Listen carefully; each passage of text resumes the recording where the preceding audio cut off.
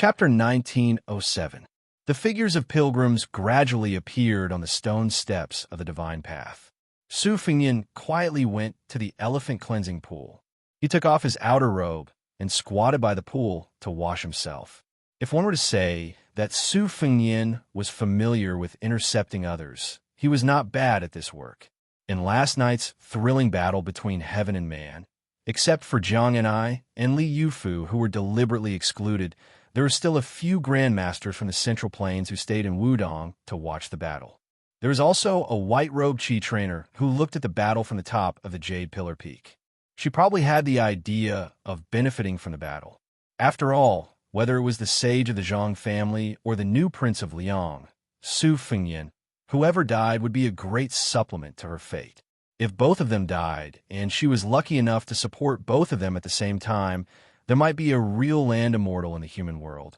Not only could she live for a long time, but she was also not bound by the way of heaven.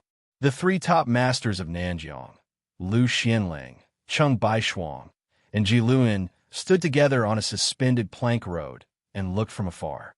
The blind female zither player, Xue Songguan, walked slowly and finally stopped half a mile away. But the person closest to the battle at that time was the man in purple. Just as Su Fengyan was washing clothes skillfully on the green stone slab, there were already groups of Jianghu people in the elephant cleansing pool. Now the Central Plains recognized Wudong Mountain as not only a blessed place for cultivation, but also a precious place for martial artists to understand the heart of heaven. All the Jianghu heroes who heard the news and came here were mostly people who had encountered a bottleneck in martial arts. They liked to sit here cross-legged and look at the waterfall, the pool, and the huge rocks. They would imagine that the previous chief Hong Shixiang used to fight here, sword maniac Wang Xiaoping used to fight here, and great master Su Fengyan used to practice his saber here. They racked their brains to fight for a spot, just like the scene of pilgrims fighting for the first incense. Su Fengyan inadvertently heard a group of people whispering nearby. It seemed to be a nursery rhyme. Would dragon against stone tiger, thousands of gold and silver, who can see through it, and by Yangzhou Prefecture. It was said that the old Prince Liang, Su Xiao, had long predicted that Beimang's million-strong army would come knocking on the border, so he prepared for a rainy day. He had already sent the Fu Shui Chamber's men of sacrifice to a hidden secret place, in case the Su family could not stop Beimang's iron hooves from the south, so that the Su family could make a comeback and continue to fight for the world. At first, Su Fengyan thought it was funny, but soon he realized that there was something unusual about it. His heart sank. Guangling Taoist Yangzhou Prefecture had always been the richest prefecture in the Central Plains. Buying Yangzhou Prefecture, with just 5 words, directly described the wealth of the Su family's heavy silver to the common people. Not only that, listening to these people's idle chatter, it seemed that they directly ignored Tide Listening Lake, which should have been the biggest suspect, and directly guessed that Mount Qingsheng and the military town of Linyao were the two places. Su Fengyan could not help but be shocked. According to these people who listened to the rumor, the latter guessed that Li Yishan was personally in charge of the Su family's hidden treasures. The poison warrior, who had been hell-bent on scheming for the Su family all his life, used a trick. On the surface, he constantly drove refugees to Liuzhou to confuse the public and secretly colluded with Mount Lantua in the western region. It could be said that it was a foolproof plan. As for why the former was Mount Qingsheng, which bordered Liangshu, these Jianghu people could not explain.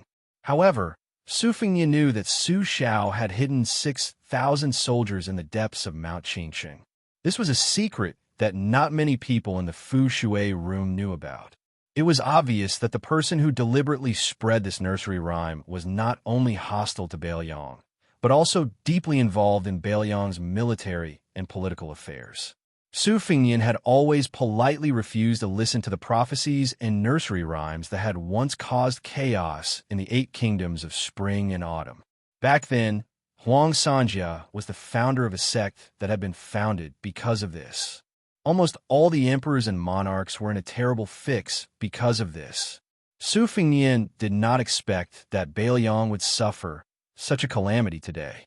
It was not to say that a small nursery rhyme could really shake Bailiang's foundation. In fact, Bailiang had always valued military power more than literature. In addition, Su Fengyan's series of actions after the hereditary succession, especially the great victory in the First Great War of Liangmang, had already fulfilled his masterly Ishan's request at the beginning of his will. We must continue to maintain the structure of Bailiang as the Su family. Therefore, there was no harm in having a few dozen more of these types of prophecies and nursery rhymes. However, Li Yishan had always repeatedly mentioned that the wind rises at the end of the green duckweed, and the waves rise in the midst of the small waves. I, Li Yishan, do not have extraordinary talents, nor do I have extraordinary strategies. I only have caution in my life to warn Su Fengyan. Su Fengyan suddenly had some doubts. Since this person knew the inside story of Bailiang so well, why would he still use such meaningless and boring methods? This was like the peach blossom sword god fighting with a level 2 master. He could have finished the fight with one strike, but he insisted on playing with a mouse for 100 moves. The master who knew everything would probably only feel disgusted. Was it adding fuel to the fire, or was it adding fuel to the fire? Su Fengyan fell into deep thought. Not far away, someone's eyes flashed as he greeted, "Little brother, why do you have bloodstains on your body? What? Did you meet an enemy on Wudong Mountain yesterday?" The people of Bailiang wore thick autumn clothing, so after Su Fengyan took off his robe, there was not much blood on it. Su Fengyan picked up his robe that had been rolled into a ball after washing it, stood up, and squatted down beside the person who shouted. He was not too close, about 4 or 5 steps away. He went straight to the point with a light smile and asked, "Isn't that so? I was beaten up a bit badly. I won't beat around the bush. Big brother, you are a night watchman. How much would it cost to break a leg? If you beat him to death, how much would it cost? If it's fair, according to the old rules, I'll give you half of the payment first." When night watchmen patrolled the streets, they would often clean up the trash on the streets. The night watchmen of the underworld were the kind of people who took people's money to get rid of disasters. That person's eyes lit up. He was not in a hurry to accept this deal that fell from the sky. He carefully sized up this young man with an authentic Bailiang accent and said with an official accent unique to the Wuyue region of the Central Plains, "Little brother, let me make it clear first. Is your enemy a local gangster or a gangster?" A local gangster was a local, meaning a local snake. A gangster was a foreigner, a dragon that crossed the river. Su Fengyan smiled and said, "A local gangster." That person immediately frowned. Dealing with a Bailiang local was far more difficult than dealing with a stranger. He couldn't help but lower his voice. What could it be that Lien K or even the seahorse here? Lien K was the picture drawn by a 9th-level official's uniform patch of the Liang Imperial Court, while the seahorse was a military official's patch. To the common people, they were the county magistrate who destroyed families or the governor who destroyed families. As the county magistrate of a county, their ranks were often 8th level or 9th level. Lien K, and seahorse became the Jianghu slang for officials and soldiers. They were both people that could not be easily provoked. It should be known that ever since that butcher Su Xiao, the imperial court had a bloody rule of passing the heads of Jianghu people who didn't obey to the rules to the 9 sides. After Liang unified the spring and autumn period, especially when Su Xiao stepped into the Jianghu, the entire Jianghu had to lower themselves. Otherwise, why would the great and city's minister of justice, who was in charge of issuing copper fish bags, be privately called the emperor of the river, king of the lake, and be seen by Jianghu people as the leader of the martial arts world in the imperial court? Su Fengyan slowly said, "That guy had a grandfather who was Lien Ke, but he passed away a long time ago. The family doesn't have any descendants left in the legal world. Think about it. Over here, Lien Ke is nothing. The seahorse is the boss. However, that person has a personal retainer who is empty-handed and doesn't even have a green knife. He should have the strength of a 5th-level official." The lean man and the 4 people beside him exchanged glances and quickly weighed the pros and cons. The 5 of them were gangsters who were used to licking blood from blades in the southern part of Jingji. This time, they had traveled together in Bailiang, and their friendship had deepened. In addition, they were all men who knew each other's backgrounds. They already had the intention to cut off a chicken's head and burn yellow paper when they returned to their hometown. Therefore, they didn't hesitate to discuss this business openly. According to the young man's words, the retainer was old and his 5th-level strength could be considered presentable. However, the fist was afraid of the strong and the rod was afraid of the old. The 5 of them all had some fighting skills. As long as they worked together, they would definitely be able to beat the old master to death. However, the 5 of them were worried that they would commit a crime in Bailiang. Once the news was leaked, they would definitely end up being shot by the Bailiang cavalry's crossbows and become hedgehogs. However, a penny was a problem for heroes. Most of them were extravagant people. After drinking 2 or 3 times, they were completely out of money. These 2 days, it was a coincidence that their ancestral graves were smoking. They were actually lucky enough to meet a famous gangster in the southern part of Jingji. The gangster was also willing to humble himself and make friends with him. Then, to burn incense and worship Buddha in the temple, they needed incense, so they needed incense money even more. What was the use of just saying things like, "I've heard so much about you for a long time, and your reputation resounds like thunder"? The lean man cautiously asked, "Which Taoist temple on Mount Wudong does he live in?" This question was asked with great care. Mount Wudong had 81 peaks. The number of peaks was actually not many, less than 30. Taoist temples of various sizes were located on these peaks. Perhaps the Taoist priests of Mount Wudong didn't care about the size of the cultivation area, but the people of Jianghu did. For this Wudong Taoist discussion, naturally they would choose to live on a famous peak or Taoist temple. If they weren't famous, then they would sharpen their heads and live on a higher peak. It was said that many famous schools and sects had developed a gap because of this. They were only restraining themselves because they were afraid of the Bailiang government. Chapter 1908. Seniority in Jianghu, ranking in Jianghu, and ranking in Jianghu were all recorded in the minds of well-informed Jianghu people. For example, there were more than 50 people who were familiar with Jianghu faces in Jianghu in the Great Snow Plateau of Mount Hui. They were all famous big shots who were either immortals or grandmasters. Don't even think about them. The next group of people were mainly people who were qualified to enter the yamen of the Ministry of Justice in the capital city. These gray people were even more untouchable in Jianghu. In addition to the dozen or so behemoths that were evaluated by the old and the new, those sects and factions that could dominate the martial arts world in a province also needed to be paid attention to. From the sect masters to the guest elders, and then to the personal disciples, all of them had to be paid attention to. The last group of people, such as Feng Zongxi, who was famous for his righteousness and generosity, and Liao Dong's red sandalwood monk, who was also a wandering immortal, usually wandered Jianghu alone. They had to remember their names and appearances clearly to avoid offending them. Otherwise, they would feel that 2 fists were no match for 4 hands. They deserved to drown in the big river instead of capsizing in the gutter. Su Fengyan's face was full of disdain as he said, "It's a small Taoist temple near Shaoyu Peak." He was only able to stay there because his grandfather was a big pilgrim there. Otherwise, with his little ability, he would have been forced to pack up and leave long ago.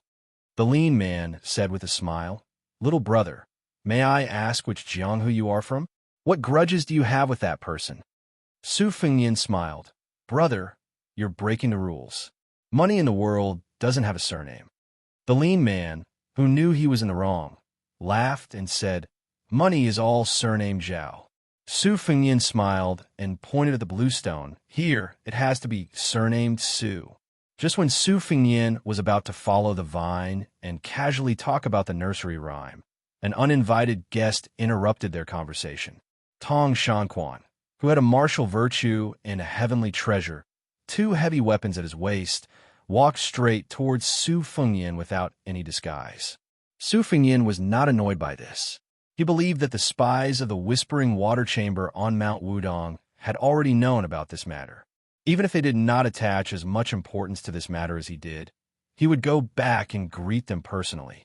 After all, Mount Wudong was still Bailiang's territory.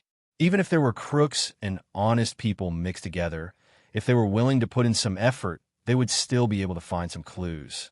As long as the other party was not a one-time deal and dared to continue fanning the flames, the spies of the Whispering Water Chamber would let him know the taste of living a life worse than death.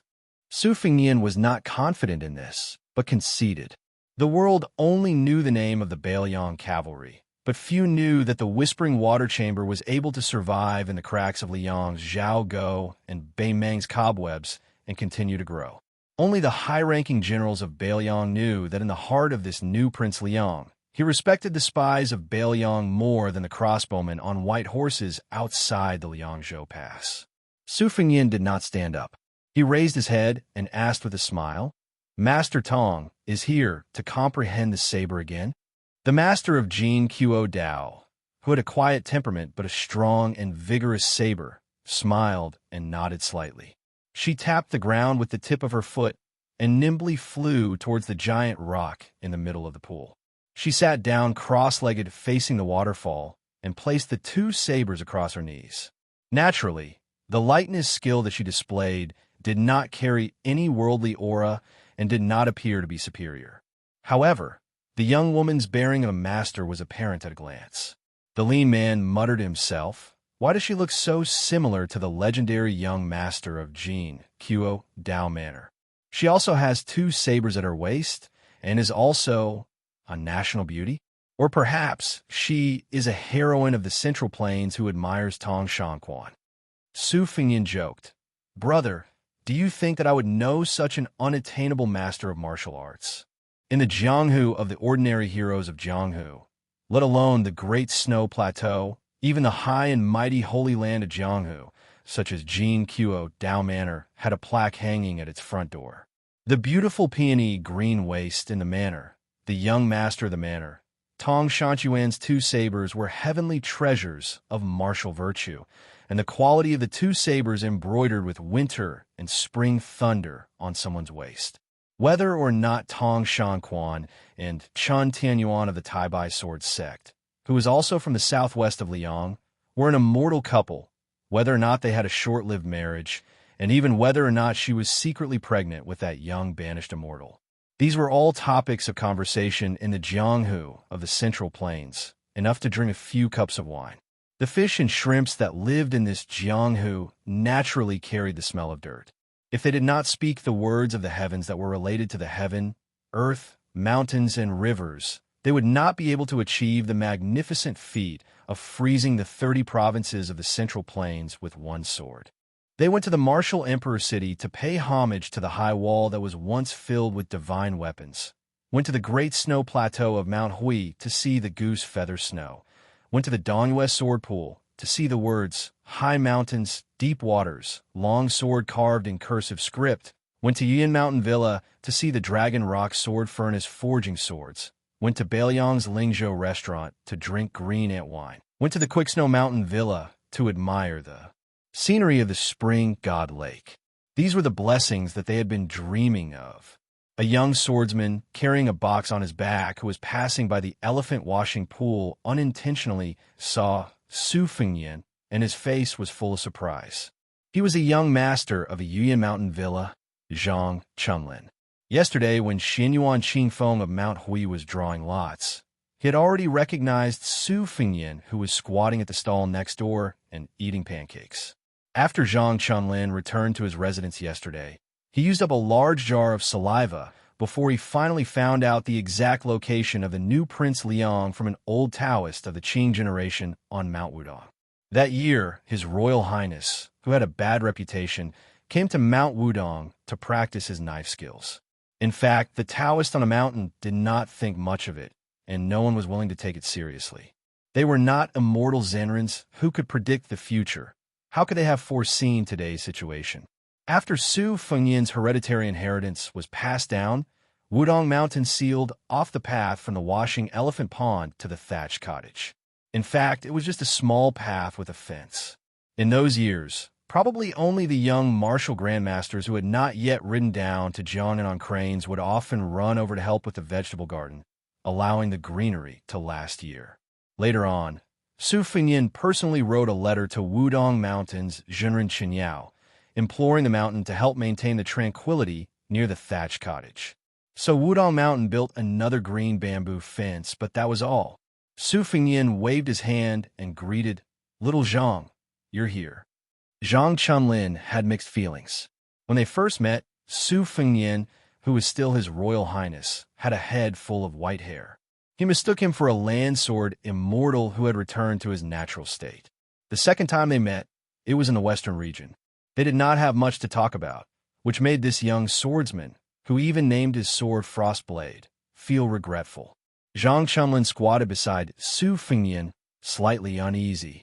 Su Fengyin joked, "Carrying so many swords around, are you a sword seller?" Zhang Chunlin blushed. It was very strange. Perhaps it was because he was born into a family of swordsmiths, but Zhang Chunlin did not have much obsession with the way of the sword. He also did not have the lofty ambition of wanting to be the only one in the world of swords. In 100 years of Jianghu, sword masters emerged one after another. Zhang Chunlin did not particularly worship Li Chungang and Dong Tai, nor did he particularly yearn for the Wu family sword tomb or the Dongyue sword pool. Instead, he admired Jian Jiohuang the most. His greatest wish was to be like that old swordsman of Western Shu, collecting all the famous swords in the world into his sword case. Just carrying them around in Jianghu was enough. Su Fengyin smiled and asked, "Little Zhang, have you given yourself a nickname?" Zhang Chunlin blushed and shook his head vigorously. Chapter 1909. Su Fengyin, as an experienced person, earnestly instructed, "Then you must give yourself a prestigious name as soon as possible. Otherwise, if you inexplicably give others a silly Jianghu nickname, it will be too late for you to cry." There are many examples of this in Jianghu. For example, in Gangnam-do, there is a sword master with white hair and long arms like an ape. His swordsmanship is actually not bad, but after he was called White Monkey when he was young, he could not get rid of it. Even if he had to say, "I am the White Ape Divine Sword," every time he did something chivalrous, others did not care. They all thanked the White Monkey hero for saving their lives. Don't you think he was aggrieved? There's also the famous Fist Master in the Southeast Sword State. He is obviously a righteous hero, but because his surname is Wang and he is ranked 8th, he did not know to announce his name when he entered Jianghu. In the end, he was given the nickname Turtle Immortal Fist. Turtle has become an immortal. If he is not an old turtle, then what is he? Zhang Chunlin, who was enlightened, nodded his head like a chicken pecking at rice. He deeply agreed. The lean man was about to interrupt the young master's nagging, but his companion pulled his sleeve. He turned his head and got the meaning from his companion's eyes. This guy was unreliable, even if this business was true, and it was not ambiguous about the money, but such an unreliable guy could not keep his mouth shut. The lean man thought about it and agreed. He sighed, still feeling a little regretful, and coughed heavily, attracting the young man's attention. The lean man patted him on the shoulder. "Little brother, unfortunately, we suddenly remembered that we have an urgent matter to attend to. I'm afraid that we can't help you with your trouble. However, even if we can't make a deal, we still have feelings for each other. Let me give you a piece of advice. If you want to make a name for yourself in the future, you must be down to earth." Su Fengyin smiled and nodded. "Brother, you are right." The young master of Yuyan Mountain Villa was stunned. After the 5 people left, Su Fengyin accompanied Zhang Chunlin and chatted for a while by the elephant cleansing pool. As more and more Jianghu people came here to comprehend martial arts, Su Fengyin was the first to stand up and leave. Although Zhang Chunlin was still somewhat unsatisfied, he could be considered to have come in high spirits and returned in high spirits. However, the young man did not understand why his benefactor ended up talking about the female head of the Jin Qo Saber Manor, so he casually spoke his thoughts. He heard that the woman's surname Tong was extremely talented and practiced the saber very hard, but her temperament was old-fashioned. Therefore, even if Zhang Chunlin met her, they would not hit it off. In the end, Zhang Chunlin even laughed and said that a beauty riding a horse and drinking to her heart's content was the most beautiful. Therefore, even if the female manor head's appearance was enough to topple cities, she could not be considered a true beauty. Zhang Chunlin had a lot of fun talking. Before leaving, the young lord patted him on the shoulder and said something that confused Zhang Chunlin. Jianghu can be big or small. Don't be so straightforward when you see Manor Head Tong in the future. Zhang Chunlin watched as Su Fengyin left. Then he seemed to feel a murderous aura behind him. He suddenly turned around and saw a young, unfamiliar woman sitting alone on a boulder. She turned her head and looked at him. Then she smiled and said, "Jin Qo Saber Manor, Tong Shanquan. Greetings, young Master Zhang." Everyone said that after Mount Huishan Zi, who monopolized the three chiefs of auspicious talisman, the female sword immortal was the Empress of West Shu, Jiangxi. The Fist Master was Martial Emperor City's Linya. The female Saber Saint was Southern Zhao's Tong Shanquan. Zhang Chunlin's mouth twitched as if he was struck by lightning. He could not say a word. Tong Shanquan, who probably would not ride a horse and drink in her life, slowly turned her head and no longer paid attention to the young manor head of Yuyan Mountain Manor. Su Fengyin leisurely returned to the front of the thatched cottage. Jiang and I was sitting on a small bench under the eaves. Su Fengyin said softly, "It's nothing. I just fought with someone in a daze, and in the end, I took advantage of him." She blinked her eyes. Su Fengyin stretched out his hands. His hands were empty. He smiled and said, "You can't earn half a copper coin for this kind of thing." She asked softly, "When are you leaving Mount Wudong?" Su Fengyin moved a stool and sat next to her. "I have to leave immediately." She whispered, "Are you going to Mount Qingliang or directly to North Rejecting City?" Su Fengyin smiled. "North Rejecting City is about to be built. Many people are waiting for me. Of course I'm going directly to Liangzhou Pass." She said as if relieved of a burden, "Then I'll go too." Su Fengyin nodded. "Okay." Su Fengyin then asked curiously, "Today Wudong Mountain's Great Lotus Peak and Purple Sun Palace will be discussing the Tao and martial arts. There will be a lot of elusive grandmasters appearing. Aren't you going to take a look?" Jiang and I said unhappily, "What does their quarreling have to do with me?" Su Fengyin could not help but laugh. Jiang and I asked carefully, "There's so many copper coins here. Won't they be stolen?" Su Fengyin shook his head. "I'll talk to Mount Wudong. If there's even a copper coin missing, we'll go to Purple Sun Palace next time and make a scene." Jiang and I smiled. "You can go by yourself." Su Fengyin was also amused by his own words and did not say anything else. He enjoyed this rare moment of leisure. Jiang and I tilted her head. "Then I'll only bring my sword case." Su Fengyin nodded and suddenly said, "This time, we'll leave in style. Let's not be sneaky. When the time comes, you'll take me to sword kinesis flight. Remember to be slow." Jiang Ni's cheeks blushed slightly. Su Fengyin took her hand and stood up. He laughed aloud and said, "Let's go. Let's go to the outside of Liangzhou Pass.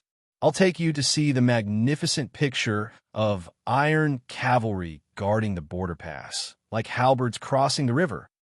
The great Liang dragon sparrow sword slowly ascended, and a young man and woman left Big Lotus Peak under the gaze of everyone. After Hong Shixiang and Su Jihu, there was another immortal couple in the world. It was also on this day that a middle-aged man with two swords at his waist left the old donkey that had accompanied him for thousands of miles on Little Lotus Peak to accompany the old green ox. A blind female zither player slowly descended the mountain alone under the reluctant gaze of a young man who claimed to be useless. She descended the mountain only for his peace of mind. There was an average-looking short man who said to a Miaojiang woman before he went down the mountain, "If I die, find a handsome man and marry him." An elderly Confucian scholar with two people beside him bowed deeply to the sea of clouds at the edge of the cliff. He straightened his back and said loudly, "This junior bids farewell to Sage Zhang. The scholar Cheng Baishuang has lived up to his teachings." A woman in purple stood on the roof of Purple Sun Palace. She raised her head high and looked at the young man and woman who were flying further and further away. She sneered lightly. An elderly Taoist rubbed the head of his disciple's disciple. Then, he smiled an even older senior brother. Wudong is worthy of cultivating in this life. An elegant Taoist from Mount Longhu bid farewell to a Taoist from Mount Wudong. If there's a chance, I'll come for tea again. An old man gently picked up his sword in the room. After hanging it properly, he said to himself, how can my Dongyue sword pool not have one person dying outside the pass? On this day, Dong Tai, Xin Yuan Qingfeng, Wei Miao, Mao Shulang, Cheng Baishuang, Jiluan, Qi Xinxia, Chai Qingshan, Shui Songwan, and Yuxing Rui.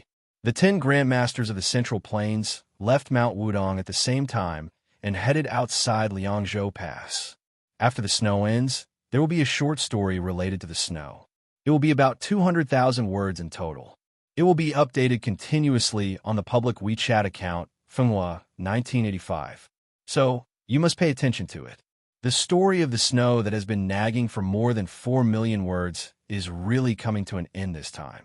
So, those who haven't subscribed yet, and those who are in the mood to do so, please subscribe. You don't have to subscribe all the time. It's also good to help increase the number of high subscriptions. Chapter 1910. In Beiliang's Dowling Prefecture, there was a crowded and bustling shipping dock. This dock had been greatly expanded in the hands of the previous provincial governor, Su Beiji. It was not as if the Lingzhou officialdom did not complain about the waste of money and manpower. Other than the dock, there were also huge granaries that were no less than Liang-a. This provincial governor had built a lot during his time in office. However, who did not know that Su Beiji was known as the most favored Beiliang? In addition, Beiliang had never had the custom of censuring officials. At most, the officials and scholars in the officialdom would privately criticize him. Naturally, no one was willing to go to Mount Qingliang to be rejected. It was probably because Su Beiji's official reputation in Lingzhou was terrible. After the newly appointed provincial governor, Chang Sui, took a break to recuperate, the entire Lingzhou, who had been mentally prepared, felt like they were bathing in the spring breeze. They were full of praise for this scholar who came from the Shangyin Academy. Today, at the dock, under the escort of 200 of Lingzhou's most elite light cavalry, 2 carriages slowly arrived. 2 elegant men in official robes walked out. They were the proud disciple of the literary grandmaster, Han Guzi, the provincial governor of Lingzhou, Chang Sui, and the father-in-law of the new prince of Liang, the Central Plains Lu Jinka Lu Dongjiang, who had just been promoted from the provincial governor of Liangzhou to the deputy administrator of Beiliang. In just a short year, Lu Dongjiang had sat in the 3rd position of Beiliang's civil official. Although it was a typical case of a father relying on his daughter, the Beiliang officialdom was pragmatic. It was not good for reputation. It did not have the complicated formalities of the Liang imperial court, such as whether one had a Jinsher background or served in the Hamlin Academy. Lu Dongjiang's official rank was the same as Song Dongming's. However, Lu Dongjiang was in charge of the government affairs of Yuling and Song Dongming, while Song Dongming was in charge of Lianglu and Lianglu. It was a bit like they were equals. Therefore, not long ago, a member of the Qingzhou Lu family said at a family banquet, Taiyan City once had a conflict between Zhang and Gu. Now, Beiliang also has a conflict between Lu and Song. It is a conflict between gentlemen. As for Wang Linquan, he is just a merchant who stinks of money. The 2 meanings of this flattery made Lu Dongjiang, who had entered Beiliang and Lianglu, deeply agree. Although Lu Dongjiang still had some grudges against his ruthless daughter, Lu Qingyan, after such a meteoric rise, he gradually let go of this troublesome matter under his nose. Lu Dongjiang knew that if the Lu family wanted to continue to prosper, even if Lu Qingyan really did break off relations with the Lu family, with or without Lu Qingyan at Mount Qingliang, the Lu family's fate in Beiliang's officialdom would be completely different. Whether or not Lu Qingyan could sit firmly in the position of consort to the king of Beiliang, the Lu family's status would also be turned upside down.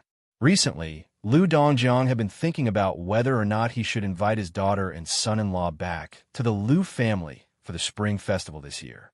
They were a family that had gone through thick and thin together.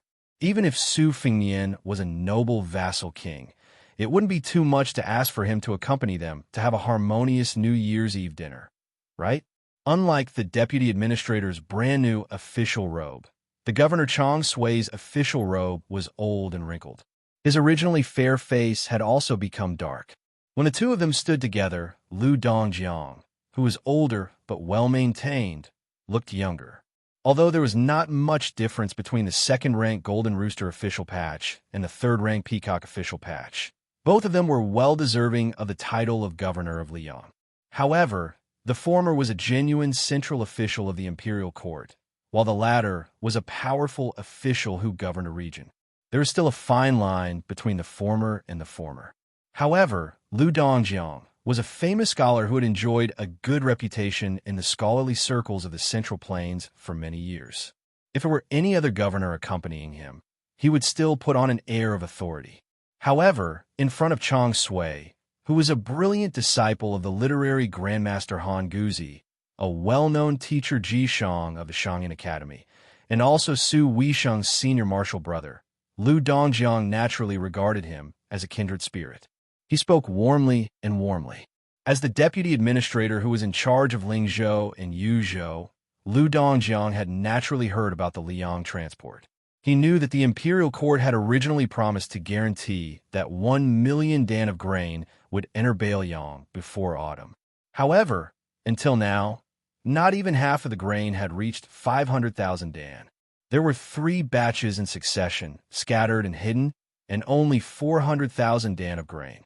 The Liang transport had 2 lines, horizontal and vertical. The horizontal line had the Guangling River as the main stem. Xiangfan City in Qingzhou, which was regarded as the waste of the Central Plains, was an important transit point for grain. However, no one had expected that the young vassal Zhao Sun would rebel with the Yin King Zhao Bing and the Shu King Chen Jibao. It was said that he was going to be elected as the new emperor. As a result, the Zhao imperial court lost half of the Jinggan Road's jurisdiction, and the grain transport was delayed again and again. Lu Dongjiang could only lament that this was an unlucky year. Chang Sui accompanied Lu Dongjiang to the shore of the ferry. The boats on the river were piled up like they were walking on flat land. The 2 sides of the pier were bustling with activity, which surprised Lu Dongjiang. Chang Sui's words broke the mystery. The Liang imperial court announced to the outside world that they would provide 500,000 dan of grain to the Beiyang Road before autumn. In reality, our prince and Minister Qi Yanglong had agreed on 1 million dan. In reality, this autumn, under the supervision of Qi Yanglong and Huan Wen, close to 800,000 dan of grain had been shipped into our Lingzhou granary. However, out of consideration for Liang's reputation, we only said to the outside world that we had received 400,000 dan. Since the weather was good and the political matters were clear, Lu Dongjiang was pleasantly surprised. However, he immediately realized that the Lingzhou provincial governor beside him, who had suddenly taken a high position, did not seem to be in a good mood. Chang Sui said calmly, "Sir Lu has just taken office, so there are some things that you might not be clear about. Apart from promising 1 million dan of grain before autumn, the Liang imperial court also promised to ship in 2 million dan. However, looking at the current situation, that seems to be far away."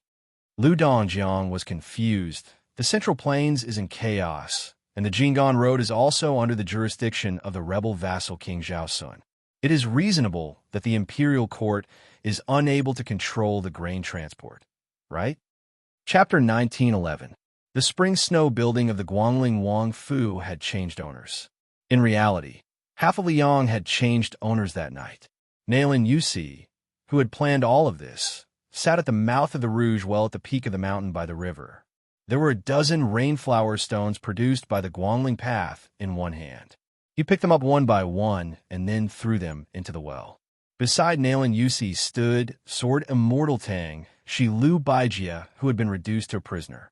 Unlike the administrator Wang Xiongwei, who had been locked in prison, as the Guangling path Jidushi, Lu Baijia was not restrained as long as she did not leave the Wang Fu. Lu Baijia asked, "Mr. Nailin, what business do you have with me?" Nailin Yusi lowered his head and bent down to look at the black well. he said with a gentle smile. While the Yin-Shi Wang Fu has some spies and death warriors who have been rooted in Great Peace City for many years, and some of them have high positions, they cannot compare to Mr. Tang, she who has been in the center for a long time. I want to know how many of the important officials of Liang in Great Peace City who are qualified to attend the small court meeting of the Divine Cultivation Hall are loyal officials. How many of them will waver in times of danger? And how many of them are not loyal to the young emperor? If Mr. Tang, she is willing to speak frankly, we will be able to act accordingly. In the future, there will be fewer ghosts in Great Peace City. Even if he was speaking extremely vicious words, this strategist's voice was soothing and his smile was shallow. He was truly a romantic figure that was hard to dislike. Lu Baijia shook her head and said, Mr. Nalen is thinking too much. Nalen Yusi had an expression that said he knew it. He waved his sleeve and stood up.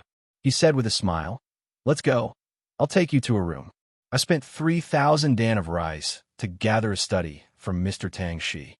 Lu Baijia was confused. A study is a gift? And what was with the 3,000 dan of rice? Not to mention Great Peace City where every inch of land was worth its weight in gold. Even in her hometown, Gangnam-do, 3,000 dan of rice could be converted to silver to buy some good study supplies. Nalen Yusi said confidently, Mr. Tang Shi, please wait and see. You will not be disappointed. Lu Baijia followed Nalen Yusi to a secluded courtyard in the Wang Fu. After passing through the corridors and buildings, Nalen Yusi pushed open the door and extended his hand, indicating Lu Baijia to enter the room first. The first thing that came into view was a table made of yellow rosewood with black lines. Because it was a short table, it was naturally not a desk that was used to place expensive and elegant items. However, the waist of the table was made of banana leaves, undulating like water ripples, flowing elegantly. On the side, there were branches of flowers and birds, giving it a sense of fancy. The lower part of the table was carved with dragon horns and teeth. When one looked back, it was full of vigor. The study table further away was a long table with dragon patterns. The 4 treasures of the study on the table were all treasures that any scholarly family in Gangnam-do would want to worship. Nalen Yusi walked to the side of the table, 2 fingers holding the lid of an ancient and cute purple clay teapot. He raised it up high, but the body of the teapot did not fall. He said with a smile, This is the heaven and earth tea teapot that have been lost in the old Dongyu. When this teapot was popular in the north and south of the Yangtze River, the matter of drinking tea had already taken a back seat. It became a peerless item for people to enjoy. Now, it is even more difficult to buy with money. There is no way around it. Most of the people of Dongyu like to bury a heaven and earth tea teapot with them when they die. Mr. Tang, she is a divine hand in the way of tea and should know better than me. This teapot is not ordinary. Lu Baijia just glanced at the teapot and looked around. She asked with a heavy face, All the items in this room only cost 3,000 dan of rice. Nalen Yusi laughed and said, Don't worry, it is definitely not because of the war in Guangling Path that caused the noble families to sell their treasures cheaply.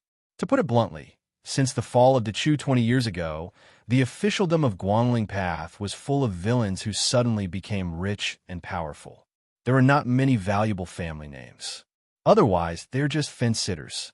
This time, the owner of the Spring Snow building changed. Most of them changed their rudder very quickly. There is no need to take out these good things to exchange for gold, silver, and rice. Nalen Yusi suddenly squatted down and went under the dragon pattern table. Then, he stuck his head out and waved at Lu Baijia. Lu Baijia was confused by this strategist.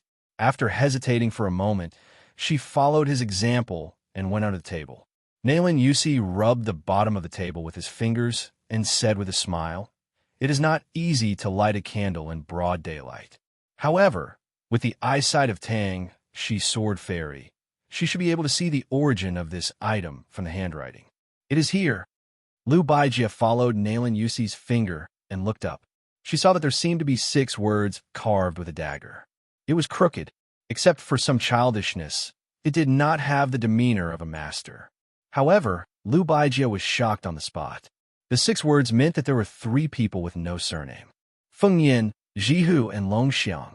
It should be known that Su Jihu, who was married to Jiangnan, was Liu Baijia's niece-in-law.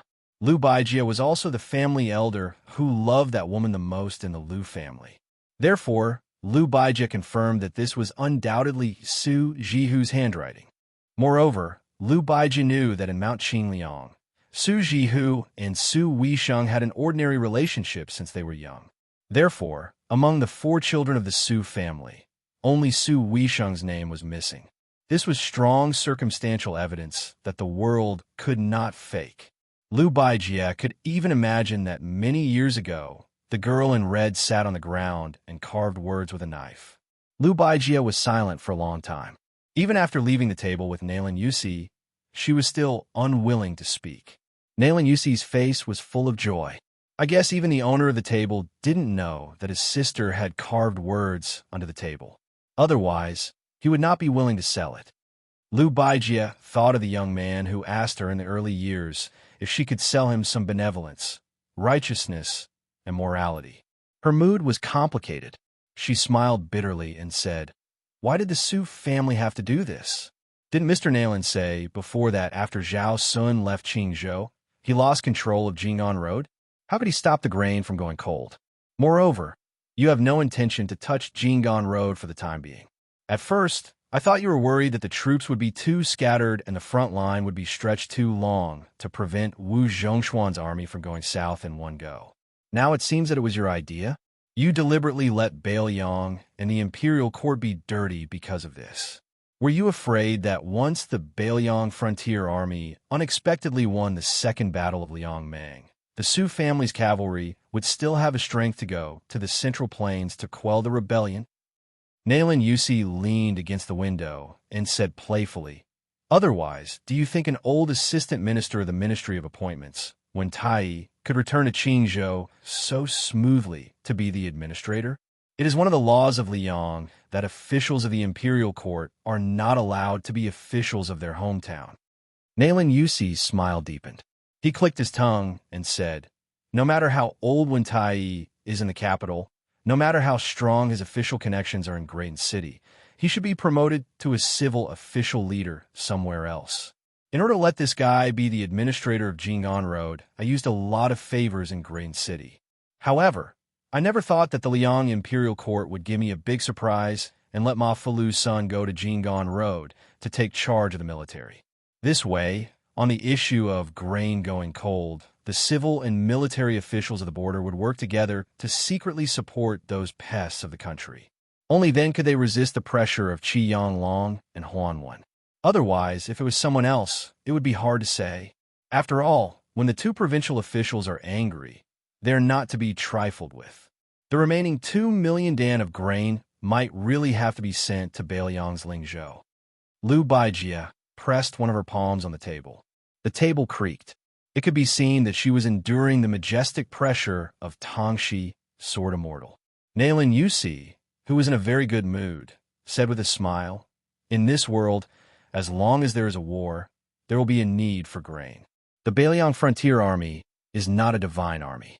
Of course, it is no exception.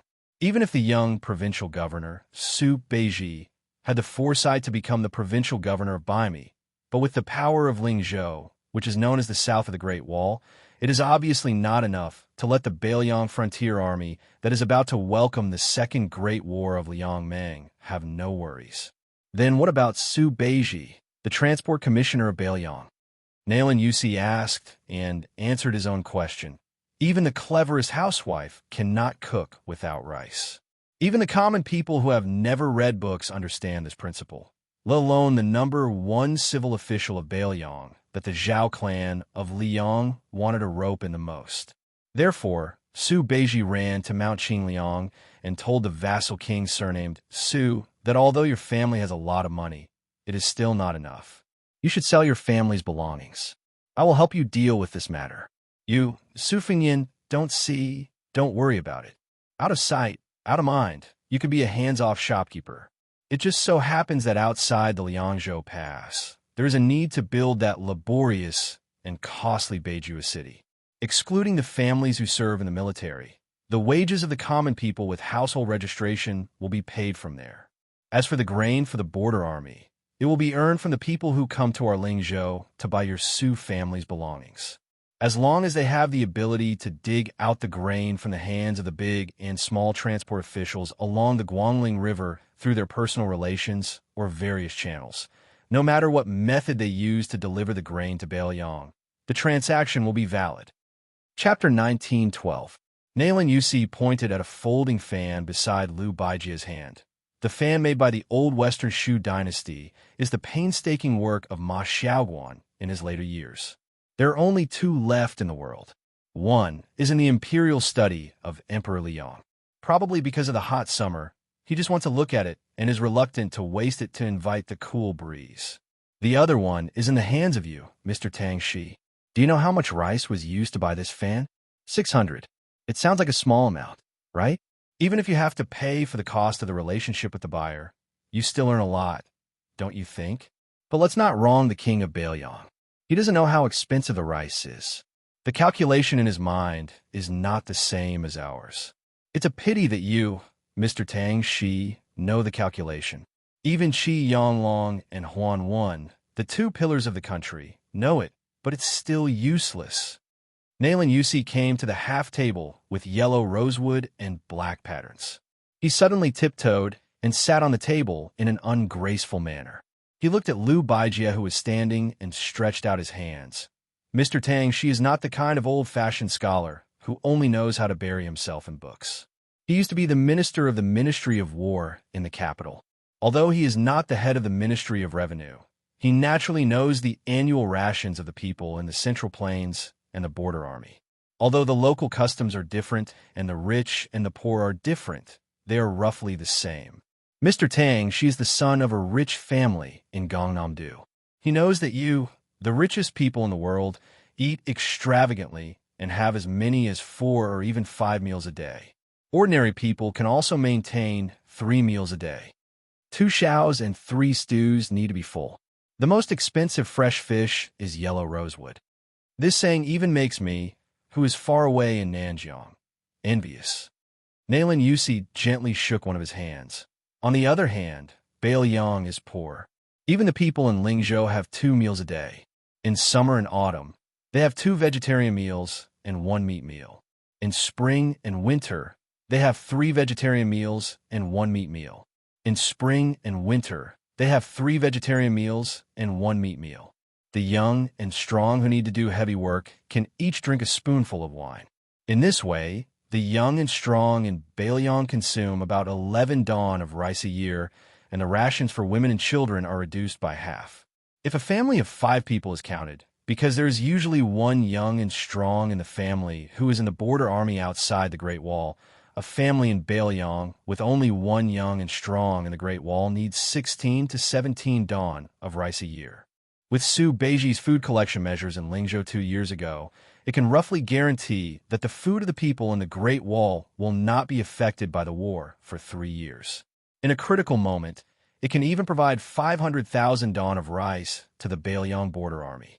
However, this is already Beiliang's limit. The second battle of Liangmeng is imminent. If they fight for a year, with each young and strong in the border army getting 11 dawn of rice a year, by next autumn, they will need 1 million dawn of rice. Nailan Yusi lightly patted his palm and smiled. However, the court has only sent 800,000 dawn of rice. The remaining 2 million dawn of rice that was promised is something that even I can't turn around. Furthermore, it is easy to go from frugality to extravagance, but it is difficult to go from extravagance to frugality. For no reason, we will lose a total of 3 million dawn of rice every year. Cutting off one's path to wealth is like killing one's parents. How can this be tolerated? Moreover, we are giving it to those Beiliang barbarians. If we give it to the Great Pillar State, Gu Jiantong's 2 vast border army, then we could just pinch our noses and accept our fate. It is not good to throw away our lives for money and future prospects. However, aren't the Beiliang barbarians and the Beimeng barbarians dog-eat-dog right now? We could just drag it out. The Su family's iron cavalry can't even protect themselves. How can they free up their hands to compete with us, the transport officials who are far away? The four legs of the desk under Liu Baijia's palm shattered with a bang. The entire desk fell straight to the ground, and the once priceless but now incomparably lowly scholarly furniture scattered in all directions like birds and beasts. Nailan Yusi turned a blind eye and continued with a smile. Of course, a cornered dog will jump over a wall. The Bailiang side doesn't just rely on cheap sellers to exchange for provisions. Didn't the young man surnamed Su create a large and powerful fish dragon gang? He let them pave the way all the way down the Guangling River, bringing countless antique collections to open shops in various places. Of course, these Jianghu people's fists are also quite strong. It is said that Transport Commissioner Su Beiji has already spread the word that if anyone dares to delay the Fish Dragon Gang's legitimate business, he will let the Bailiang cavalry personally knock on their door and reason with them. In fact, the yamen on both sides of the river and the local garrisons that were previously scared out of their wits by the 10,000 Great Snow Dragon cavalry were really shocked by this move. Therefore, at this time, they need me, Nailan Yusi, to muddy the waters again.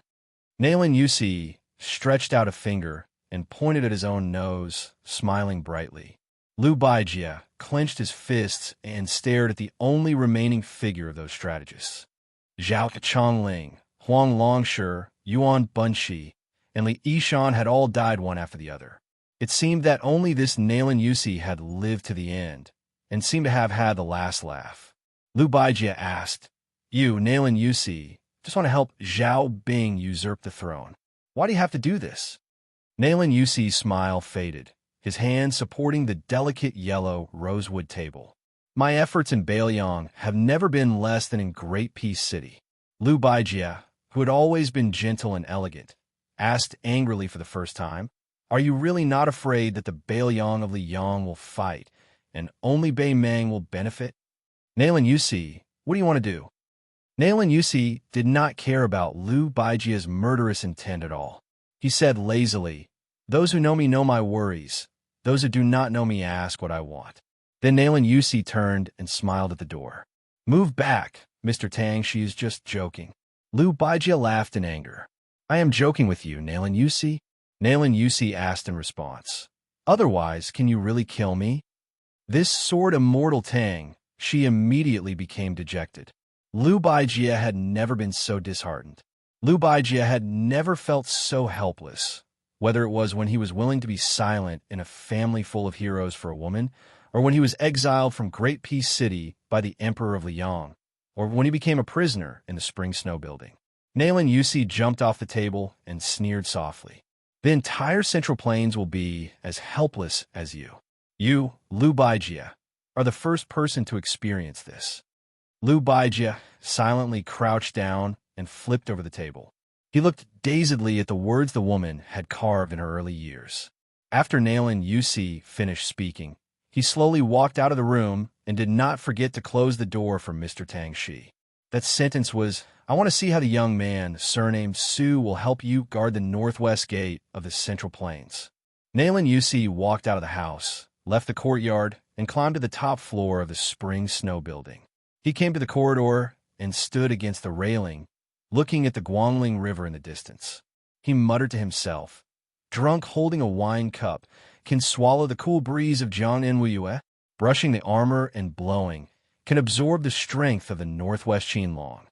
But now I am living in Jiangnan. You, who said such bold words, have long died in the northwest." Nailan Yusi raised his head and asked softly, "Li Yishan, if you are still alive, will you persuade your student not to guard the northwest gate?" At this moment, a voice sounded behind Nailan Yusi. "Li Yishan will never say this." Nailan Yusi did not turn his head. He quickly returned to normal and asked with a smile, "Why does King of Shu also have the leisure to climb high and look into the distance?" It was Chun Jibao's uninvited guest. He said indifferently, "Wu Zhongshuan is nothing. If I throw him into the Bailiang Frontier Army, he can't even be the deputy commander of the infantry. Is he worthy of my attention?" Nailan Yusi finally turned around. He leaned against the fence and said with a smile, "Don't say this in front of Zhao Bing. It's too much of a slap in the face. Back then, Wu Zhongshuan and I, Nailan Yusi, were the right-hand men of King Yen. Chun Jibao sneered, so your Nanjiang army is only fit to have internal strife in the Central Plains. Nailan Yusi sighed. Chun Jibao, you really have to change your temper of only being willing to speak the truth. In other words, Nailan Yusi obviously did not deny Chun Jibao. He acquiesced in the contempt of the Bailiang Protector General for the elite army of Nanjiang. Nailan Yusi asked with a smile, "Don't you regret leaving Bailiang?" Chun Jibao twitched the corner of his mouth, and he didn't even have the desire to speak. Nailan Yusi turned around again and looked at the Guangling River that rolled into the sea. He said, "Who said that the cavalry can resist the north like a halberd across the river?" Chun Jibao still didn't speak. Nailan Yusi leaned on the railing and gently rested his chin on the back of his folded hands. Bailiang, homophonic, sad, inauspicious. I don't know why that guy didn't persuade Su Xiao to change at the beginning. Chun Jibao finally sneered and said, "Sad?" He walked to Nailan Yusi's side and laughed. "My Bailiang cavalry has 300,000 soldiers. Life can be sad, but death is magnificent. How can the gentle people of the Central Plains understand?" Nailan Yusi whispered, "Did you say I Bailiang?"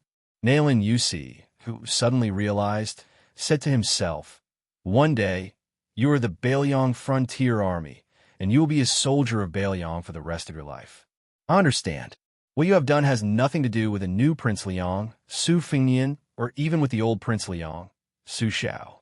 Nailan Yusi turned to support his chin with one hand and patted the railing with the other. He continued to look into the distance. "Chun Jibao, don't worry. I will help you to make the Central Plains understand. Of course, this is the premise that we can stand here and talk." Chun Jibao asked, "Aren't you afraid that Zhao Bing and Zhao Zhu will kill you? Especially Zhao Zhu?" Nailan Yusi said a joke that was not very funny. "I'm scared to death." Chun Jibao turned and left. He said in a deep voice, Chun Jibao, don't ask about the process, only the result. If you can't do it by then, don't mention Zhao Bing and Zhao Zhu. I will kill you first." Nailan Yusi, who had his back to the white-clothed war sage, said calmly, "Let's wait and see together with the whole world. Watch the big joke with me. Nailan Yusi, a joke that is not very funny." Chapter 1913. The people of Longqing County in Lingzhou were once the most arrogant group of people in Bailiang. Regardless of whether it was the border soldiers or the scholars or merchants, they all stood with their backs straight. This was because this was the hometown of the former Huaihua great general Zhong Hanwu. Zhong Hanwu had been the commander of the Bailiang cavalry for over a dozen years. He had accumulated a lot of prestige, and his disciples were all over Bailiang. Adding on the fact that Zhong Hanwu was known for being protective of his own people, promoting generals was a public show of kindness to his hometown, so the people of Longqing County all felt superior to others. Before the auspicious talisman, Longqing County was, without a doubt, a very popular place. The marriage partners of the large and small families in Lingzhou all chose Longqing County as their first choice. However, after Zhong Hongwu's death, it became a bleak scene, especially after the former Longqing County chief, Zhong Hongwu's eldest son, Zhong Qingxin. After he was promoted to an official in the provincial capital, he openly rejected the officials of his hometown many times, causing Longqing County to completely lose its backbone. Just like that, of the three most prosperous counties in Bailiang in the past, Longqing County, Yinji County, and Huangnam County, there were only two other counties left. For example, during the construction of North Jibei City, as long as the people of Bailiang were willing to participate in the construction outside Liangzhou Pass, they would be able to obtain quite a bit of money. There were poor people from all over Lingzhou who surged into the pass. Only Longqing County did not have many people responding. Of course, this had to do with the fact that the people of Longqing County were mostly well off. However, the knot in their hearts that everyone in Bailiang knew about was the key reason. The people of Bailiang had always been valiant and warlike since ancient times. Although Lingzhou was rich, there were as many martial arts schools as there were hairs on a cow. Naturally, they did not lose to Liangzhou and Yuzhou. In the past, His Royal Highness, who had stirred up storms in the officialdom of Lingzhou, no matter what his original intentions were, in the end, he uprooted the Zhong family, this towering tree that shadowed the entire county from its roots. The people of Longqing County were both afraid and resentful. It could be said that their thoughts were complicated. It was impossible to explain clearly in a few words. Therefore, when an ordinary middle-aged man in Longqing County's capital planned to go to northern Bailiang City to beg for a living, his neighbors began to despise him. This was especially so when they heard that this man planned to move his wife and son out of Bailiang. This was no longer just idle gossip. Some people even wanted to point at his spine and curse him in front of his face. They scolded him without any regard for the feelings they had accumulated over the years. Then, very quickly, there were people who dug up old scores. They said that this fellow called Lu Deyuan was not originally from Bailiang. It was only after he married a woman from Longqing County that he went to the Yamen to change his registration. It could be said that he had taken root in Longqing County. All these years, he had been a butcher in Longqing County who slaughtered pigs and sold meat. In fact, he had always been fair in his business and didn't earn any money that went against his conscience. It was just that this trip to northern Bailiang City this time had incurred the wrath of the public, causing his family of 4 to become like rats on the street. Who knew which gossipy idle man remembered that this bastard surnamed Lu had let slip that the second round against the Baimang barbarians when they were drinking and chatting. This immediately caused an uproar. In Lu Deyuan's pork shop, that whole pig that weighed less than 100 caddies was sold for 3 days straight. He couldn't even sell half a caddy of it, so he could only stew it at home every day to celebrate the new year. During this period, Lu Dian gave a large piece of the best tenderloin to a lonely old man who lived at the end of the street. He threw the tenderloin to the old man directly out the door. Lu Dian, who was simple and honest, just silently picked it up and took it home. On this day, a large pot of fragrant stewed meat was made at home. Lu Dian squatted on the doorsill and looked at the courtyard gate, patiently waiting for his youngest son to come home from the private school for dinner. Lu Deyuan and his wife didn't know how to read. Previously, they would take that letter to the private school of the younger son and consult that stern teacher about the content. The teacher would read it word by word to Lu Deyuan. After that, Lu Deyuan would return home and tell his wife the general idea. This trip was the most satisfying time for Lu Deyuan. Lu Deyuan still remembered that when his eldest son was young, he always complained that his father wasn't in the northern Liang border army, which made him unable to raise his head in front of his peers.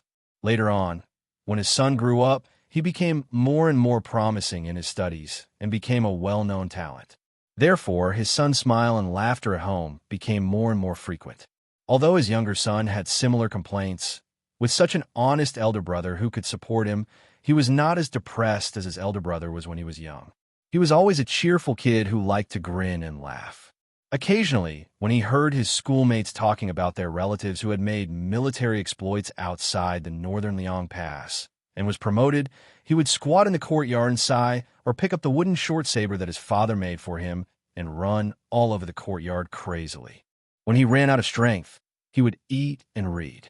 Generally speaking, the life of the family of 4 was getting better and better. As for the Jingguan Taoist temple in the gourd mouth of Yuzhou province, the fierce battle in Huta City in Liangzhou province, the hundreds of thousands of nameless steals in Qingliang Mountain, and the young lord regaining the title of pillar of the state, it had nothing to do with their family. Generally speaking, the family of 4 lived better and better. As for the Jingguan Taoist temple in the gourd mouth of Yuzhou province, the fierce battle in Huta City in Liangzhou province, the hundreds of thousands of nameless steals in Qingliang Mountain, and the young lord regaining the title of pillar of the state, it had nothing to do with their family. His wife had walked to his side at some point. She hesitated for a moment before asking softly, "Is Mr. Lu unwilling to read the letter for us?" Lu Deyuan scratched his head and hummed in acknowledgement. His face was full of guilt.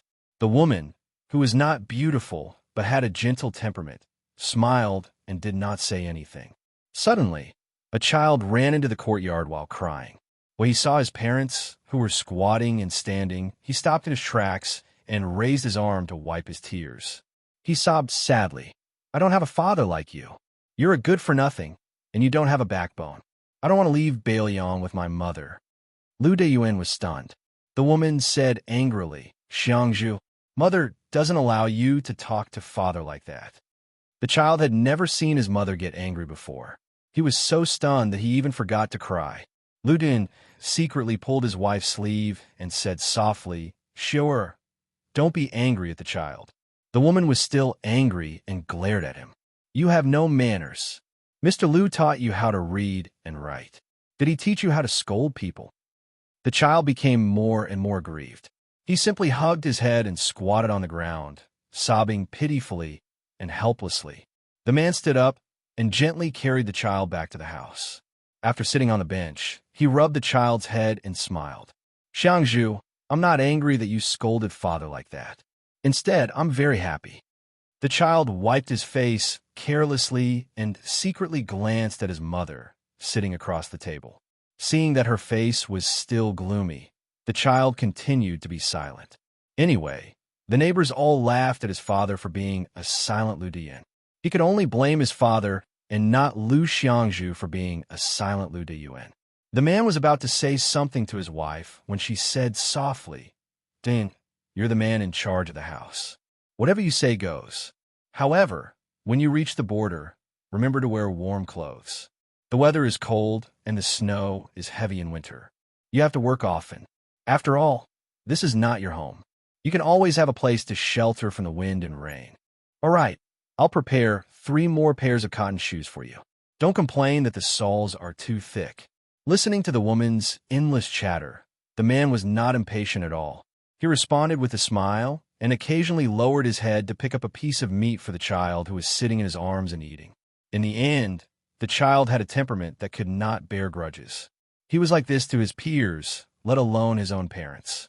Soon, the child raised his head and said angrily, Father, I'm telling you. Mr. Lu told us that according to Bailiang's military law, if a person is to be killed, he or she will not be killed. According to the military law, those who cower before battle will be beheaded. You're lucky that you're not a soldier of the border army. Otherwise, the man did not know whether to laugh or cry. The woman leaned forward and picked up another piece of meat for the child's bowl. She laughed angrily. I can't shut your mouth.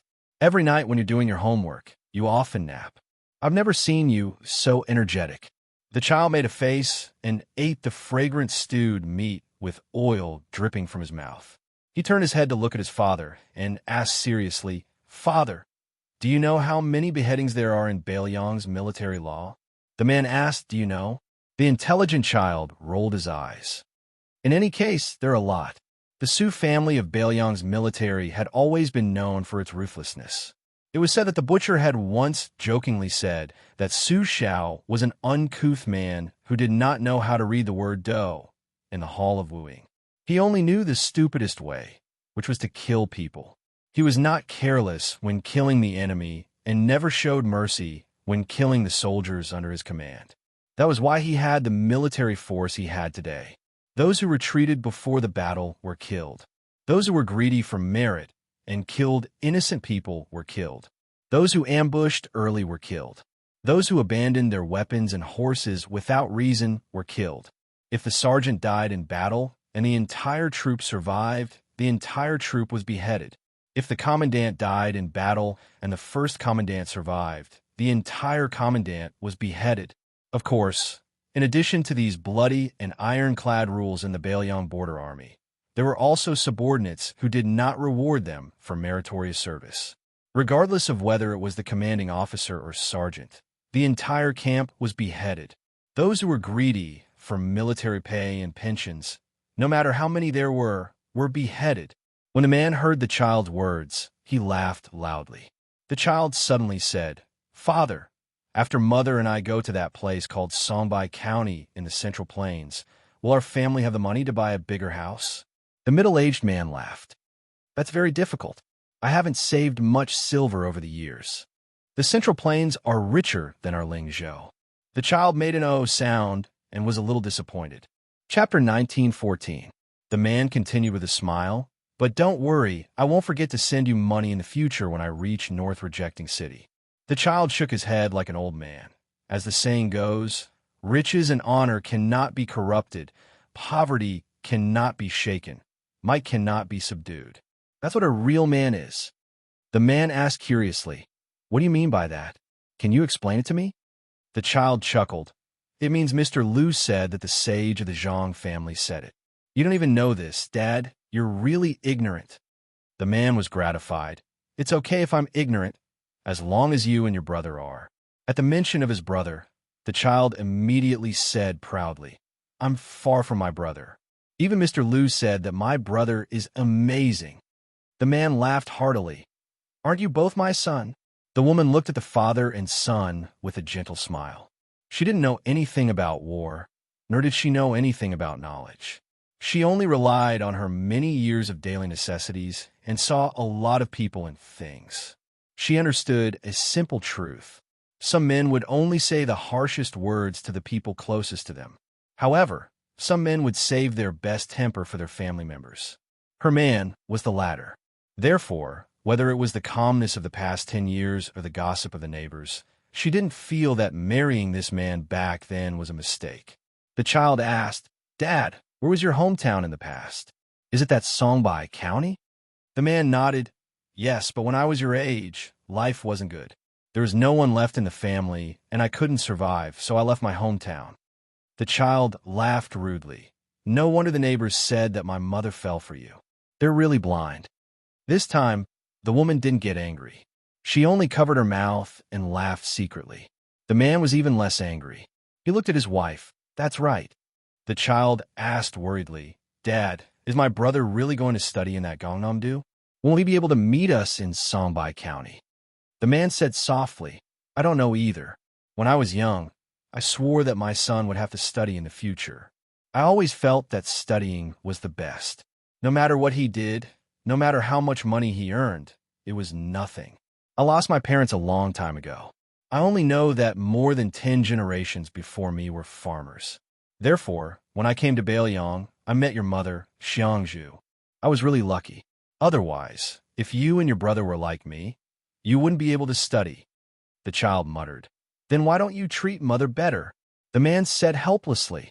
That's all I can do. There's nothing I can do. The woman's eyes curved into crescents. The man said that he was very lucky, but she felt that she was very happy. On the day the mother and daughter left Longqing County City with their luggage, this man slowly returned to the city along the post road. When he returned to this small and shabby alley, he thought for a moment. Carrying the only 2 pig legs left in his house, he went to 2 places one after the other. One was secretly placed in front of the old man's house at the end of the street, and the other was delivered to Mr. Liu's house. During this process, the man didn't know how many people rolled their eyes at him and spat at him. In the end, the man returned home and took out the wooden box covered in dust from under his bed. He never opened this box, and his wife was also considerate and never asked about it. This man, who had lived in this small street for more than 10 years and had always been silent, carried the heavy wooden box to the courtyard. He squatted down and used his strength to wipe away the dust. The man muttered to himself, My 2 old friends, not long after you accompanied me to Bailiang, the great general led us to fight that battle in Beimang. It was really sullen. We won and retreated. Many people, and I left the border army in anger. Later, we found out that it was the old emperor of Liang's scheme. It turned out that he was afraid that we would destroy Beimang in one breath, and then he wouldn't be able to sit on the dragon throne anymore. All these years, I really didn't have the face to see you guys. Hey, as for fighting, Liu Dun joined the army at the age of 14. In the 2nd year, I became a corporal. At the age of 16, I became a commandant. At the age of 18, I followed the great general to the grave as the deputy general of a battalion. What was there to be afraid of? I also left the border army early. Otherwise, when little bastards like Wang Ling Bao and Li Mofan see me, wouldn't they have to tuck their tails between their legs and behave themselves? The commoners on this street were somewhat puzzled. After the sound of horse hooves, they saw 7 to 8 elite cavalry wearing armor and carrying swords stop in front of Lu Deyuan's house. This made the commoners somewhat worried. They scolded Lu Dian, that foreign coward, but after all, they had been neighbors for more than 10 years. Lu Deyuan wasn't a bad person. Everyone had deep feelings for each other. Otherwise, why would they scold him to his face? This big, enigmatic Lu did better not offend the government's garrison. The leader of the elite cavalry was a tall and sturdy man in his 40s. He was now the main general of the local army stationed in Longqing County. He had been a commandant of the cavalry for more than 10 years. The commoners of Longqing County might not know him personally, but they all knew that this person was highly regarded by Lingzhou's General Han Laozhan. It was said that he was brothers with Hong Shuwen, who was born in the Red Phoenix Battalion. In the future, how could a commandant with real power or a deputy general of a province run away? One of the commandant's trusted subordinates asked softly, "Commandant, who are you sending off? Why do you need to personally come out? Normally, you wouldn't even be in the mood to look at those people who are close to the Zhong family. How could there be such an arrogant fellow in our Longqing County?" The commandant sneered, "Those embroidered pillows aren't even fit to feed the horse of the person in the house." Then, the commandant proudly said, "Back then, I was the one who fed his horse." This kind of thing could be used to brag. The cavalry looked at each other. Did our commandant's head get clipped by a door recently? He wasn't like this in the past. His eyes were very high. When the cavalry finally saw the man with the luggage step out of the courtyard, they were all stunned. His figure could be considered sturdy and tall. They couldn't tell that he was a person with 3 heads and 6 arms. The commandant quickly dismounted from his horse. Then, he led a horse that no one was riding and walked forward. He cupped his fists and said in a deep voice, "Longqing County Cavalry, Commandant Ma Yunjing. Greetings to Old Deputy General." The man with the luggage was holding a long item wrapped tightly in cotton cloth. He glanced at Ma Yunjing, who had purposely avoided contact with him in the past decade, and said exasperatedly, "When you call someone else, you have the word deputy in your official position. Are you scolding me? Do you think you are a great general?" Great Peace City likes to greet those military generals with the word deputy and the civil officials who are second in command. Ma Yunjing shrunk his neck and didn't dare to answer. This man called Lu Deyuan looked around. He straightened and cupped his fists. "I, Lu Deyuan, thank everyone for taking care of me in these years." The people on the 2 sides of the street were puzzled and didn't know what to do. Lu Deyuan hung the armor bag on the side of the saddle and then skillfully mounted the horse. Regardless of whether they won or lost the battle outside Liangzhou Pass, Lu Deyuan, had no thoughts of returning to Lingzhou alive. He hadn't worn armor or touched a blade for more than a decade. How could he not kill to recoup his losses? Ma Yunjing reminded in a soft voice, "Old soldiers of Beiliang, according to the law, can carry a blade on the streets." Lu Deyuan raised an eyebrow. He finally took off the cotton cloth that was wrapped around the long item and revealed an old battle blade that hung from his waist. Lu Dian turned to look at Ma Yunjing, who could not possibly follow him out of the pass. "If we lose, there is nothing to discuss. If we win, if my 2 sons return to Lingzhou in the future, tell them that their father is a butcher, but also one of the cavalry of the Su family." Ma Yunjing nodded furiously. He had thousands of words, but only 2 words came out of his mouth: "Take care." Lu Dian glanced sideways and said, "Little brat, in the past, I knew that you were useless. As expected, you only became a shoddy commandant today." Ma Yunjing's face flushed red. Lu Deyuan suddenly took down the battle blade and threw it to Ma Yunjing. He laughed and said, "Fine, I'm going to use the new coal blade to kill the enemy. Since you fed the horse for so long in the past, I'll give you this one." Ma Yunjing felt as if he had received a treasure. Such a man actually had tears in his eyes. This battle blade was the first generation of the Su family's blade. It symbolized the rise of the Su family's cavalry in the land of spring and autumn. It symbolized the invincibility of the Su family's cavalry in the Central Plains. It was also because of the Su family's old cavalry camp that the current Beiliang cavalry was the best in the world. And this man was from one of the Su family's old cavalry camps, the Manjia camp. First-class cavalry, Lu Dayuan. The people on this street naturally did not know that after General Su Xiao grew old, he had many times lamented to the civil and military officials in the meeting hall of Mount Qingliang. In the past, that kid called Lu Dayuan was the fiercest in battle. He was comparable to Lu Qiuer. He was really not a coward. Chu Lushan would always complain that he was wronged, but that guy surnamed Lu always charged forward with all his might. He never paid attention to the art of war, so he was definitely not as good as me. Yuan Zuozong would tear him down, but he never lost even once. Butcher would nod and say, "Yes, he's like me." And then a certain young man would mock him with his royal highness. Around the beginning of autumn this year, many of the Su family's old soldiers like Lu Diyuan began to rush out of the pass, and they were the backbone of the Bailiang cavalry.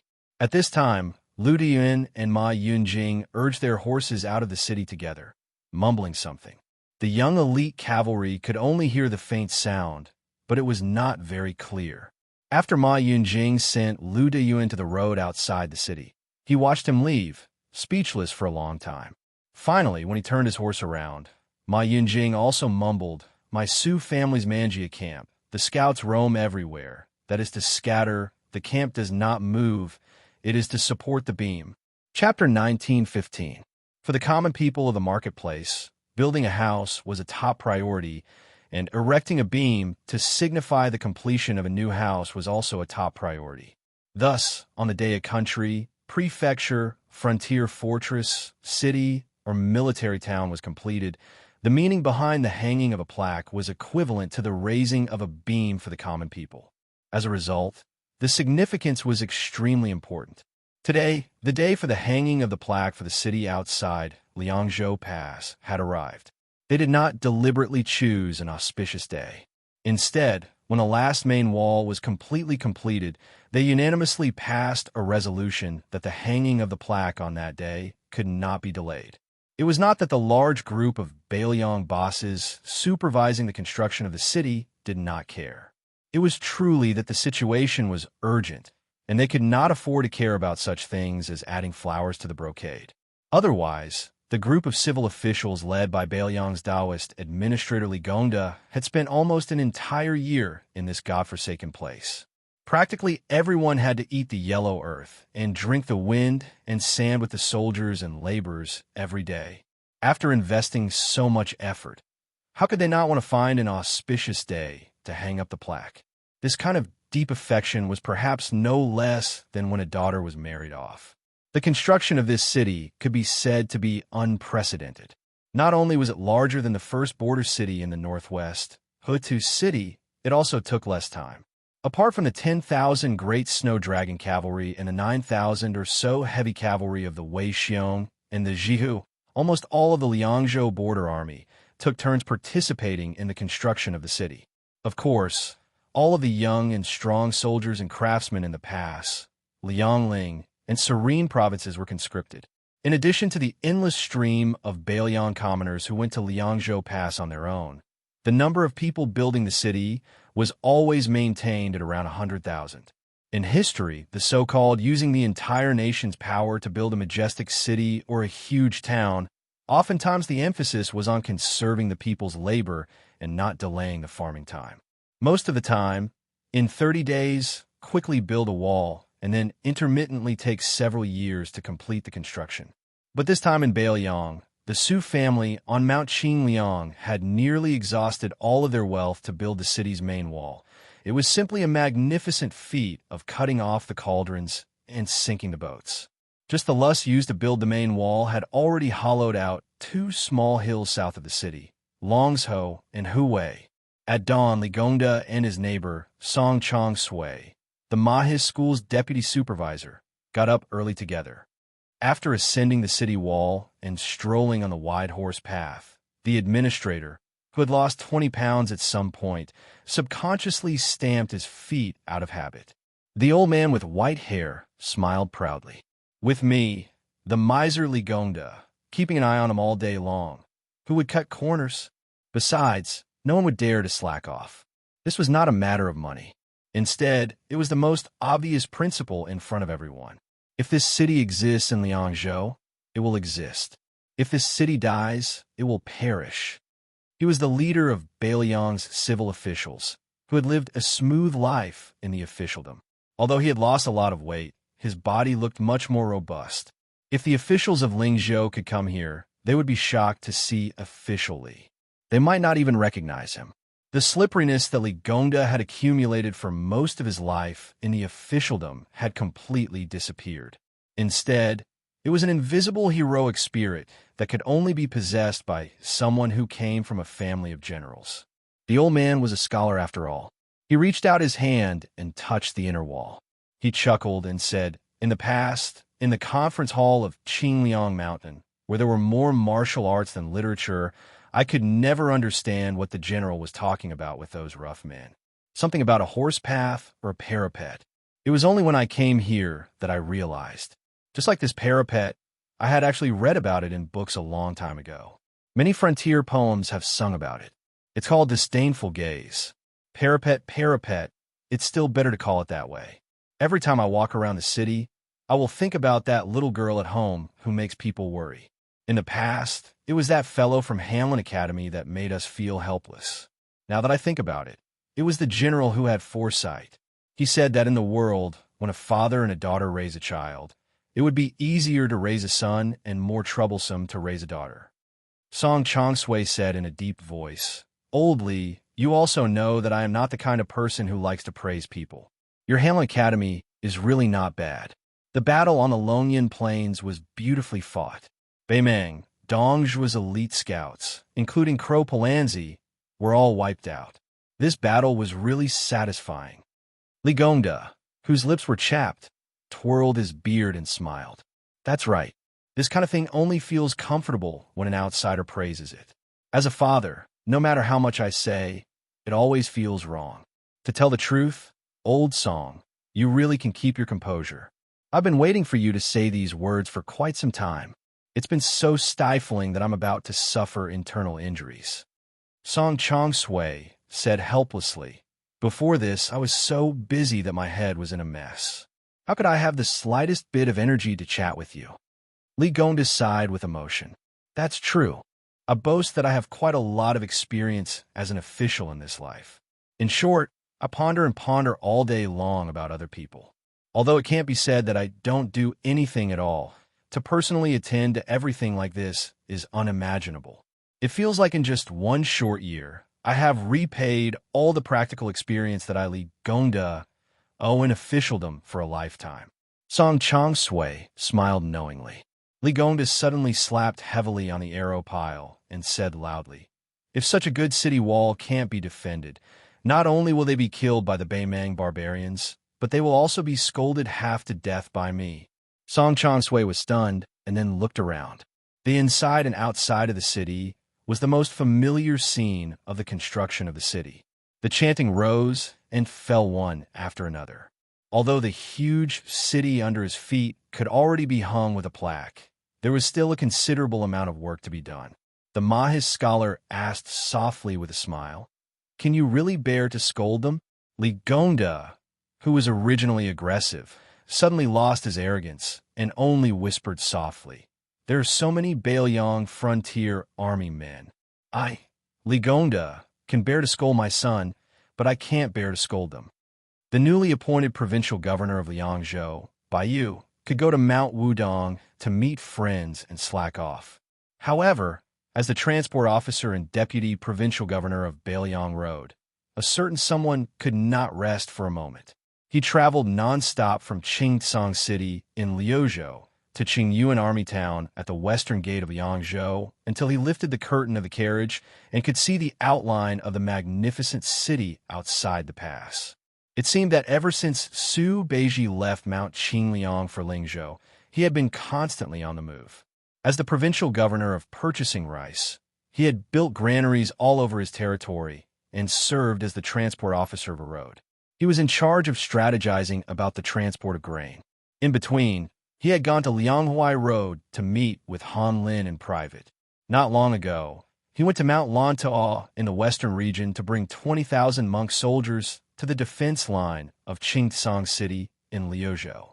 This time, after attending the plaque hanging ceremony, He immediately went to Lingzhou and personally watched the grain cooling before he could be at ease. In these years, he did not have a fixed residence. It seemed that if he was not on horseback, he was in the carriage. In any case, it was always bumpy.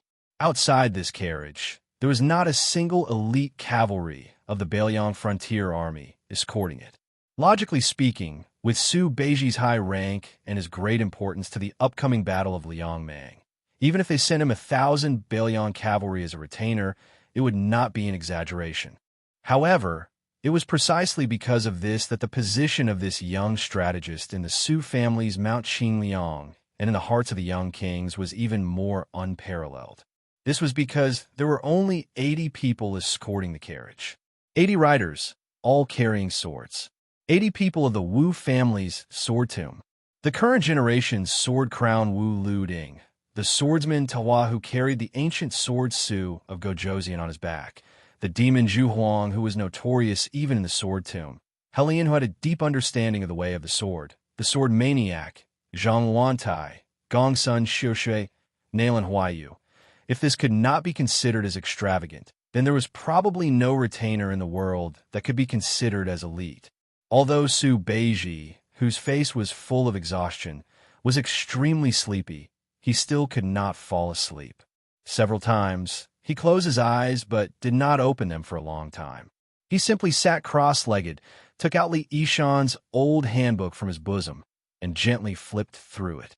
He had heard from Su Fingyin that the Tide-Listening Pavilion's large golden signboard was personally written by the old Emperor Liang. The 4 large characters of Beiliang Palace on the gate of Mount Qingliang were written by Princess Consort Wu Su. After that, when the first city outside Beiliang's pass needed to be built, Su Zhao's original intention was for a boor like him to not make a fool of himself, so he wanted Li Yishan to do it for him. However, Li Yishan did not agree, so Rintu could only go to Wutongyan to seek advice on writing from His Royal Highness. In the end, who knew how many baskets of waste rice paper were filled with it? Only then did the 3 words Huda City appear. Su Xiao had once joked that he, Rintu, had even finished writing the words for his next life.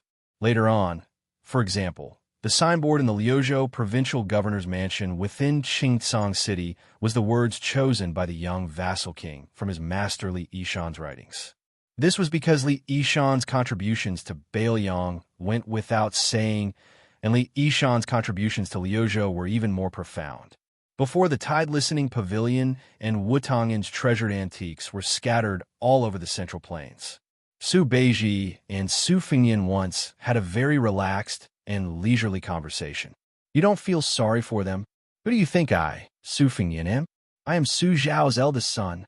What kind of good things have I not seen in this world? When have I ever been such a stingy person?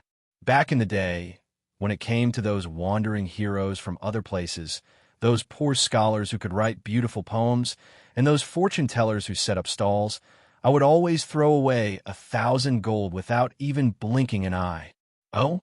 Then why was it that when I casually picked up the toddler climbing urn, painting, and through the mountain journey, inkstone in a box, your eyes were blinking so hard that they could fan up a great wind? I was just reminding you to be a bit more gentle.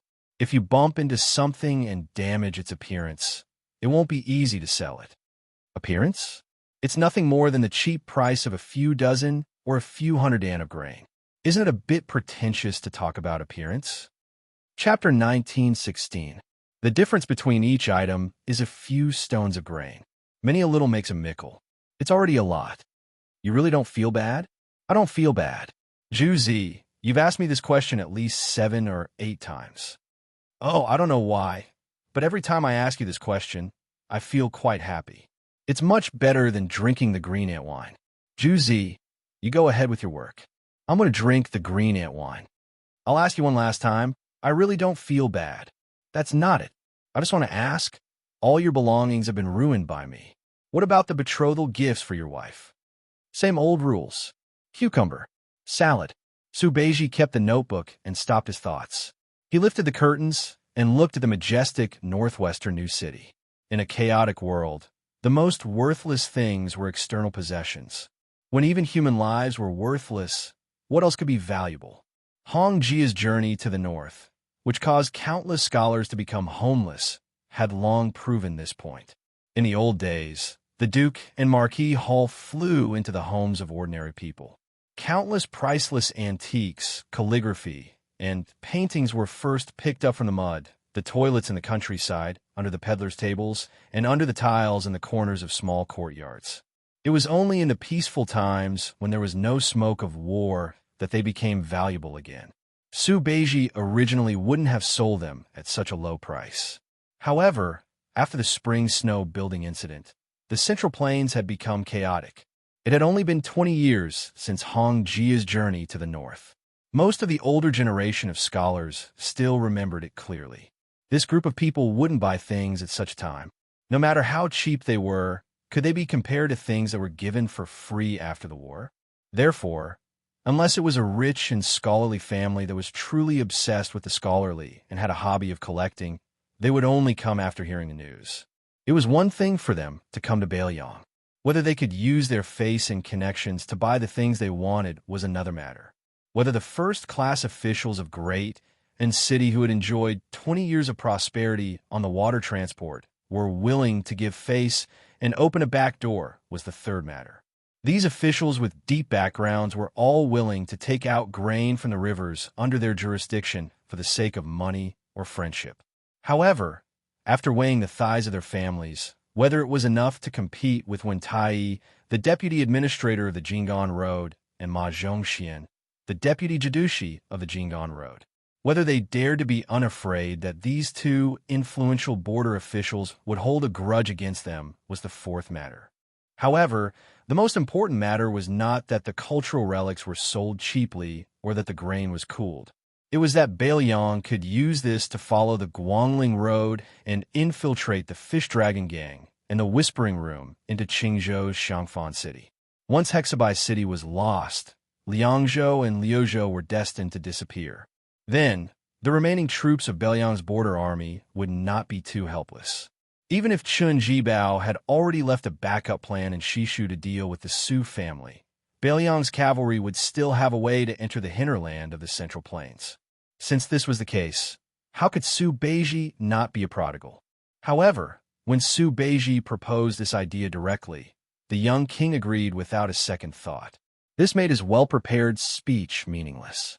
In the depths of Su Beiji's heart, there was a hidden thought that he would not say out loud. That was, as long as Bailiang won the second battle of Liangmeng. Then, how could Bailiang not participate in the battle of the Central Plains? Su Beiji sighed and was about to put down the curtain. A rider who was close to the carriage rode closer and asked with a smile, "Deputy Provincial Governor, why are you so anxious to enter the city?" The person who asked was Nailan Huayu, a female swordsman of the Sword Tomb who was shrewish but meticulous. After all, she was a woman who had won the Rouge Award twice in a row. Although she was not young, she was still charming, especially when she was riding a horse with a sword on her back. It was indeed a beautiful scene. Su Beiji asked with a smile, "Nailan Huayu, if I sold your sword for 3 or 4 taels of silver, would you feel sad?" Nailan Huayu was confused. Then she smiled sweetly and said, "Let's not talk about whether I feel sad or not, but I will definitely beat you up until your parents can't recognize you." Su Beiji smiled and said, "You haven't answered the question yet." Nailan Huayu laughed and said, "I don't feel sad. I don't know your relationship with the prince. If you dare to sell my things like this, I dare to go to Tide Listening Pavilion to get better things. My sword has a history of 100 years, and the material is ordinary. It's not worth 100 taels of silver. Why would I feel sad?" Su Beiji smiled and sighed inexplicably. "I feel sad."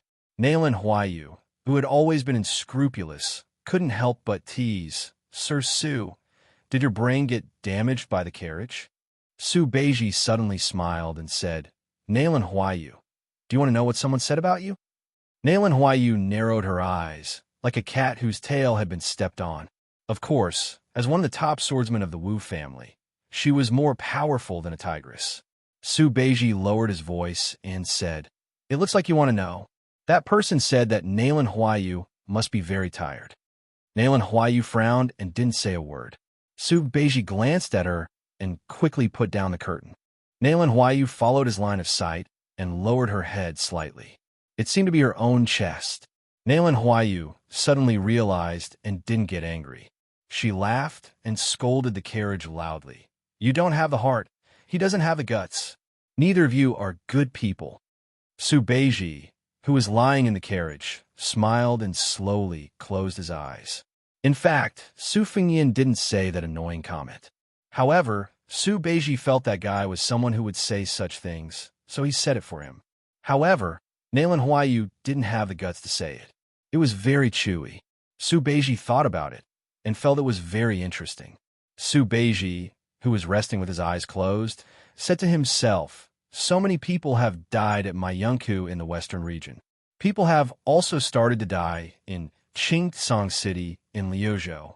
Next will be outside Liangzhou Pass. So I hope that one day in the future, Nalan Huayu, you can tell him what's in your heart. So you have to live, you also have to live.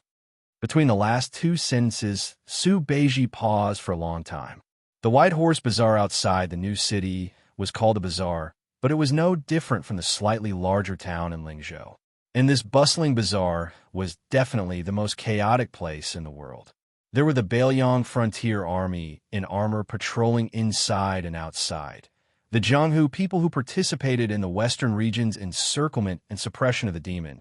The various merchants of Lingzhou who came here to do business. The scholars of the Central Plains who came here to enjoy the scenery of the frontier fortress. The citizens of the three provinces in Bailiang who came here to participate in the construction of the city. The Taoist priests and monks who helped to read divination and write letters to their families. The seedlings and commoners who came here to join the army full of passion but were rejected. The wanderers who came here to fish in troubled waters. Occasionally, one could even see the civil officials of Bailiang who came here in twos and threes to rest, drink green ant wine, and serve a plate of peanuts and a bowl of spiced beef. They came and went quickly. There were scholars from various academies who came here to study under the lead of the old scholars. It was said that not long ago, Master Yu of the Shangyin School, who was famous in the Central Plains, also brought her disciples who were well-read in poetry to travel here. There were also rumors that Master Yu of the Shangyin School had an unclear relationship with our prince. Everyone was either busy or leisurely, but they all knew that the moment the young prince appeared in the new city, the second battle was the Battle of Liangmang. It was the real beginning.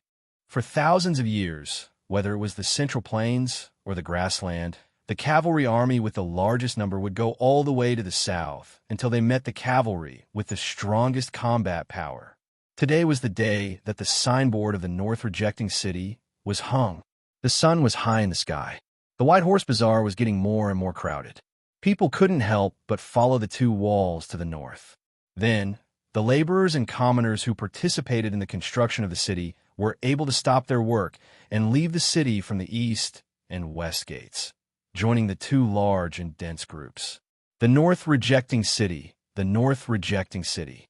The main gate was naturally in the north, where the Bailiang Frontier Army pointed their swords, where the Su family cavalry pointed their spears. They had already gone north for 20 years. How did the people of the Central Plains know? How did the Liang Imperial Court calculate? Our Bailiang cavalry is the best in the world, and we don't care about them. Bailiang Governor-General Chu Lushan and Bailiang Taoist advisor Li Gongda led many civil and military officials. They had already gathered at the main gate of the North Rejecting City. They set up ladders and waited for the signboard with the Bailiang Su word flag to be raised up high and hung on the city wall. The 10,000 great snow dragon cavalry were like white snow surging on the ground. Under the lead of Yuan Zuozong, they were the first to stop on the vast, empty land north of the city. Following closely behind were the two heavy cavalry armies, the Fat Tiger Army and the Wei Bear Army. They stopped at the left and right wings of the great snow dragon cavalry. Finally, it was Yi Zhonghu and Zhou Kang's troops outside of Bailiang Pass. After the thunder of horse hooves, there was a short moment of silence. Who knows who was the first to raise their head and look over? Everyone saw a dazzling white rainbow streaking across the distant sky. That white rainbow landed on the city wall. When he appeared, Li Gongda and Chu Lushan exchanged glances and smiled. They started to raise the signboard. That young man waited until the giant signboard hung above the city gate before he slowly pulled out the sword by his waist. At the same time, the cavalry below the city gate all pulled out their Bailiang swords. The water was deep and silent. The sound of the horse hooves of the Bailiang cavalry was the most majestic war drum sound in the world. Sudao, north rejecting city. That scene. Halberd crossing the river. In another 100 or 1,000 years, it would still be a legend. Chapter 1917. After reading and hanging the plaque on the city wall, Administrator Li Gongda led Su Fengyan to the general's mansion near the south gate. The main imperial road ran through the north and south, and the civil and military offices in the city were located on both sides of the mansion. Along the way, Li Gongda, one of the two city governors, talked endlessly. He talked about the height of the main city wall, the length of the double roads, the number of crossbows on the city wall, the inventory of arrows and armor, and so on. He was so familiar with it that it was like he was reporting how much silver was in a box or how many copper coins were in a cabinet. The administrator was even able to blurt out details such as how many Northern Mang catapults a single wall could withstand, how many Northern Mang soldiers would surround the city, and how many other details such as how many Northern Mang soldiers would attack the city. He also knew the mobilization of troops on this central axis, how to build a second line of defense once the main city gate was breached, and how the small-scale cavalry would assist in the defense at the crucial moment. Not to mention Su Fengyan, Chu Lushan, and Yuan Zuozong looked at each other. Jean Partridge, Zhou Kong, Infantry Deputy Commander Gu Dazu, and other generals all widened their eyes. In the past, in Lingzhou in the south of the Great Wall, it was recognized that the power was in the Zhong family and the money was in the Li family. Everyone in the officialdom of Bailiang knew that this stingy official was good at making money. They had never heard that Li Gongda could do things so flawlessly. Approaching the general's mansion that had not yet been completed, Li Gongda suddenly smiled and said, "The Beijua city used up all the giant trees collected from the deep mountains and forests of Nanzhao and Shishu and then stored in Bailiang for many years. The giant stones needed to build the city almost turned the cave of Lanyu upside down. Let's not talk about these distant places. I believe that when you look to the south, you can't see the two hills at the head of the dragon and the tail of the tiger. From the first garrison in the pass to the north to build the city outside the pass. And then most of the border army took turns to work here, and the people in the pass were countless." Speaking of this, the old man stopped talking and smiled. Li Gongda, a civil official who had an extremely bad reputation among the generals in Bailiang, was in high spirits at this moment. He was not the slightest shadow of the sycophantic official of the Su family in the conference hall of Mount Qingliang in the early years. At that time, except for Chu Lushan, who came from the same sect and did not have a high rank at that time, no one was willing to pay attention to Li Gongda, the chief official of a province. Yin Jieshi, a famous scholar, naturally disdained to be associated with him. Even Tian Peifong, the former provincial governor of Liangzhou, who had now resigned, could not bring himself to call this person his brother. At that time, when Bailiang was determined to build Bailiang City, everyone mistakenly thought that the young vassal king did not really intend to let Li Gongda preside over the overall situation. Instead, he wanted to send the administrator, who had turned the officialdom of Lingzhou into a mess, out of the pass and hide him from then on. First, it was a legitimate reason to demote him, and second, it was to pave the way for Su Beiji, Chen Shiliang, or Chang Sui, and other trusted subordinates. Little did they know that Li Gongda really had a firm foothold in Bailiang City. Song Zhangsui, Tian Peifong, and Wang Linquan, the deputy governors in charge of the three specific directions, followed the administrator's lead. They did not have any intention of overthrowing Li Gongda, and Li Gongda lived up to everyone's expectations and quickly got into his role. It had to be said that for a person who could become a civil official in Bailiang, when he was really practical, he was not careless and did everything himself. In the words of Li Gongda's private chat with Song Zhangsui, he was putting an end to the official career, living with the generals and craftsmen. He had experience in prospecting, tamping earth, materials, military manuals, stockpiling grain, and so on. Although he could not be called omniscient, he could not be considered an outsider. In the end, he could bow his head and command.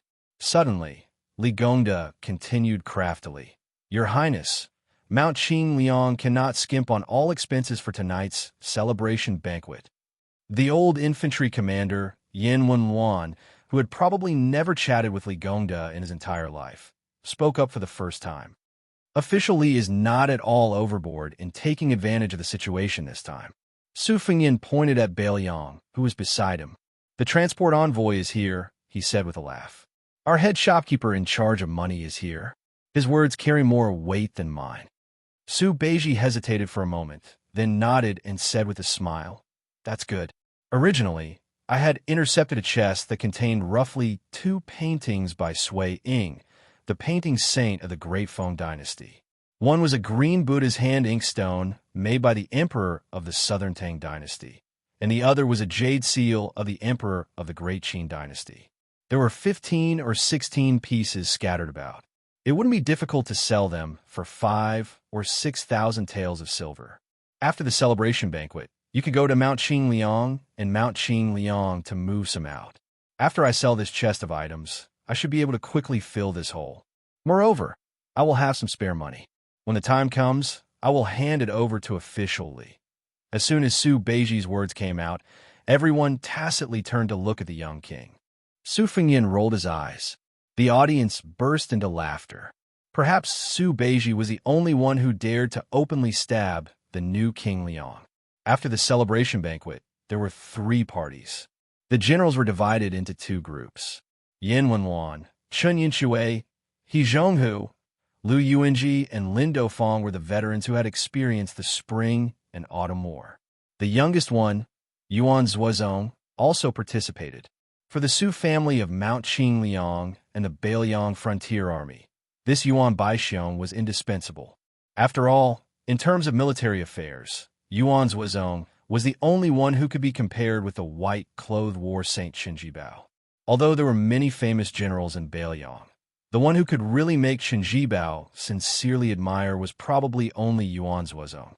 Qinjibao had said many times that Yuan Zuozong was the most underrated general in the spring and autumn war. The governor of Bailiang, Chu Lushan, personally led the other group, which included Wang Ji, Chao Xiaojiao, Hong Xinjia, and Hong Yu. The deputy provincial governor of Bailiang, Yang Xinxing, also attended the banquet. The third party was a scholar banquet hosted by Li Gongda, Huang Shang, and Tian Peifong. Most of the guests were scholars, and many Lu family disciples were also mixed in. Chapter 1918. Su Fengyin drank 1 cup after another. Although he drank a cup of green ant wine in 1 gulp, he only drank 2 small pots of wine after 3 rounds. The main reason was that no one urged him to drink to his death. This wasn't strange. When Su Xiao was still alive, he once said that the worst people in the world were those who relied on their high alcohol tolerance to urge others to drink. When it came to alcohol, one had to drink until they were drunk to their heart's content. Otherwise, they would only suffer. Of course, although Su Xiao said this, he didn't hesitate at all when he caught someone with a lower alcohol tolerance than him. The person being urged to drink would say, How many battles did you win in the past? You have to drink 1 cup at a time. How many battles did you lose? I, Su Xiao, will help you remember them. If you don't want to be made fun of, you'll feel bad if you don't drink a few cups of wine today, right? Also, who heard that your grandson just started studying and needs to drink wine? Or that your son got beaten black and blue because he fought over a woman? As a father, how sullen are you? You need to drink to relieve your worries. However, although Su Zhao's ability to urge others to drink was unparalleled, as long as he drank with others on Mount Qing Liang, no matter how many people he drank with, he would always get drunk. It could even be said that he would vomit whenever he drank. In this way, his alcohol tolerance could be considered mediocre. Don't think that martial artists who were accustomed to life and death drinking were more unbridled. In fact, when scholars drank, that was what was called heroic and uninhibited. Su Fengyin almost couldn't get away from the banquet. For example, the mountain chieftain of Green Deer Cave Academy, Huang Chong, insisted that they both drink 3 cups of wine. Afterwards, Tian Peifong, who had resigned from her position, also began to hit him while he was down, saying that 3 cups was too much and that he only needed to drink 2 cups with the prince. If it weren't for Su Beiji helping hold it back, Su Fengyin would probably have to obediently lie down even if he could drink 7 or 8 caddies of green ant wine. In the end, Su Fengyin and Su Beiji, reeking of alcohol, walked out of the general's residence and slowly headed north on the main road.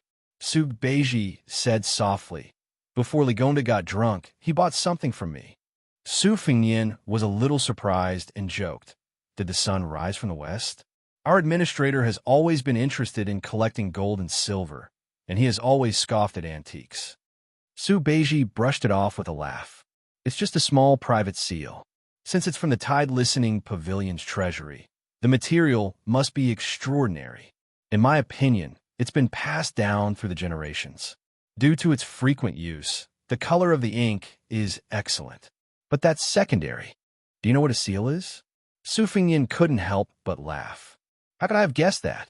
Su Beiji waved his sleeves, either to get rid of the smell of alcohol or to get rid of his melancholy. "It's the phrase, 'The heart of an official is like water,' which means to be incorruptible and self-disciplined, and to be as pure as water. I wouldn't have found it strange if Yin Jieshi hadn't left Bailiang all those years ago and had come to buy this small seal, or even if it was Tian Peifong, whose reputation can be considered decent. But Ligonda coming to buy these words, isn't that a bit comical?" Su Fengyin frowned. Su Beiji asked with a smile, "Then guess again, how much silver did Ligonda spend to buy these words?" Su Fengyin suddenly understood. For this celebration banquet, it's not convenient for Ligonda to openly pay out of his own pocket. Otherwise, he would be suspected of overstepping his authority and meddling in other people's affairs. So he used this method to help our Mount Qing Liang advance the money. Su Beiji extended 2 fingers and waved them around. Su Fengyin couldn't help but laugh.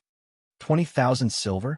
In the early years, the only hero in the world who could dig out silver from Ligonda's hands was that fellow Li Hanlin. Back then, Li Hanlin was the one who paid for all the women in wine. It's just that every time he came home, he couldn't avoid his father's grumbling. Su Beiji shook his head and laughed. 200 silver. Su Fengyin was stunned. 200 silver taels? This Uncle Li? Su Fengyin laughed heartily. This was also the first time he had called Ligonda Uncle Li. In the end, Su Xiao and Su Fengyin of Bailiang's Su family shared a deep relationship with Ligonda and Li Hanlin of the Li family. To put it bluntly, back then, when Yin Jieshi betrayed Bailiang, Su Xiao's original intention was to make things difficult for him a bit. He wouldn't go too far, but he definitely wouldn't let Yin Jieshi leave so easily. On the other hand, there had been news from Liang Imperial Court a long time ago that the old Grand Secretary Zhang Jiulu had once intended for this person to be the Assistant Minister of the Ministry of Revenue, in charge of Guanglingdao and Gangnamdu's tax collection. It had to be known that at the time, Ligonda was only the provincial governor of a province. Although his rank and salary were the same as that of an assistant minister, Liang's officials had always been one rank higher, let alone an assistant minister with real power who was right in front of the emperor. Therefore, the departure of the scholarly Yin Jieshi was only a pleasant surprise for Liang. On the contrary, it was Ligonda who stayed that was inconceivable. As for the friendship between Su Fengyin and Li Hanlin, who had played together since childhood, there was even less to say. Su Beiji laughed, squeezing out a word from between his teeth. 1. Su Fengyin thought he had misheard. "What?" Su Beiji exhaled softly, sighing with emotion. "It's 2 million taels of silver." Su Beiji continued. "At the time, Ligonda told me that he had diligently accumulated this large family business his entire life. Originally, he wanted to let his son, Li Hanlin, live a carefree life. It's just that he doesn't need it anymore." Su Beiji turned to look at Su Fengyin. He raised his arm, clenched his fist, and patted his chest. Previously, the old man patted his chest and told me just like that. He said that I, Ligonda's son, Li Hanlin, the dignified officer of Bailiang's White Horse Crossbowmen, What does he need his father's money for? Su Beiji stopped in his tracks and turned to look at the mansion. He repeated the old man's last words. Ligonda can be looked down upon by anyone in this lifetime, but I will never be looked down upon by my son. Su Fengyan rubbed his cheeks with both hands and asked softly, Juzi, do you think I should withdraw Li Hanlin from Liuzhou? Su Beiji suddenly said angrily, Bullshit. Su Fengyan laughed, raising his head to look in the direction of Liuzhou to the west. Li Hanlin will definitely say the same thing.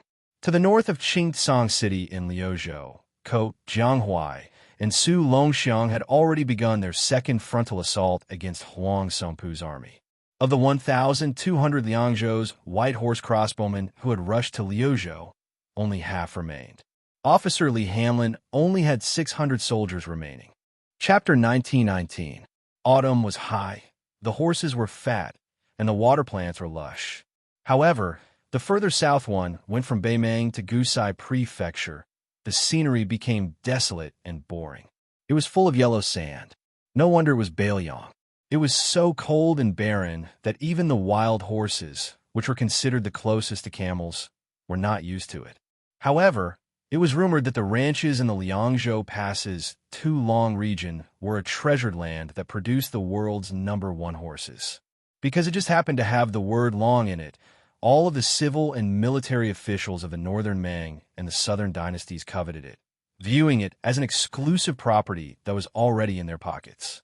The few great figures who could speak loudly in the western capital's imperial court had already eagerly announced that they were willing to use the heads of Yang Guangdou, Qin Shiliang, Ko Jianghuai, and the others that were worth more than the nobles' heads in exchange for the ownership of several ranches over there, such as the world-shaking Xinli ranches and Tianjing ranches. However, this expedition to the south was not going well. Not long ago, Xi Jing heard a piece of good news. It was said that the eldest grandson of the Zhong family, who had been promoted to Xiajia because of his military exploits, had successfully convinced the bald donkeys in Mount Lantau to submit to Beimang. However, when the army had just stepped into the desolate Liuzhou border, bad news immediately came. First, a group of Bailiang light cavalry appeared out of nowhere and drove straight into Liuzhou from the border of Liuzhou. They bypassed a series of heavily guarded military towns, such as the Gentleman's Pavilion, and headed straight for Shijing, which shocked the imperial court. Then, 10,000 of Zhong Tan's elite cavalry were blocked at the entrance of Mount Miyun. No one knew whether Zhong Tan was alive or dead. General Zhong Shantong, who was in charge of the second front of the middle line, quickly submitted a letter of apology to the king of Baiting. His Majesty was not at all courteous to the Zhong family.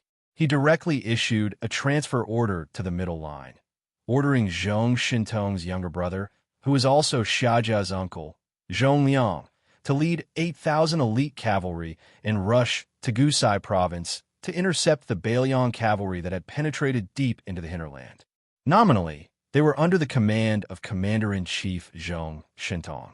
It was obvious that they were saying that the good situation in Liuzhou had been ruined by the Zhong family's descendants, so they should pay off the debt with the lives of 8,000 Zhong family members. If they could stop them, they would let bygones be bygones. If they could not stop them, then they would continue to use the Zhong family to fill in the debt. If Zhong Liang was still not capable enough, then it would be Zhong Shintong's turn to personally take action. There would be no need for him to get involved in the battle outside Liangzhou Pass, and he would obediently go to Gusai province to clean up the mess. After Hong Jingyan died inexplicably on the Longyan plains, the tens of thousands of Ruren cavalry were leaderless, and in the blink of an eye, they were carved up by the various major factions on the front lines.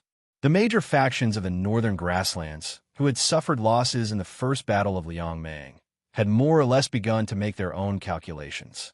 After the fall of General Zhong Shantong, how many veteran soldiers of the Zhong family would they be able to get their hands on? On the grasslands, everyone felt awkward when they learned from those scholars of the Southern Dynasty, who were fond of romance, sitting down and discussing the Tao. However, everyone was familiar with sharing the spoils. The army of Beimang on the western front pushed southward step by step. Their speed was not fast. 10 days ago, this army was suddenly attacked by 10,000 Bailiang dragon elephant cavalry. In just 1 hour, the 6,000 vanguard cavalry under Huang Songpu's command were left on the battlefield. From the close combat to the conclusion of the battle, and then to the careless collection of the corpses, many of the nobles of Longwan who had their ambitions in Liangzhou still felt that they had not recovered from a shock. In fact, it could not be said that there were no signs. After the army crossed the border from Gusai Prefecture of the Southern Dynasty into the territory of Liuzhou, their own horse railings had clashed head-on with the Bailiang scouts. Soon, the generals of Beimang who had learned the truth were all stomping their feet and cursing their mothers. Of all things, it was the white horse crossbowmen outside Liangzhou Pass who had come here to cause trouble, although they had already broken camp and moved southward away from the court. Whether it was General Huang Songpu or the generals of Longwan who controlled the elite cavalry of the Southern Dynasty, they had no choice but to pay attention to what was happening in their own backyard. They did not want Hooded Town to see the figure of a Bailiang crossbowman. This was the emperor's personal decree in the Western Imperial Court. What was the result? Fatty Dong's crow railings were all dead. General Liu Gui's black fox railings were also all dead. It was even said that Dongzhu's brother-in-law had lost his life in the Longyan Plains. In the end, that young Bailiang lieutenant named Li had become famous in the grasslands overnight. Now, he had even swaggered into the northern part of Liuzhou to show off his prowess. Huang Songpu was an experienced veteran on the battlefield.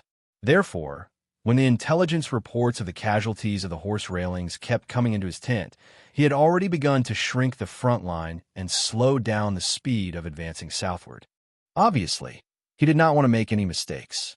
The backbone of this army was the old king of the southern courtyard, Huang Songpu, who was used to being lawless in the southern dynasty of Beimang. It was very obvious that the main force of this army was the direct descendants of the Jia and Yi families of Longwan. Although Huang Songpu still carried the title of one of the 13 great generals of Beimang, the title of king of the southern courtyard had long been taken off. He was also an old man who had once retired. In the end, the troops that could barely be considered Huang Songpu's direct descendants numbered only 30,000.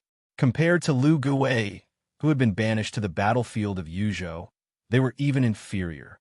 To tell the truth, in the first battle of Liangmang, Fatty Dong had personally presided over the situation on the Central Front, and victory was assured. They had even taken down Hoda City, and the corpse of Bailiang's great general Liu Jinu had been sent back to the Southern Dynasty in a coffin. The situation was very good. On the other hand, the battlefield of Liuzhou, where Liu Gui presided, was at least evenly matched. Although the losses were not small, even the deputy general of the Longxiang army, Wang Lingbao, had died in battle. It was a pity that the Yuzhou side was too much of a burden. Perhaps it was because Yang Yuanzhan was really too old that his army had been completely wiped out. In the end, only the Ruren cavalry managed to escape, which led to the complete defeat of Beimang. Therefore, at the bottom of their hearts, the great and small clans of Longwan did not feel that the Bailiang frontier army was really anything to be afraid of. This was especially true for the troops of Liuzhou that were naturally inferior to the Liangzhou cavalry and the Yuzhou infantry. Apart from the Longxiang army that had suffered serious injuries in the first battle, were there any other first-class elites that could be brought out? No matter how wide their eyes were, they would not be able to find any. As a result, almost all of these fellows were suppressing their resentment, especially the lingering Liangzhou crossbowmen. They were all the more annoying. Chapter 1920. At dawn, an old man, who had stayed up all night, slowly walked out of the heavily guarded cowhide tent accompanied by several strong retinues. He came to a small slope and looked south. Among the retinues, a middle-aged man, who was dressed like a Confucian scholar from the Central Plains, was particularly eye-catching. Facing the old man, who was still powerful, he did not show any restraint. The old man was tall, with white hair and beard. He wore armor and carried saber. He did not look old at all. Generally speaking, although they were one generation apart in age, they had the same aura. The old man was Huang Songpu, one of the few great generals in the Southern Dynasty. The Confucian man was Zhong Liang, who was not well known in the Beimang army. He was a first-class master in the Beimang Jianghu. No one had heard that he had led an army to fight a war. This time, he was supposed to lead 8,000 elite cavalrymen to Gusai State to put out the fire. It was unknown why he took a detour here alone and let the 8,000 elite cavalrymen of his family go straight to the belly of the Southern Dynasty. This time, the rise and fall of his family was at stake. Zhong Liang seemed to be taking this too lightly. Zhong Liang happened to see the death of the 6,000 cavalrymen of Beimang. Then, he made up his mind not to move. He followed the army to the south and stayed there for so many days. During this period, this martial arts grandmaster of Beimang, who could be described as the only one left, personally took action twice and killed 40 to 50 crossbowmen of Liangzhou who had left the battlefield. Ma Lanzi, who was personally taught by Huang Songpu, had quite a reputation in the border army of the Southern Court. However, compared to Dongzhuo's Black Crow Lanzi or his peer Lu Gui's Black Fox Lanzi, he was still quite a bit inferior. This was not to say that Huang Songpu's ability to manage the army was inferior to those two. Since the old man was able to control the military of Xijing for so many years and was able to divide the north and south with Su Huainan, the king of the northern court, naturally, he was not an ordinary person. It was just that in these 20 years, Huang Songpu's status as the king of the southern court was far more important than that of a general. He had no choice but to lean towards the court. Since he had become the head of the southern court, he naturally had to seek benefits for the entire Xijing and fight for position for his colleagues and subordinates with the surname of Longguan. Over time, it was very difficult for him to personally go to the border army. As a result, when he led the army south this time, Huang Songpu could not help but have mixed feelings. He had not been in battle for a long time. Even if he did not fall behind in the art of war, there were many details that he could not operate as smoothly as before. If it was to him from more than 10 years ago, those 6,000 vanguard cavalry would definitely not have the guts to charge forward recklessly, colliding with the 10,000 Longxiang army without permission. However, this was not what truly made the elder feel tired, but rather some inside information that no one knew about. On the surface, it seemed like the disciples of Longguan were unruly and difficult to tame, greedy for merit and rashly advancing, leading to a disadvantageous start. But in reality, Huang Songpu's original intention was to use the vanguard cavalry, whose battle strength was barely satisfactory, as bait, luring the Liuzhou cavalry into the mud. The elder had long prepared 10,000 personal elite cavalry, accumulating power, waiting for the battle to enter a stalemate. At the crucial moment, they would be able to reinforce the battlefield, ultimately making the final decision, swallowing the 10,000 Longxiang army in one gulp. Even if it was 20,000 soldiers and horses for 10,000 dragon elephant cavalry, Huang Songpu would still be a great victory, regardless of whether it was an empty grandeur or a real situation. It was all like this. However, compared to those soul-stirring cavalry battles with the main forces in the field, in this small-scale battle that could only be called a fleeting moment, Huang Songpu discovered that his strength was somewhat lacking. The first was that he overestimated the strength of the Longguan vanguard cavalry, underestimating the strength of the Longxiang army's charge.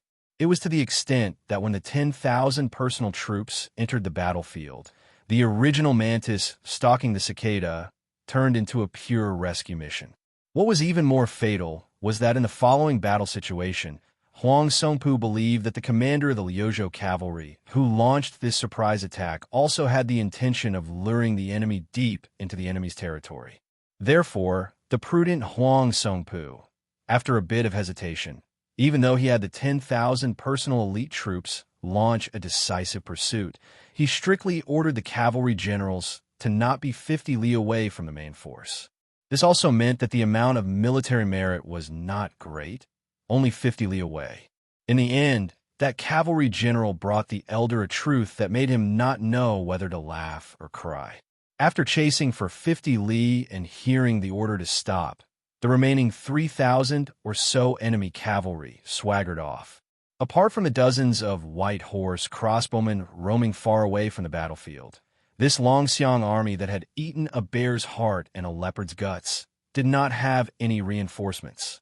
How could there be a war like this? The Beiliang border generals who had dealt with Huang Songpu before, be it Huta City's Lu Jinu, the former Huaihua great general Zhong Hongwu, or He Zhonghu, none of them had lost their minds like this. Huang Songpu was deeply worried. He raised his eyes and gazed into the distance, frowning without saying anything. The Beimang great demon General Zhong Liang, dressed in a scholarly robe, glanced at the old general's expression and laughed. Old General Huang, as long as we put aside the vast western regions where the two military towns of Linyao and Fengxiang are located, Liuzhou is actually only so big. No matter how strange Beiliang's military strategy is, it's just a Taoist field in a snail's shell. Even if the Battle of Miyun Pass added another 20,000 Lantan monk soldiers to Beiliang, it's still just a drop in the bucket. Huang Songpu shook his head. Qingyuan military town in Liuzhou's Qingsong City has several elite troops of the Su family's border army coordinating with each other from afar. They also have Yu Wandao's Yuzhou light cavalry helping to tear apart the battle lines. Whether it's strategic depth or military strength, we're not as disadvantaged as we imagined. Besides, Zhong Liang continued the conversation, his smile growing wider. What? Old General, are you also worried about West Chu's twin jade pillars, Xie Shibian and Ko Jianghuai? Are the two of them really planning and strategizing for Beiliang on the Liuzhou battlefield? The old man calmly said, I believe that no general in the present age can underestimate the combined might of these two, right? Zhong Liang, whose graceful bearing was like that of a mountain immortal in a painting, laughed. As long as Liuzhou's military strength doesn't converge in one place, I believe that they won't be old generals' match. Right now, the 30,000 Longxiang army, compared to the first battle, although their numbers haven't decreased, and they're all elite cavalry transfer from the left and right cavalry of Liuzhou, their combat strength is still a little lacking.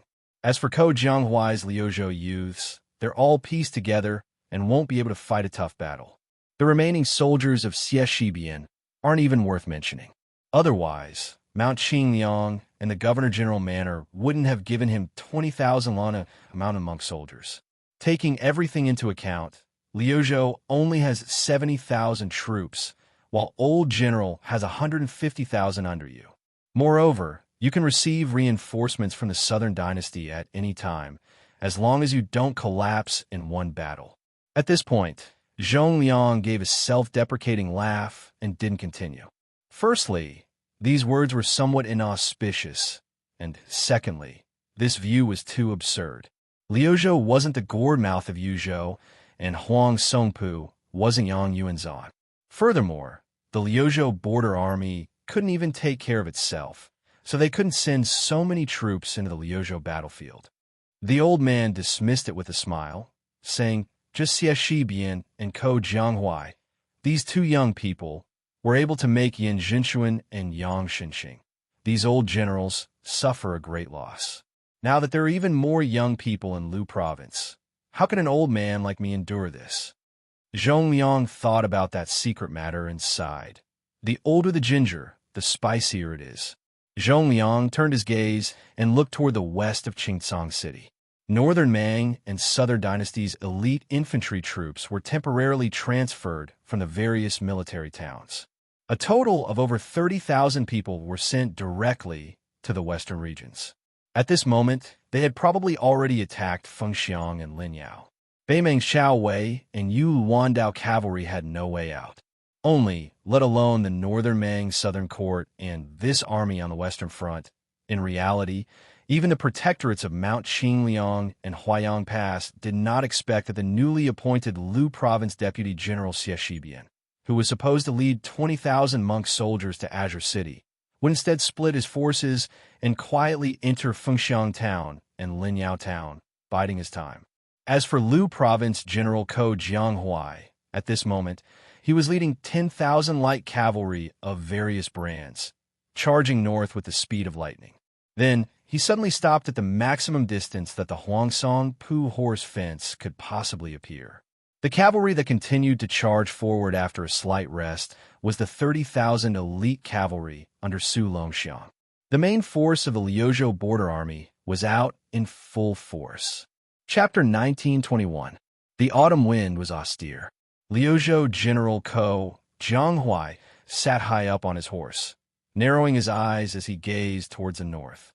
He and Su Longxiang had previously made a military order to the Governor-General House. That was, before Huang Songpu's army reached Qingtsang City, they had to stop Beimang's Western Front army at least 3 times. In the 10,000 cavalry attack 10 days ago, in terms of both sides' losses, the Longxiang army that seemed to have achieved great results did not gain much. Beimang's 6,000 vanguard cavalry might be considered the elite of the Southern Court's border army, but Liuzhou was different from Beimang's Western Front army. Beiliang definitely could not transfer troops from elsewhere to reinforce them. In other words, on the gambling table of Liuzhou, Ko Jianghuai only had so much silver on the table. A single copper coin, less was also a small amount. However, Beimang's Huang Songpu could continuously bring out silver from his home. With enough capital, he could completely gamble a little for fun. As long as he won once, everything would be complete. That was why Ko Jianghuai's previous probing definitely had a deeper meaning, which was to make Huang Songpu, this Beimang veteran, feel even more tense. Then, he would straightforwardly and cleanly make a big gamble, gambling on Huang Songpu's slackness. Then, even though Yangzhou's crossbowmen were incomparably skilled, in the end, they could not go around so many of Huang Songpu's grassland fences and spy on the specific details of Beimang's camp. Ko Jianghuai could only use the Longxiang army's lives to obtain this military intelligence. He had already mentally prepared himself for Su Longxiang and Li Mofin's harsh rejection. However, he did not expect that neither Su Longxiang nor Li Mofin would raise any objections. Li Mofin, who was extremely skilled in military affairs, even personally led 10,000 dragon elephant cavalry to charge into the enemy formation. Afterwards, Ko Jianghuai spoke bluntly, saying that the 3,000 Longxiang army officers and soldiers who had set up camp like Huang Songpu's and Longwan soldiers were not worth it. At that time, Su Longxiang was squatting next to that massive black tiger, only drawing back his lips, not saying anything. Li Mofin, whose entire body was covered in blood, had a rather gloomy expression, but he didn't take his anger out on Ko Jianghuai, this Liuzhou general. Ko Jianghuai closed his eyes, his mind quickly spreading out the layout of Beimang's Western Army. The army of 150,000 was divided into 5 large camps. Commander Huang Songpu's 30,000 personal troops were set up in the center, their cavalry and footsteps mixed together. A certain Jia family's direct descendant troops set up their own camp. Even though there were only 20,000 cavalry, their fighting strength was not ordinary, all of them Beimang's typical lousy troops. Almost every one of them was dressed in armor, to the extent where there were several hundred-strong cavalry who were even fully armored, taking on the embryonic form of a heavy cavalry army. The key was that regardless of whether it was maintenance or supplies, they were all responsible for themselves, undoubtedly a sharp weapon that could pierce through enemy lines.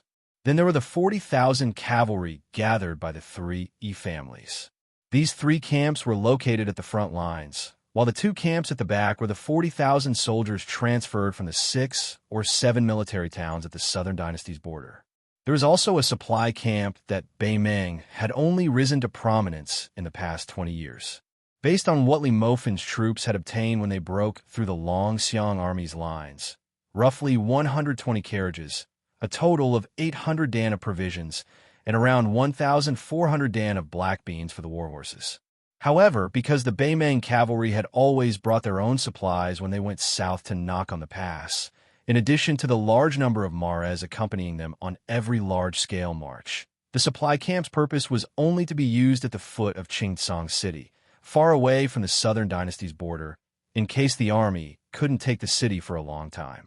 Historically, the grassland cavalry had roamed the border areas of the Central Plains, especially in the autumn, so they rarely encountered any fatal supply problems. On the other hand, the Central Plains cavalry at the peak of national power had to rely on the power of the entire country to support that fragile supply line every time they took the initiative to go north. The real monarch of the Central Plains who changed this awkward situation was none other than the old emperor of Liang, Zhao Li, who had unified the Central Plains. Two of his decisions created the current prosperity of the Central Plains cavalry. One was to use the reason that the monarch should guard the country's gate to reject a large group of civil official suggestion to move the capital to Guangling Road and continue to use Old Tian City as the country's capital. At the same time, he formulated a very bold national policy, sparing no effort in supporting the two Liliao border armies. He didn't hesitate to use the huge tax revenue from Guangling Road and Gangnam-do to invest in the northern border of Liang. The second decision was to allow Su Xiao, whose meritorious service shocked the emperor, to lead the troops out of the capital, to be granted the title of Prince of Liang's vassal in the northwest, which was rich in horses, and let him directly face Beimeng.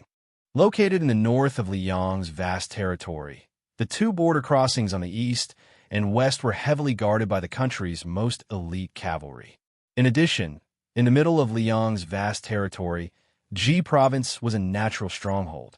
The old General Yang Xinxing had once cultivated the Ji Province infantry, who was known as the unparalleled in the world.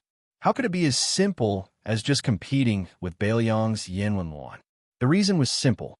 The border of Ji Province didn't need a large number of cavalry, so even if Yang Xinxing had a soft spot for cavalry, he could only go with the flow. Ko Jianghuai, who was resting with his eyes closed, subconsciously pressed his palm against the cold saber hilt at his waist and slowly twisted it. According to the spy report, Beimeng's barracks were extremely shoddy. They hastily dug 3 trenches around the barracks, and the thin fence behind them could be said to be blown down by the wind. Hemp ropes were tied to wooden poles, and the knots of the ropes couldn't be considered particular. The passages between the barracks should be clean and solemn, and soldiers shouldn't be allowed to wander around the barracks without permission. However, these 5 barracks were filled with people coming and going in a disorderly manner, without any rules to speak of. Previously, Li Mofin's several hundred elite cavalrymen had marched all the way to Beimeng's central barracks, less than 150 steps away. He saw with his own eyes that the left and right barracks were in a mess, causing the passage between the barracks to become extremely congested and chaotic. Not to mention the Beiliang Frontier Army, which had the strictest military law in Liang. Ko Jianghuai believed that West Chu's army had to do better than Beimeng's.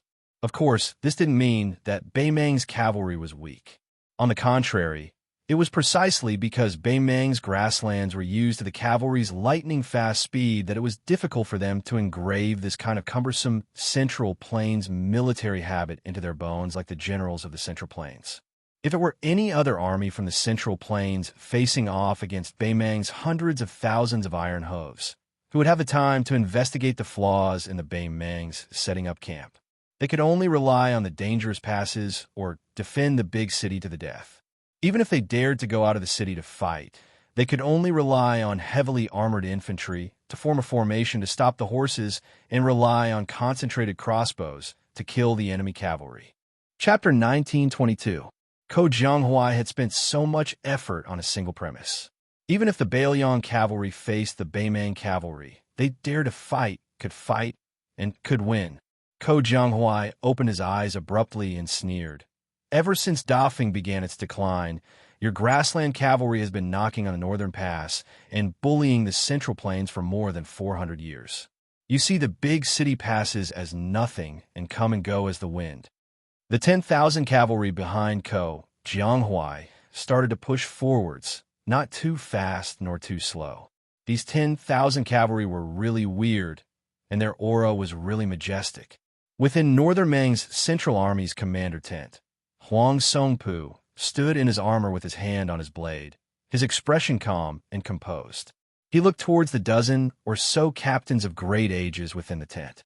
There were trusted subordinates that he personally fostered, as well as those who spoke for Southern Dynasty's Longguan influential families, as well as young and robust generals who relied on their simple backgrounds to climb up to their current high positions. Huang Songpu said solemnly. This time the 30,000 Long Xiang army has appeared. They probably know that they can't defend Qingtsang City, but they aren't willing to expose Qingyuan Army Town at the west gate of Liangzhou to us. Hence, they want to go all in, saving a lot of trouble.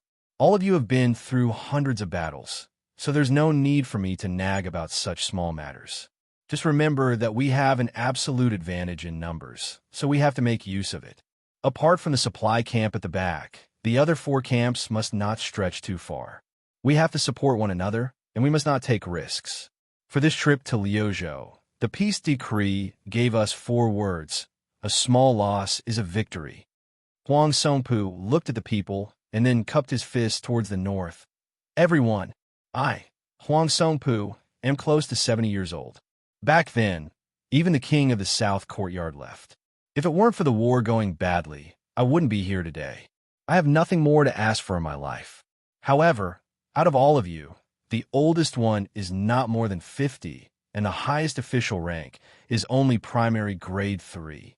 After taking down Liuzhou, no matter how you reward me, I, Huang Songpu, will give you the title of Great General. Everyone in the tent was instantly pumped up. In the Central Plains, an emergency mobilization of more than 100,000 soldiers was definitely not something that could be deployed in a short period of time. However, the Beimang cavalry was different. When the generals hurriedly returned to their camps, loud bugles sounded from all 4 camps. However, because the appearance of the 30,000 Lu province elite cavalry was too unimaginable and the speed of their advance was too fast, the 3 battalions at the front were still slightly behind, and to a certain extent, they had lost the initiative. When the cavalry charged, the enormous penetrative force brought about by the weight and speed of the war horses, as well as the terrifying penetrative force brought about by the sabers and iron spears in the hands of the cavalry, all required a considerable distance to charge up. Furthermore, when both sides had enough time to launch a charge, if one side could coincidentally launch a collision at the peak of their momentum, and the other side only needed to use too much force to show signs of exhaustion, the latter would suffer a great loss. The difference in strength between the battalions could be seen at a glance.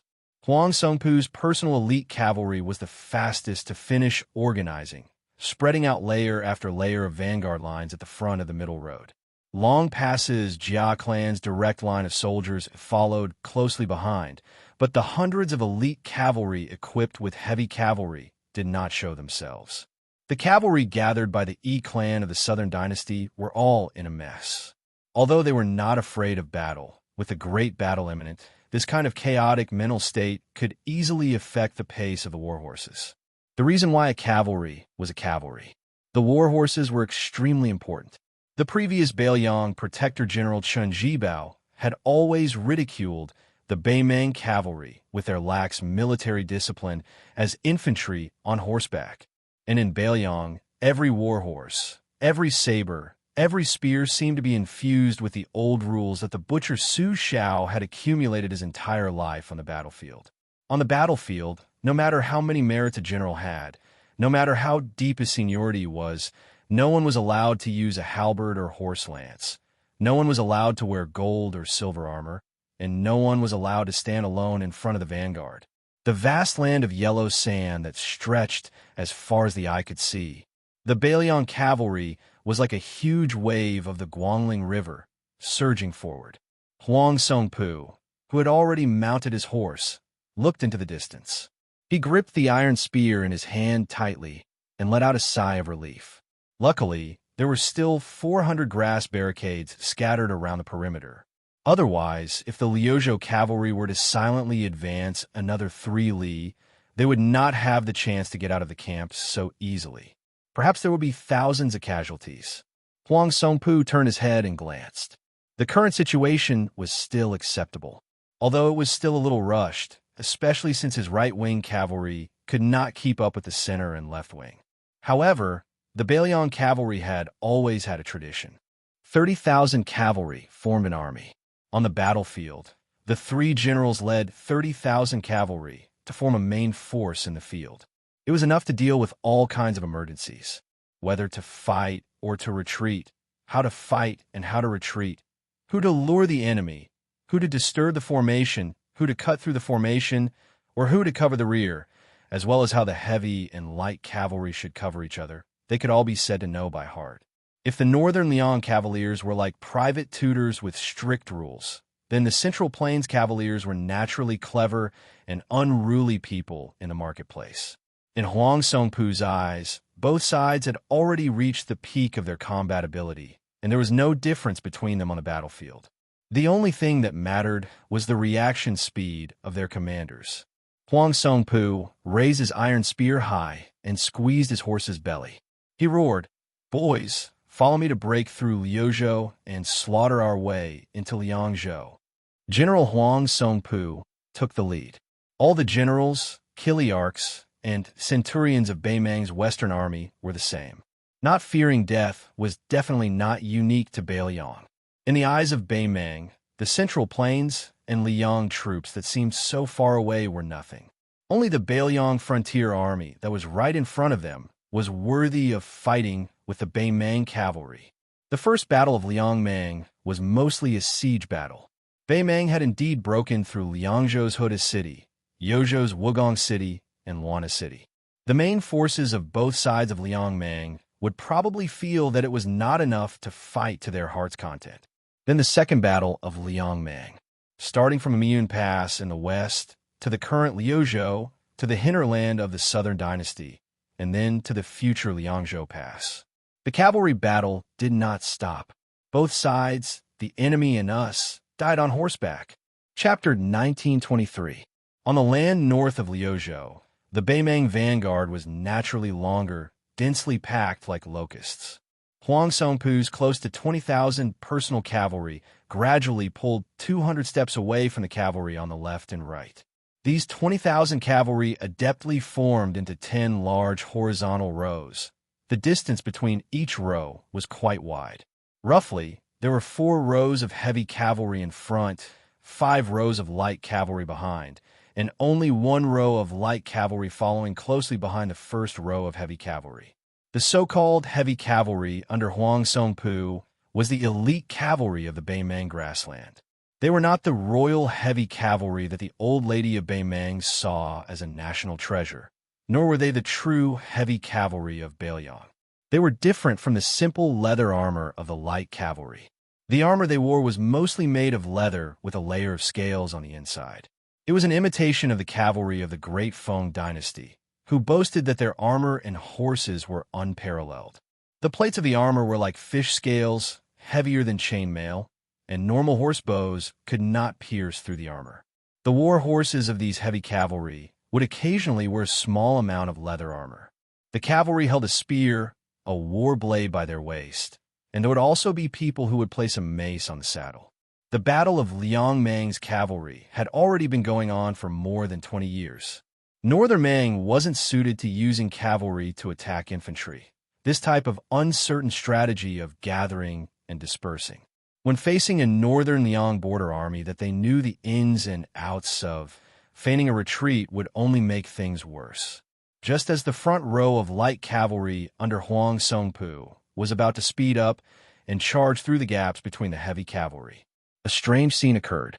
Huang Songpu was supposed to lead the light cavalry to use their lives to slow down the charge of the Beiliang cavalry, and then let the 4 rows of heavy cavalry behind him pierce through the enemy formation in one go. However, the Liuzhou dragonesque elephant cavalry that was originally advancing side by side suddenly changed their formation. Moreover, it became strange. The 10,000 cavalry in the center actually slowed down their charge, while the left and right wings instantly began to pull back their front lines, quickly increasing their formation. Then, they no longer purposely held back the power of the war horses, suddenly increasing their speed, almost bypassing Huang Songpu's middle army. The direction where they entered just happened to be the area where the 3 battalions were connected. It was as if they wanted to cut off the 2 arms of Huang Songpu's main force on the spot. It was too fast. It was premeditated. Encountering this unforeseen event, Huang Songpu did not have the slightest hesitation, continuing to lead the troops forward bravely. Even if the two forces of the Longxiang army succeeded in breaking through the formation, their own side only had 10,000 elite infantrymen stationed in the main camp. There was absolutely no hidden danger of the camp being blown up. Once both sides turned their horses around and charged again, the several hundred heavy cavalry hidden in the left camp, whose strength was closest to the king's iron cavalry, would only need to seize this opportunity to charge out, and perhaps they would be able to completely crush one of the Longxiang army units. If the charging formation of the two Bailiang cavalry forces was full of craftiness, then the fierce collision between the two armies was a direct clash without any hesitation. First, Huang Songpu's group of light cavalry sped up and passed through the gap. They hurled their javelins. These light cavalry soldiers were all outstanding warriors of the Southern Dynasty's border army. Within 50 steps, the power of the javelins was countless times stronger than the horse bows. Almost immediately, the 300 Longxiang army riders fell off their horses and died on the spot. However, the first row of the Bailiang cavalry continued to advance side by side. Everyone's face was cold, and they were afraid of dying first. No matter what the other armies in the world were like, this principle had been passed down by the Sioux family soldiers from the spring and autumn period of the Central Plains all the way to the Northwest Frontier Fortress. It had been passed down for a full 40 years. After throwing the javelins, the Baimang light cavalry either pulled out their blades or threw their lassos. Facing the row of spears, they were similarly fearless. Fighting for life and death with the Bailiang frontier army, how to survive, the Baimang Southern Dynasty border army had also experienced a full 20 years. With just a brush of the shoulder, close to 1,000 Baimang light cavalry soldiers were killed on the backs of their horses with a single spear strike. Those light cavalry soldiers still had to face the iron spears of the Longxiang army behind them. It was destined to be a tragic ending with less than 1 in 10 surviving. This was the true meaning of cavalry clashing. There are no horse bows shooting at each other, and no fancy moves. Because of the resolute sacrifice of this row of light cavalry, the first clash of spears between the Liangmang side gave Huang Songpu's heavy cavalry an innate advantage. Huang Songpu and the close to 100 personal retainers by his side all knocked the enemy off their horses with a single spear strike without any suspense. When cavalry clashed, those who fell off their horses would undoubtedly die. This was the iron law of the border pass. When cavalry charged, the iron spear formation was extremely taboo to pierce through the enemy's body. Even if one could quickly pull it out, it would still delay the opportunity. On the line of life and death, there was no room for any carelessness. Moreover, the two armies chiseled at each other, not just one row of vanguards. Otherwise, where did the word chisel come from? At the same time, one needed to gather as much energy as possible to ensure one's survival in the end. The cavalry army under Great General Huang Songpu's direct command was, after all, one of the top elites in the Southern Dynasty border army. Apart from the first row of light cavalry suffering heavy casualties, the following 3 rows of heavy cavalry were only at a slight disadvantage in the exchange of casualties with the Liuzhou Longxiang army. Without a sound, the last row of heavy cavalry was at the very back.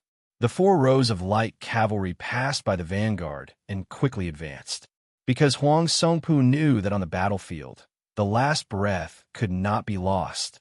Among the 10,000 Dragon Elephant army on the left wing, a middle-aged general with a scholarly appearance acted as the leader and brazenly opened the formation. The cavalry at the front of this kind of formation were all vanguard battalion daredevils, and would die the earliest and fastest. The Baimang West Front Army was not unfamiliar with this person. After the battle 10 days ago, they hated him even more, probably in the entire Bailiang Frontier Army. Only this person could be so unique. He held an iron spear in his hand, a sword hanging from his waist, and halberd pouches hanging from both sides of the saddle. It was the valiant and good at fighting in the Bailiang Frontier Army, the Deputy General of the Longxiang Army, Li Mofen. Chapter 1924. The breakthrough point of these 10,000 riders was precisely Huang Songpu's Central Army and Longguan's Jia noble family's direct line of command cavalry. Probably because nobody expected that the northern Liang border cavalry would avoid direct battle. The 10,000 riders cutting through the formation appear to be like a hot knife cutting through bamboo, like a knife cutting through tofu, with ease and ease. The other group of dragon elephant light cavalry penetrated in even more easily. A few groups of cavalry gathered from the southern dynasties' families rushed out of the camp, so there was a gap between them and the central army formation. In an instant, the 10,000 cavalry sliced through a large portion of them from the flank, actually killing over 1,000 cavalry. If it was said that a frontal clash of 10,000 people from both sides killing over 1,000 enemies wasn't that surprising. Even on Liang Mang's battlefield, which was used to fighting to the death, it couldn't be considered tragic. However, in this kind of pure charging formation, the side with the advantage in numbers losing over 1,000 people was a little preposterous. It was enough to see that the Beimang Southern Dynasty Border Army's second-class elites met the Longxiang Army that was once hailed as the #1 light cavalry in Liangzhou's border army. Even if the Beimang cavalry had a strong desire to fight and didn't show any signs of fear, they were still powerless. If it was said that the Longxiang Army's left and right-wing cavalry avoiding the important and dwelling on the trivial was already inconceivable, then the Longxiang Army's following actions made the Beimang's western main force feel even more confused. After breaking through each other's formation, they should have turned their horses around and launched a second charge. This was the true meaning of the 20 years of Liang Mang cavalry war. However, a scene that made the Beimang's left and right-wing cavalry flabbergasted happened. Under the leadership of Li Mofan and another Longxiang Army deputy general, 20,000 cavalry actually charged straight for Beimang's main camp. Beiliang's iron hooves easily broke through the Beimang camp's simple and crude horse barricade. After entering the main camp, they were extremely familiar with the path, as if they were strolling in their own backyard. The light cavalry charged straight in without any hesitation. The two currents gradually merged together and charged towards the weak supply camp at the back. In comparison, the Longxiang Army that clashed with Huang Songpu's Central Army suffered the most losses, and their speed was also the slowest. Both sides left over 2,000 bodies on the battlefield. The Longxiang Army had slightly over 2,000, while the Beimang had close to 3,000. This exchange was already enough to be called heroic. Huang Songpu, whose armor was covered in blood, had already stopped his horse and stood at the end, shaking off the blood on his lance. The old general turned his horse around and stared with his eyes wide open. He instantly understood the Longxiang Army's true intentions and roared, "Wanyan Injiang, don't bother about the enemy's left and right wings. Do your best to tie down this central army and don't let them escape into camp." The two cavalry camps of Beimang were already sullen. Originally, after passing by the two groups of generals and elephants, they were going to continue forward and meet up with Huang Songpu's army.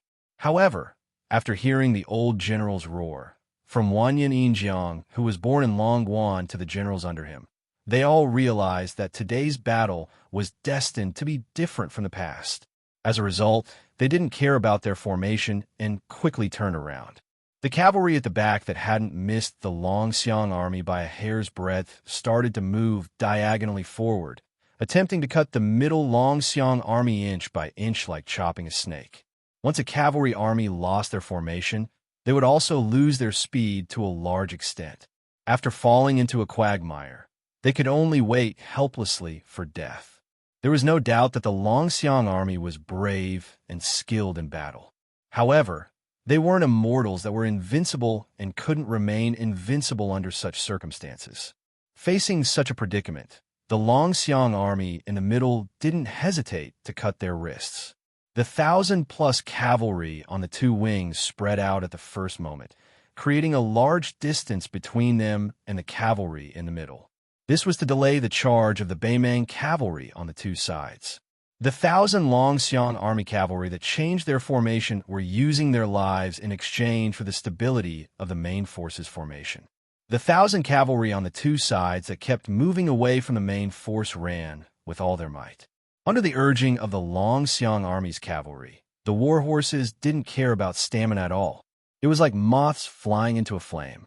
There were Dragon Elephant Army light cavalry who were continuously stabbed off the backs of their horses by the Northern Mang cavalry spears.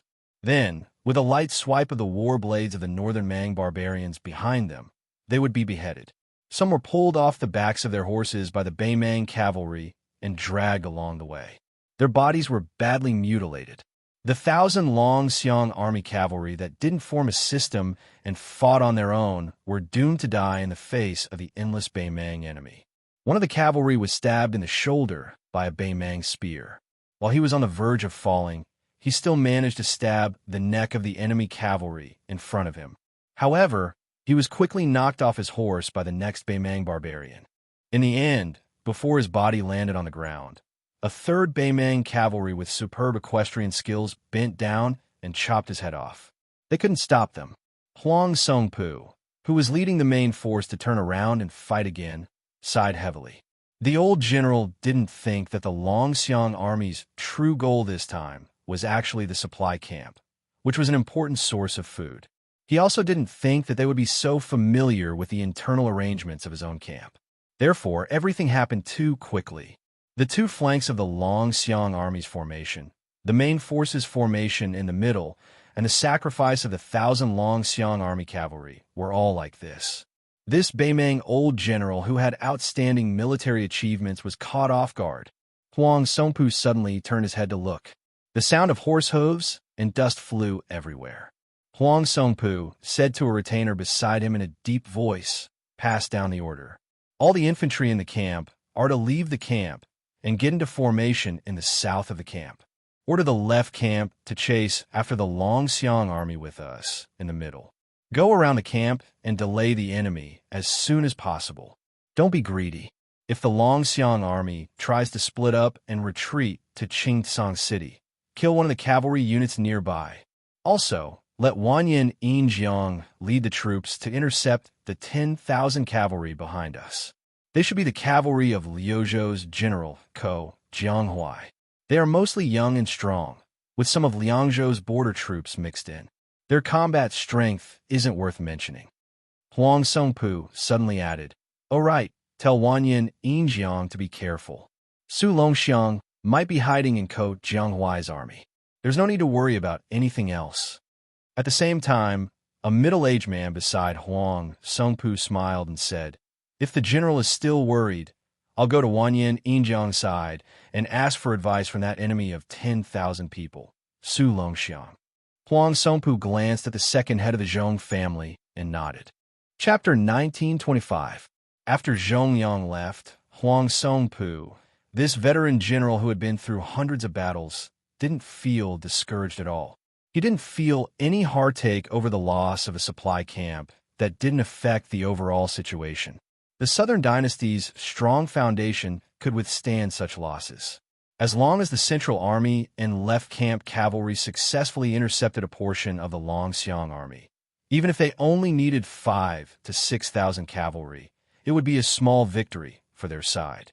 A small victory in the truest sense of the word, and not a small victory as described by the peace decree. In order to ensure that they could catch up to the Long Xiong army that was slaughtering their way through the supply camp, Huang Songpu and the Long Xiong army's elite cavalry went around the camp to the north. The Long Xiong army couldn't possibly escape all the way to the north. They had to return south to Qingtsang. If the Long Xiong army's cavalry dared to escape from the pursuit, they would be seeking their own death. They could only be caught like a turtle in a jar by the Southern Dynasty's army that still had the advantage in numbers. Once Wanyan Yinjiang's elite cavalry destroyed the Ko Jianghuai reinforcements, victory would be in their grasp. This camp would become the graveyard of 20,000 Long Xiong army soldiers. Huang Songpu believed that the deputy general of the Long Xiong army, Lim Mofen, wouldn't be so muddle-headed. In reality, the movements of the Long Xiong army that broke into the enemy camp were all within Huang Songpu's expectations. The Dragon Elephant light cavalry of the three cavalry forces naturally cut down the Bei Mang supply camp without any suspense. They killed anyone they saw and burned any rations they saw. Afterwards, they left the camp from the north. They didn't split up but maintained their formation and went south along the left side of the Beimang camp. Coincidentally, they met the 38,000 Qilong Pass B cavalry. There were still 16,000 elite cavalry under Huang Songpu's direct command. After making a slight detour, they began to gallop over from the rear. Further south, Beimang's Western Army's infantry also began to move out of the camp and into formation. They were already moving to the right to intercept the Beiliang cavalry that was able to smoothly drill their way south. Further south, 20,000 plus elite cavalrymen of the A-ranked noble clans were facing off against the 10,000 Beiliang cavalrymen under Ko Jianghuai. According to the current situation, if the main force of the Longxiang army wanted to cross the three lines of defense and avoid the pursuit of Huang Songpu's elite cavalry, they would have to pay a heavy price. When Wanyan Yinjiang urged his horse forward, he was really proud of himself. He was already imagining himself holding the head of Beiliang's Su Longxiang in one hand and the head of Ko Jianghuai in the other. He was already imagining himself stepping into the Western Imperial Palace where the Emperor was sitting on the dragon throne. He was going to become the first general of the Western Imperial Army to be conferred the title of King and Marquis by virtue of his military achievements. This person in his prime couldn't help but laugh out loud. Beiliang's Huang Manor, Ko Jianghuai, where are your heads? Liuzhou's Lin Yao and Fengxiang towns were surnamed Beiliang's Su or Beimang's Moro. They almost changed their city flags. Originally, Ma Liuke, who was the deputy general of Liuzhou and also held the military power of Fengxiang garrison, was originally a local tyrant of Fengxiang. He was forced to rely on Mount Qingliang because of his circumstances. Afterwards, he was capricious and had many connections with the spiderweb. Finally, last year, he was surrounded and annihilated by the Dragon Elephant Army's deputy, General Wang Lingbao. Ma Liuke's personal cavalry was almost wiped out. Cai Shan, who was the mayor of Lin Yao military town, was much more obedient. Furthermore, Chao Wei's cavalry passed by Lin Yao military town twice, and Xie Shibian took over Ma Liuke's command of the two towns. Cai Shan completely closed his doors to visitors and retired from the officialdom.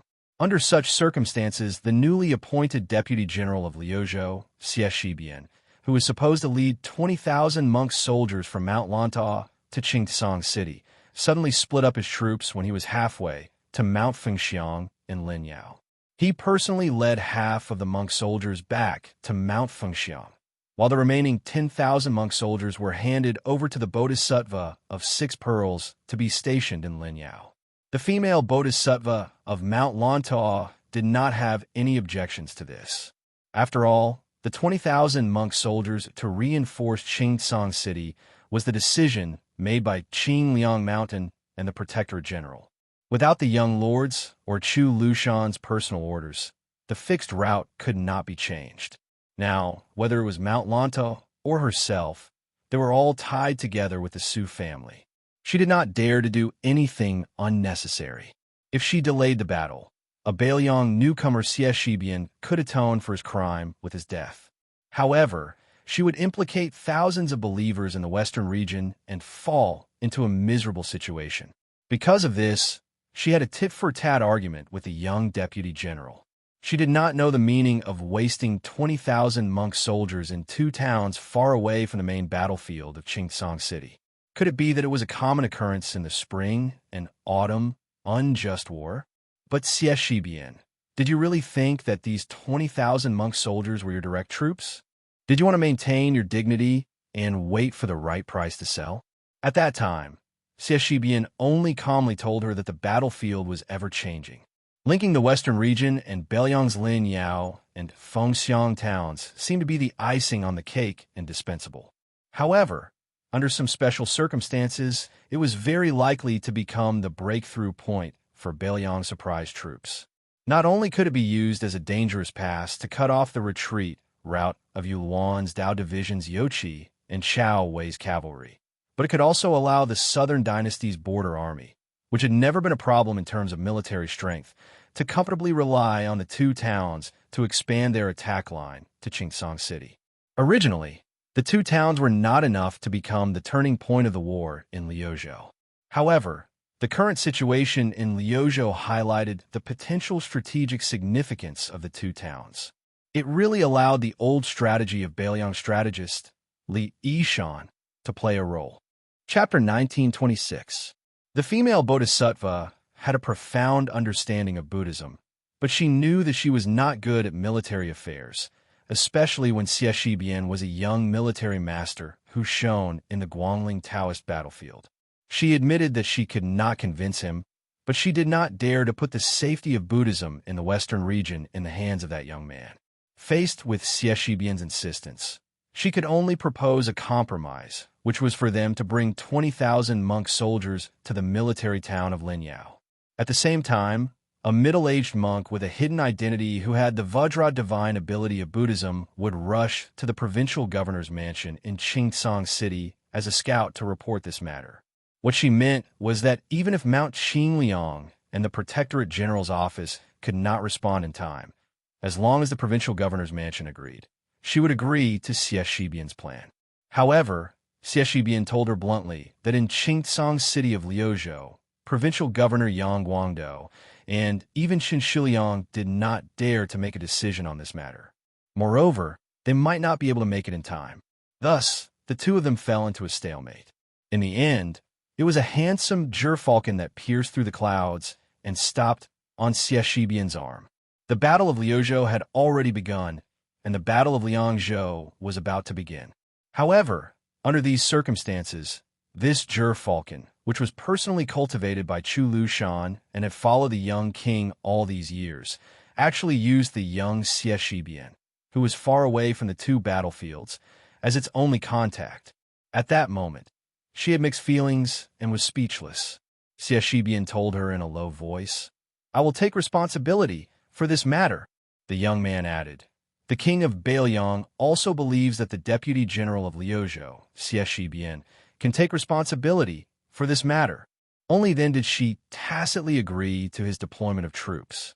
The 20,000 strong and fearless monk soldiers of Mount Lantua split up and entered the two towns of Fengxiang and Linyao. At this moment, the female bodhisattva, who was dressed in a white kasaya but had a head full of black hair, stood on the city wall of Linyao. She looked at the 10,000 elite soldiers of Beimang outside the city, escorted by thousands of cavalrymen, and felt relieved. She had made the right bet. Beimang did intend to ambush the two towns. Even someone like her, who didn't know much about military affairs, knew that the weak military strength that was continuously transferred out from the two towns was not enough to defend the two towns. She had some general understanding of some of the main elites of Liang Mang's border armies, for example, the Great Snow Dragon Cavalry and White Horse Crossbowmen outside Liangzhou Pass, Yin Wenwan's infantry within Yuzhou, and the Longxiang army in Liuzhou. She had heard of the Northern Mang Southern Dynasty's Dong, which was infantry that was said to be able to wrestle with Yozhou's infantry, as well as that Fatty Dong's Crow Cage, the Chang cavalry that had already been wiped out in Lu Province, the Ruren cavalry that had now been disbanded, and so on. Apart from these, there were also some troops that she was not unfamiliar with. Among them, there were the infantry brigade of Beimang's Southern Dynasty border army. Everyone knew that the grassland cavalry had been harming the Central Plains for nearly 800 years, but they had never heard that there were troops and horses that were good at attacking cities. They had always either bypassed those impregnable passes and high cities, or the grassland cavalry had always taken the initiative to seek out the main force of the Central Plains border army and annihilate them in one fell swoop, causing those border cities to lose their original strategic significance. However, things were different in Beimang now. Other than Dongzhuo's private army, which was mostly made up of infantry, the Southern Dynasty border army had a special kind of troop stationed in several military towns. They were the infantry brigade. They were definitely different from ordinary infantry, and their treatment was not inferior to the heavy armored infantry in the history of the Central Plains. They were the true soldiers of the Empress of Beimang. Li Yishan once described this troop as follows. The infantry brigade of the Southern Dynasty of Beimang is the result of the painstaking efforts of the king of the Southern Courtyard, Huang Songpu. They go up and down the hillsides, enter and exit the streams, and are the best at climbing high and traveling light. In the deep and dangerous valleys, they use the infantry brigade more often. Their ability to attack cities is not inferior to the top elite soldiers of the Central Plains. She gently exhaled, and her eyes instantly turned cold. She casually threw an armored corpse high out of the city. It was Kai Shan, the Lin Yao city's Mu, who was waiting for an opportunity to make a move. Bei Meng obviously came prepared. They had already convinced Kai Shan to submit to the Southern Dynasty. With them working from the inside and outside, how could Lin Yao defend the town? Before entering the city, Xie Shibian told her to keep an eye on Kai Shan. As long as there was any movement, it was better to kill the wrong person than not kill at all. She didn't even look at the corpse that fell heavily to the ground. She muttered, "I used to think that the so-called godly use of troops in military books were just boasting by historians who used to be scholars. Now it seems that I was a frog at the bottom of the well." Not only did that youngster foresee Northern Meng's intentions to encroach on the two towns through that gerfalcon, he gave the order to Chao Wei's cavalry that they didn't need to provide support to Yu Luan's Blade Division's Yuzhou cavalry in Southern Dynasty's hinterland, but rather quickly return the way they came, and then wipe out all of the Northern Mang border army that infiltrated Lu province's border. Such courage and decisiveness really made her, who was on the same side, feel terrified. Just in case, when things came to a head, one was won. However, that Lu province deputy general just happened to be able to return this chance to Northern Mang exactly as it was. She did not feel that this was a blind cat meeting a dead mouse. Among those who practiced martial arts, there were also exceptional geniuses who were unparalleled. It was the same for those who used troops. They became heroes that never appeared in the world. On the city wall of the Phoenix Legion town in Beiliang, which was the furthest out of the three towns in the west, Xie Shibian was wearing armor. His hand pressed on his cold blade, and his expression was cold. Even in such attire, this scholarly-looking young man gave one the feeling of a scholar. In a voice that only he could hear, he said in a low voice, "Ko Jianghuai, you said in your early years that one day in a cavalry battle, you would fight as if you were using your cavalry to bully your infantry." The evaluation of the Liang dynasty was that since the Dafeng dynasty, he was called a Confucian general. He used the spring and autumn weapon armor Yi Bai Kuei to win. After him, it was Chun Jibao. After Chun Jibao, Xie Shibian was the top Confucian general. The three of them each had their own strengths, and there was no difference in strength. Maybe because Xie Shibian was the only one who was still alive and held a high position in the imperial court, such a conclusion might not have been able to convince the masses. Even so, Xie Shibian's position in the hearts of the future strategists was already enough. Regarding this matter, Xie Shibian, who was in his twilight years, could only laugh to his close friends. "In terms of using troops, I am far from Ko Jianghuai." Xie Shibian, Ko Jianghuai, to choose twin jade annulus. Today, he was Beiliang's twin jade annulus. Chapter 1927. For a cavalry army that didn't have the advantage in numbers to try and break through the three lines of defense that were tightly connected, especially when two of the lines of defense had large-scale cavalry forces, under normal circumstances, it was no different from a fool's dream. If one added on the fact that there were close to 20,000 elite cavalry chasing after them, the situation could probably be described as a land of death. It was precisely under this type of extremely dangerous situation that the Longxiang army that was charging south began to change their formation. The vanguard cavalry that had most of their spears and lances destroyed slightly pulled back the front line. With Li Mofin at the head, everyone pulled out their blades and formed a conical formation. It was clear that they wanted to use the fastest speed to break through the Yi Longguan family's 38,000 cavalry. At the same time, roughly in the middle of the Longxiang army's formation, a clear dividing line was stretched out.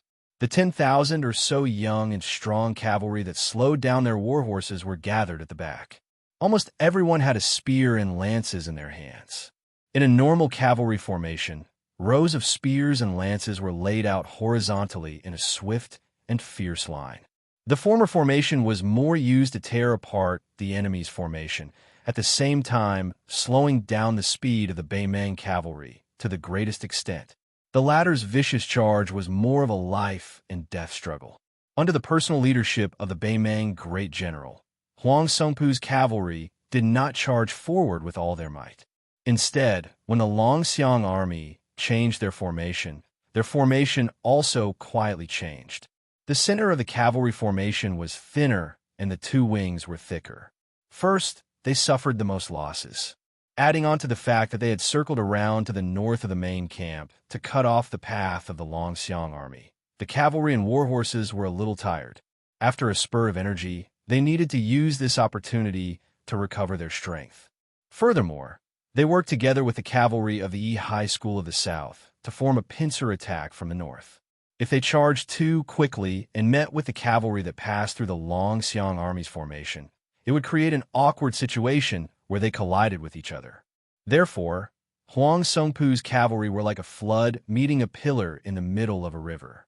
They intentionally gave up a large area in the north to allow their allies to turn around. When the time came, the two cavalry forces that naturally gathered together would be able to form a perfect formation with both wings thick and heavy. Together with the cavalry formation that was formed by the soldiers that came out of the camp, they would definitely be able to deal considerable damage to the Longxiang army that had been defeated time and time again. However, Beiliang's Liuzhou border army was already showing signs of complete annihilation.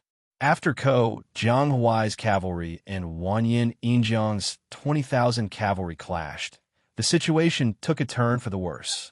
The 20,000 Southern Dynasty's elite troops originally thought that it would be a simple battle where they would be able to obtain great military merits. Who would have thought that after the clash, they would be completely defeated? Ko Jianghuai and a young general wearing a strange red armor were neck to neck, and their momentum was unstoppable. The two cavalry were like this, and the 10,000 cavalry behind them were even more so. If not for Zhong Liang, who was hiding beside Wanyan Yinjiang, saving him, Wanyan Yinjiang would have been pierced through the chest by the young man wearing the red armor. If not for the fact that the young man who won the title of Enemy of 10,000 in the Liangmang battlefield did not have any desire to fight, even if Zhong Liang wanted to protect the second in command of the Longguan aristocrat clan, it would not be easy. However, Zhong Liang, who was in the middle of the battlefield, was also scared witless. How could these 10,000 cavalry be Beiliang's last ranked cavalry? They were worthy of being the main force of the Longxiang army. Wanyan Yinjiang's 20,000 elite cavalry were like a piece of silk that was torn apart by a sharp weapon. After the clash, more than 3,000 of them were lying on the ground. This kind of heavy injury was simply unimaginable. Pull one hair and the whole body will be affected. Wanyan Yinjiang's elite cavalry was mysteriously unable to withstand a single blow, and it directly caused the hearts of the Beiliang's western infantry to waver. This was because as long as the Longxiang army from the north smoothly went south, it would form a situation where two cavalry armies would attack one infantry army from the north and south. This was enough to be fatal to the large formation where only the last ranked men on the grassland would be reduced to infantry. In an instant, the situation changed, and victory and defeat changed hands. Although the 40,000 cavalry gathered at the E gate of the Longguan Pass still gritted their teeth and tried to stop the Longxiang army from going south, when faced with the 25,000 Beiliang cavalry, they naturally didn't have the strength to do so. The iron spear of Li Mofen, who had killed no less than 30 enemy cavalry, had long broken apart. The 40 or so halberd pouches on both sides of his saddle had even been used up. Of the 40 or so corpses in Northern Mang's supply camp, all of them had a short halberd stuck in their heads. Li Mofen, who was the vanguard of the cavalry formation, was the first to successfully kill his way through the enemy's formation. This deputy general of the Longxiang army seemed to have 25,000 Longxiang army cavalry behind him, but in reality, it was less than 15,000 cavalry. This was because there were 10,000 Ko Jianghuai's troops that were far weaker than the dragon elephant cavalry. Those 10,000 outstanding vagrant youths, who had been conserving their strength from start to finish, were left with the corpses of the Beimang cavalry wherever their long spears passed. Ko Jianghuai's sneaky substitution was precisely the key to this battle that gave the Beimang cavalry a feeling of absurdity from start to finish. In reality, these 10,000 people had been following behind the left wing's two groups of dragon elephant light cavalry from start to finish. From breaking through the enemy's formation to entering the camp, and then to now heading south, their losses were negligible. In the early stages of the battle, the two wings of the Longxiang army broke through the enemy's formation too easily, so the Beimang didn't see through their identities. As a result, on the current battlefield, the Beimang army was in an incomparably awkward and comical situation. The southernmost Wanyan Injiang's cavalry was beaten to the point where not a single bit of their energy was left. From the main general to the ordinary cavalry, everyone was panicking and at a loss. Then there was the infantry formation that had yet to completely solidify. The top-notch infantry of the Northern Mang and Southern Dynasty's border army, more than 20,000 infantry soldiers, had already been deployed to launch a surprise attack on Phoenix Town and Linyao Town. This infantry army that had hurriedly left the camp and formed the formation were mostly clad in light leather armor. After all, they were not the heavy armored infantry that specialized in facing the grassland cavalry in the history of the Central Plains. Moreover, the original intention of this infantry army was to attack Qingtsang City in Lu Province. How could they possibly be used to resist the frontal assault of the Northern Liang cavalry? For this type of infantry and cavalry battle, the Beimang infantry, be it in terms of equipment or training, were all abnormally immature. The men of the Northern Mang grassland had always been the weakness of the men of the Northern Mang grassland. They were naturally unfamiliar with the heavy crossbows that they were not used to. Suddenly, they had to stand still and face the charge of the Northern Liang cavalry. It was easy to imagine the extreme discomfort they felt. Further north was the Yi High School cavalry that had brushed shoulders with the Longxiang army. The northernmost was the Huangsong Pu cavalry that had given up their corps. The perfect defensive line that should have been united was now in tatters. Beimang still had the advantage in numbers, but the morale of the Liangmang side was like heaven and earth. Li Mofen raised his head and looked at the Ko Jianghuai cavalry that was a Beimang infantry formation. That was the true main force of the Longxiang army. The corner of this general's mouth twitched as he raised his cold blade and lightly spun it. The 10,000 dragon elephant light cavalry behind him didn't even bother about the infantry formation. They circled around the formation and easily went down south. When Li Mofen heard a voice, he suddenly turned his head in shock. After the frontal collision, there were still 8,000 strong refugees behind him. One of them actually charged straight at the Beimang infantry formation, his spear pointing forward as he furiously hollered, "Liuzhou cavalry! May the dead die! Follow me to death!" Li Mofen, whose face was cold, slowed down his horse, turning his head to look towards the north. Was that fellow crazy? The start and end of today's battle was due to Ko Jianghuai's careful planning. Originally, everything was within Ko Jianghuai's calculations. However, that Liuzhou general didn't allow the refugees to die on their own accord. One must know that such bold actions would result in military merits after the battle. Based on Bailiang military law, a light punishment would be a demotion in rank, and a heavy punishment would be beheading in public. In Li Mofen's field of vision, he saw that when that rider was about to collide with the Northern Mang infantry's barricade spears, he suddenly tightened his reins. That A-ranked warhorse from the silken pasture suddenly leapt high into the air. It jumped over the first two rows of spears that were slanted forward, crashing into both the man and the horse. The heavy fall of the horse's iron hooves trampled a Beimang infantry soldier to death on the spot. The warhorse that couldn't bear the heavy burden had its knees broken. That Liuzhou cavalry viciously thrust out his spear, piercing through the chests of 3 infantry soldiers in a row. After landing, the Liuzhou cavalry held his spear with both hands and charged forward. Behind him, the vanguard of the cavalry faced the Beimang cavalry formation that was shining with a cold light. The men and horses didn't retreat at all. charging straight ahead. Those Bailiang war horses were stabbed to death by the sharp spears. When the cavalry faced the infantry formation that was waiting for them, the vanguard cavalry would definitely die. This was the only way to break the infantry formation bit by bit. Apart from using the lives of the cavalry and war horses, there was no other shortcut. 8,000 Liuzhou cavalry. Charge. In the end, not a single one of them followed the Longxiang army back to the south. On the first row of Northern Mang's infantry's barricade horse infantry formation, many of Lu Province's troops were hung with corpses. Chapter 1928. Some of the spears even had 2 corpses hanging on them. Under such an endless barrage, the infantry formation had no choice but to retreat. Under the great inertia of the war horses' charge, many of the barricade lances were snapped. Even though many of Flo Province's cavalry were shot to death by heavy crossbows, many war horses still relied on the inertia to charge into the formation. There were already Northern Mang soldiers who were directly smashed to death within the formation. When had this Beimang infantry formation seen such a cavalry charge that did not care about casualties?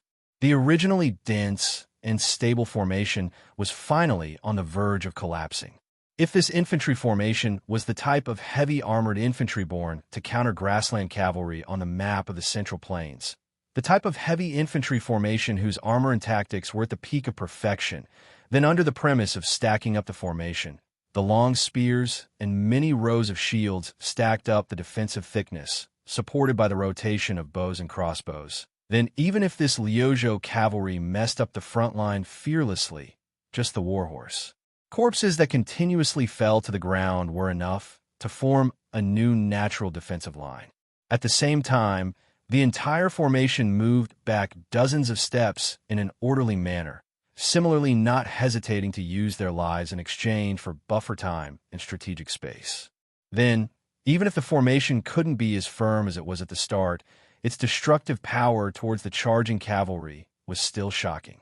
Unfortunately, this was not the Battle of Miyun Pass. The Beimang infantry commander was also not Xie Shibian, who used the horse blocking tactic to perfection.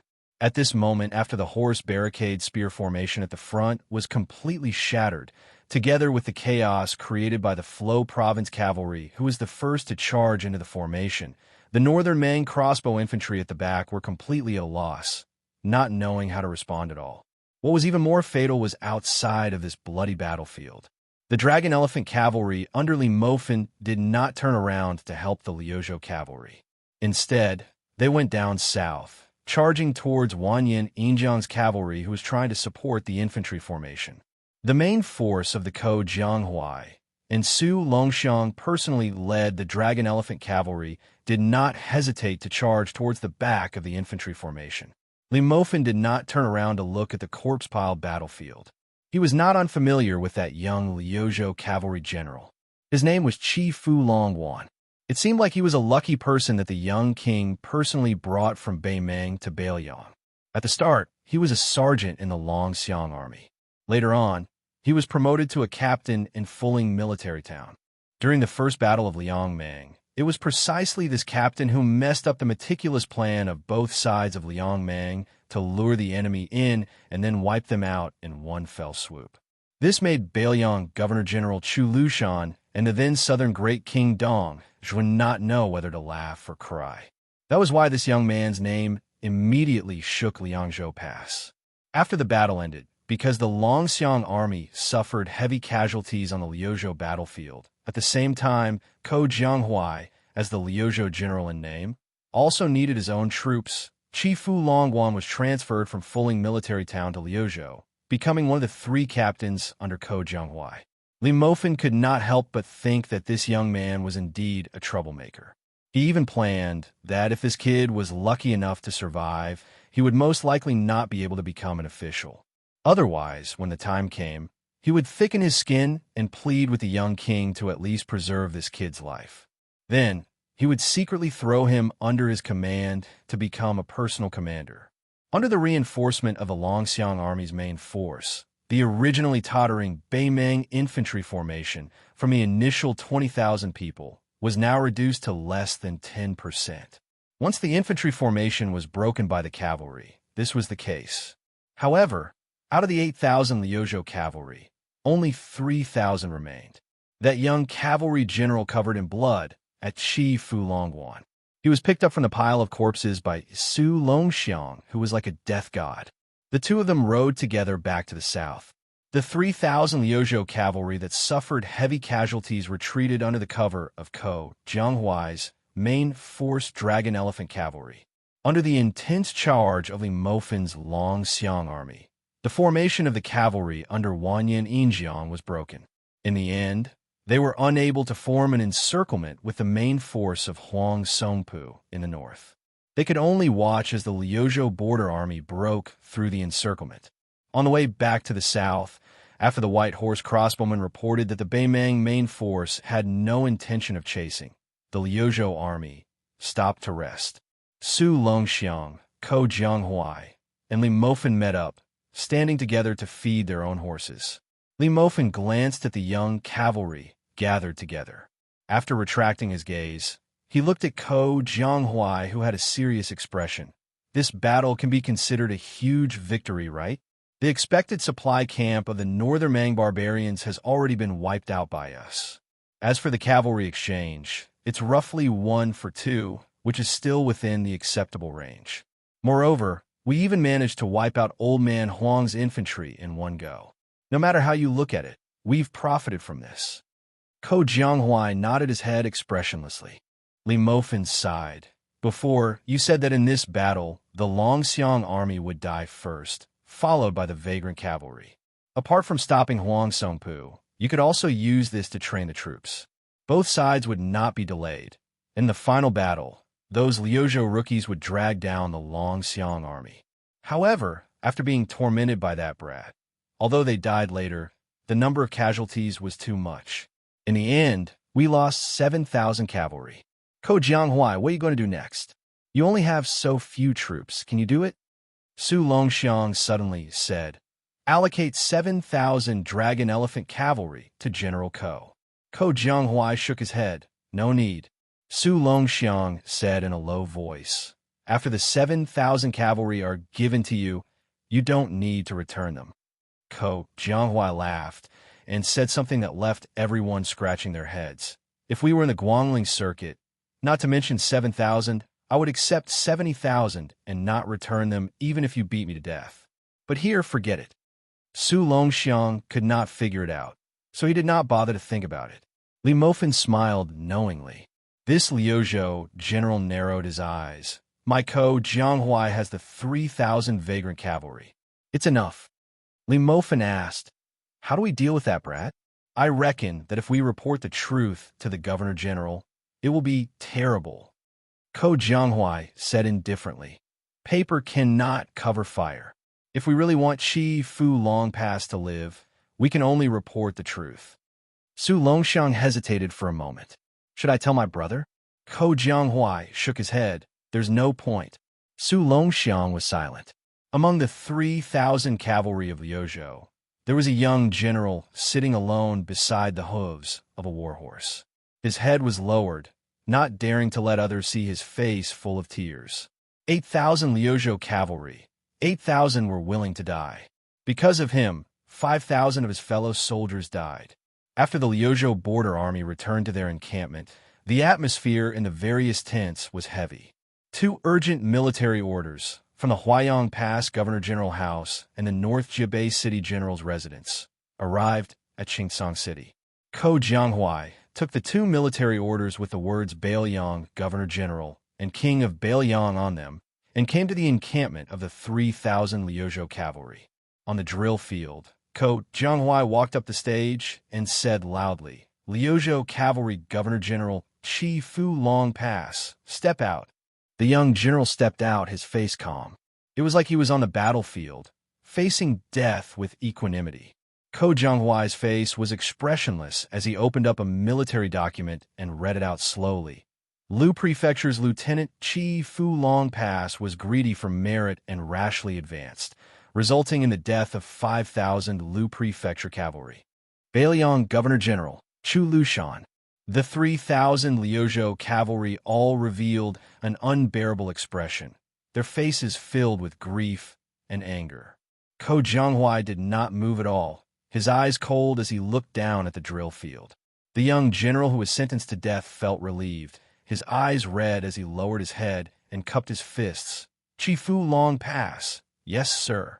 Ko Jianghuai's mouth twitched, suddenly asking with a smile, "Bailiang Governor General, in Bailiang, is that a high enough position?"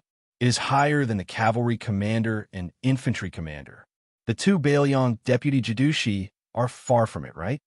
All the cavalrymen on the drill ground who were originally refugees were confused, especially those at Kifulong Pass. Ko Jianghuai took a step forward and started to read the second military order from North Jibei City. Since the beginning of the Su family cavalry, even if the camp did not have armor, blades, or horses, it was still iron cavalry. Liangzhou cavalry has 6 old camps, and Yuzhou had a new one last year. Reading up to this point, Ko Jianghuai paused slightly. Today, Liuzhou also has an iron cavalry camp. They are allowed to raise the camp flag and fight on the battlefield. Ko Jianghuai held the military order tightly and took another step forward. After taking a deep breath, he said in a low voice, "Liuzhou cavalry has a new camp, the direct collision camp. Chifu Long Pass, from Liuzhou cavalry captain to direct collision camp sergeant. As sergeant, you will lead this camp. King of Bailiang, Su Fengyan." Ko Jianghuai looked at the young general and shouted angrily, "Chifu Long Pass." "Yes, sir." Chifu Long Pass straightened his back, his voice trembling slightly as he shouted with all his might, "Chifu Long Pass. You dare not to accept the order." Bailiang military law, Bailiang cavalry, as long as they wore armor, even if they met a general, they would never have to kneel.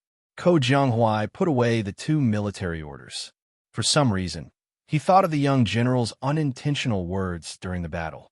This Liuzhou general gritted his teeth and said word by word, "Liuzhou iron cavalry, may the dead follow me in death." On the drill field 3,000 times, "May the dead follow." Chapter 1929. Before the 6 Pearl Bodhisattva parted ways with Xie Shibian, he had asked this deputy general of Liuzhou a question. "Were you not afraid that Qingcang City would be lost because the 20,000 monk soldiers did not arrive in time to reinforce Liuzhou after the 2 of us defended Linyao and Fengxiang?" At that time, Xie Shibian's answer was very interesting. With Ko Jianghuai there, it would be impossible. The Bailiang Frontier Army had always had the habit of being xenophobic. The deputy general of the infantry, Great Ancestor Gu, had already won a great reputation in the spring and autumn war. However, outside Liangzhou, he had never reached the level he should have. It was obvious that he had the support of the young feudal lord, but he could not change that awkward situation. Jean Partridge Zhou Kong once had a falling out with him in the military town of Grave Tomb. For example, as the deputy general of the infantry, if Chun Yinshui had something to discuss with the left and right cavalry of Liangzhou, or if he needed to borrow people, perhaps he did not even need to come personally. A letter would suffice. Even if he wanted to poach the cavalry, from Yuan Zuozong to He Zhonghu and Zhou Kong, everyone would probably endure it. At most, they would laugh and scold him when they met. However, when it came to Great Ancestor Gu, even if he was a veteran general of the Spring and Autumn War who had a stable place in the military history and was known as the founder of the world situation theory, he would definitely not receive such treatment in the Bailiang Frontier Army. Not only Great Ancestor Gu, in fact, the younger generation Yuandao was also in a bad situation at the beginning. Therefore, he could only go from Liuzhou to Yuzhou, which was regarded as a cavalry general, and not directly climb up the ranks in Liangzhou. It should be known that before the Yuzhou cavalry won the series of battles outside Gordmouth, the Yuzhou cavalry had always been ridiculed by the arrogant Liangzhou frontier cavalry as the embroidered cavalry. In private, they laughed that they were the daughter of the old General Yanwenluan. After the first battle of Liangmeng, General Ko Jianghuai of Liuzhou, who was the neighbor of the Longxiang army, the Longxiang army needed to replenish its troops. Whether it was He Zhonghu, Zhou Kong, or even the young cavalry general Chao Wei, who had never been to the border, all of the Liangzhou frontier cavalry had to do as the young lord wished. Although the entire Beiliang officialdom knew that this person was a genius in the art of war who had made great achievements in Guangling, in the end, most of the troops and horses under his command were young and strong. It was also said that after Ko Jianghuai managed to gather a cavalry of 10,000 people, neither the Xinli pasture nor the Tianjing pasture in Lianglong were willing to give them good war horses. It was only because of the young lord's strict military order from Mount Qingliang that they did not give him inferior war horses. Ko Jianghuai was like this. In fact, Xie Shibian, who is also one of the twin jade annals of the Chu, was not much better. Before he was temporarily promoted to the position of Deputy General of Liuzhou, he had rushed to Miyun Pass with Chao Wei's elite cavalry. At that time, the cavalry under his command was of mixed origins. Most of them were the cavalry of Feng Xiang and Lin Yao, who were originally horse bandits of the western regions. Adding on the 2,000 to 3,000 cavalry recruited by Chai Dongdi and Han Wenbao, this kind of mixed group of soldiers and horses was something that even the Yuzhou cavalry, who were looked down upon by the Liangzhou frontier cavalry, looked down upon. Whether or not this kind of deep-rooted habit could be changed was related to the prestige of the new Liang prince. However, the relationship was not so big that it could be changed overnight. Moreover, the young lord seemed to have a confidence that bordered on arrogance. In reality, whether it was Yu Wandao, who had been promoted by He Zhonghu to be the second deputy general of the left cavalry, or Ko Jianghuai, who was not so worthy of the title of Liuzhou general, neither of them disappointed Beiliang. Xie Shibian, who had already helped Chao Wei take Miyun Pass, was even more so. Before Xie Shibian led his troops into the Feng Xiang town, there were 2,000 soldiers guarding the town. Half of them were refugees, and half were Yuzhou infantry.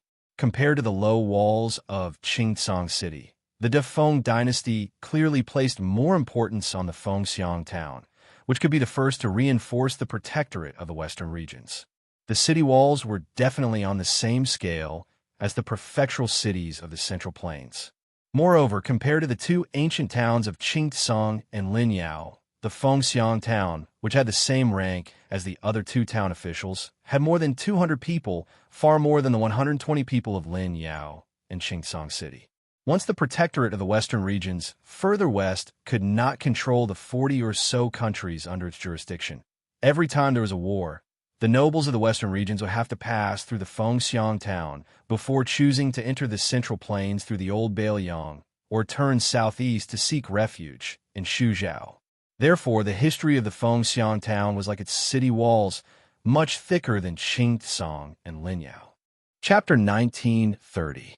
If they didn't have the 10,000 monk soldiers from the western border serving as their backbone, facing the 10,000 Southern Dynasty infantry attacking the city, as well as the 3,000 cavalry waiting outside the city for an opportunity, Phoenix Soaring Town would have only been able to lay down a few more northern Mang barbarian corpses below the city walls and above the city walls.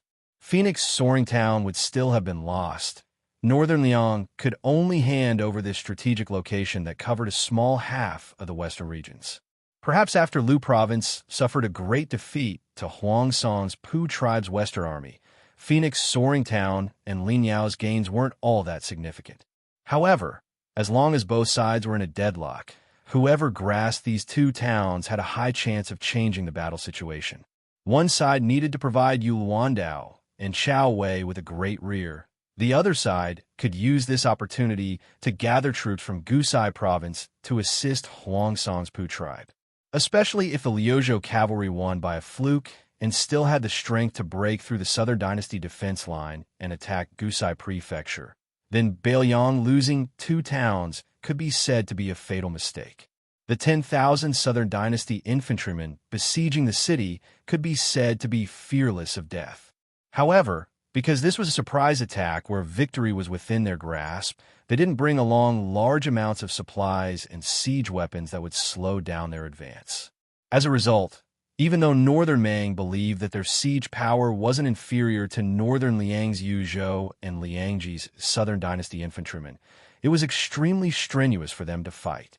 Even though the infantrymen under the city walls didn't have any geographical advantage at all, they still displayed astonishing accuracy. Many of the refugee youths who were truly participating in a battle for the first time, even though they were warned not to stick their heads out between the 2 rounds of arrows, many of their corpses could only be dragged down the horse path. Under the premise that she did not use the monk soldiers of Mount Lantois, the groups of dare-to-die warriors with shields and blades in their mouths attacked the city several times. Then, they were forced back time and time again by the usual infantry and refugee youths. From noon to dusk, the infantry paid close to 2,000 lives. More than half of them died on the city walls and were thrown down. During this period of time, Bien only let the strong and powerful monk soldiers participate in the defense twice. Twice only. Night battles were naturally not beneficial to the siege side. The infantry gave up after trying to attack the city once. They had attacked the top of the city many times, but were unable to break through. It was just like how the grandmasters of the Jianghu were only one step away from breaking through. Naturally, they would not give up just like that. The second day was destined to be an even more tragic battle. The defenders were extremely silent. Everyone looked at the monk soldiers from Mount Lantois, especially the expressionless young commander. Their eyes were filled with grief and indignation. It was not that they were afraid of death, but as long as the young man with the surname Xie was willing to send 1,000 people to the front line, they could reduce the number of casualties. Even if there were only 500 people, it would be fine. That was why the next morning, when the Northern Mang barbarians sounded the siege bugle horn, a high-ranking officer who left from Yozhou's infantry to serve as Phoenix Soaring Army's guardian general said something to Bien. Then, that middle-aged man whose shoulder was already penetrated by an arrow yesterday personally drew his blade and hurried to the battlefield. He had said that with a smile. "General Xie, don't worry. You can sit on the city wall and watch how the Beiliang Frontier Army repels the enemy." In the Liang Army of the Central Plains, if one was a lieutenant or a general, they could be praised by others as a general. However, in Beiliang, only the old Prince Liang Su Shao had this honor. The cavalry and infantry Yuan Zhuozong and Yin Wenluan could not. The new and old Beiliang Governor-Generals Chun Jibao and Chu Lushan could not either. Apart from the Yuzhou cavalry that they had fought side by side with outside the pass, the new Liang Prince Su Fingyan was rarely called a general. Most of the time, he was just called a prince. This was why Bien was called a general with a surname. He definitely did not have good intentions. As the deputy general of Liuzhou and the general directly under Feng Xiang and Lin Yao, Bien did not seem to mind at all. His face was dark as he watched the general walk away. For the entire day, more than 2,000 wandering souls and wild ghosts were found by the Bu Ba army in this foreign land. After the 10,000 infantry discussed with the cavalry general, they started to retreat. Of the 2,000 Beiliang border soldiers, only 600 were left. The general who had almost died on the city wall was dragged off his horse by a monk soldier. He spat out a mouthful of blood and cursed in the direction of the deputy general of Liuzhou. F***K U Bien. The remaining 600 people, apart from less than 100 old Yuzhou soldiers, were all refugees and young adults. Both sides were filled with hatred for the young man who did not move from start to finish. Just as Bei Mang was about to retreat, Bien ordered. Bien had already ordered, "Monk soldiers, follow me out of the city. No matter the cost, hold them back for at least 6 hours." This kind of action of not doing anything during a battle and then taking credit after the battle had not been seen in the Beiliang border, where military law was like a mountain. Bien did not explain a word. The middle-aged monk from Lantois Mountain who had saved the general followed Bien down the city wall. He hesitated for a moment and finally asked, "General Xie, should we inform Lin Yao? Take them down along with the infantry?" This martial monk was a top figure in Lanto Mountain. Whether it was in Buddhism or cultivation, he was very outstanding. One method could lead to 10,000 methods. Through the female bodhisattva's secret message, he knew that the Yuan sword cavalry would turn around and help them stop the infantry. But for some reason, Xie Shibian shook his head. No need. The monk could not understand, but he did not say anything. After all, Xie Shibian was the main general. The middle-aged monk had personally experienced the terror of Bailiang's military law. No matter how dissatisfied the 2,000 infantry were, no matter how close Xie Shibian was, they still fought to their deaths. He was just full of doubts. He had only heard of generals on the battlefield since ancient times. Other than a small group of people in history who were afraid that their achievements would shock the emperor, there were only a few who thought that their achievements were not great enough. This young man, surnamed Xie, was very strange. After Xie Shibian led the monk's soldiers out of the city, he turned his head to look at the ruined city wall of Fengxiang and muttered to himself, "Refugees, refugees, people of Liuzhou, exiled people. Sir Li, you are so ruthless in your use of troops, so amazing in your use of troops.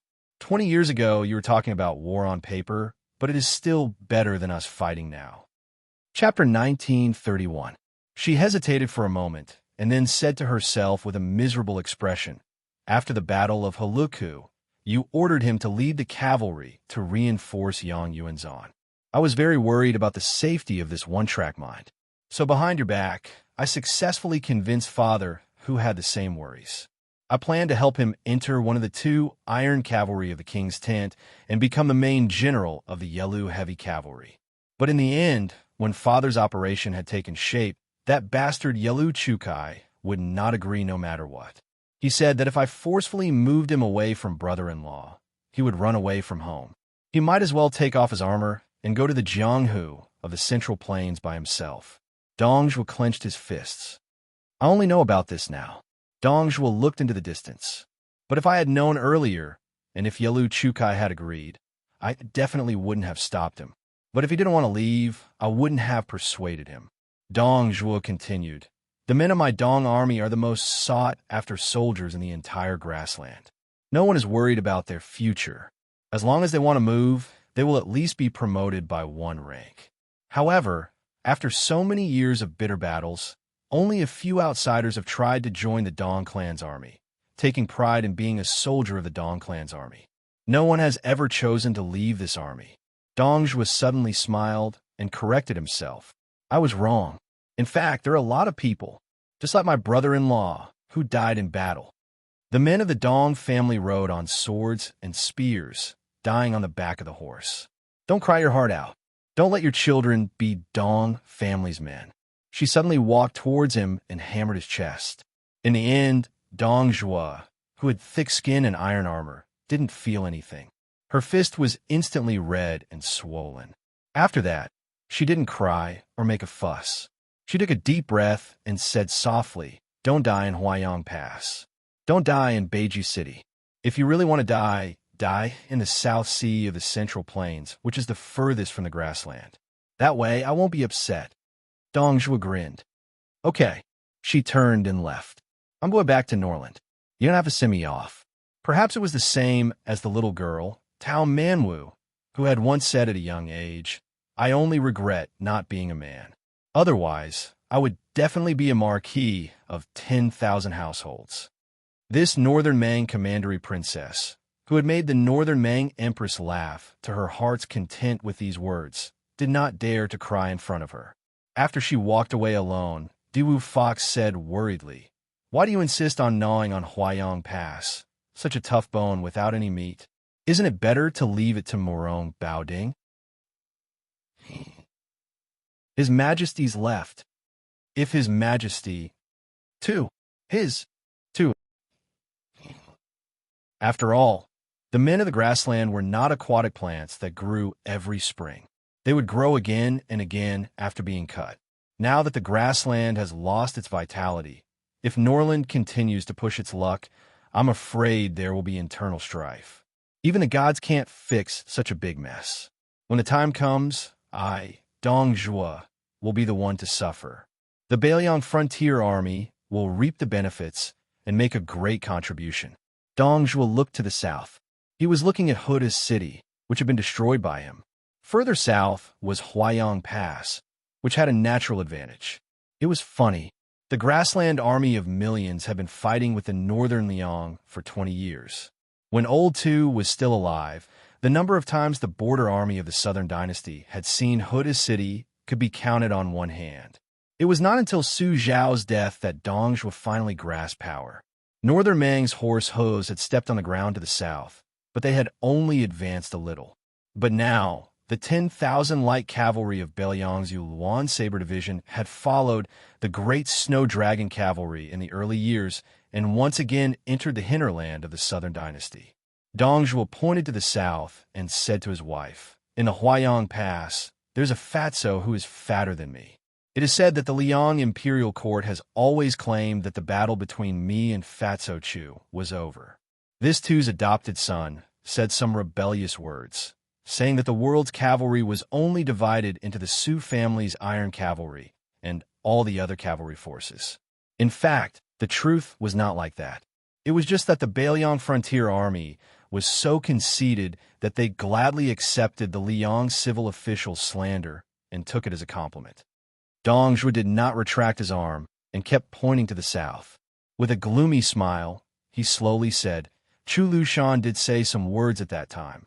I remember that guy was sitting high on the horse and pointed the tip of his iron spear at me.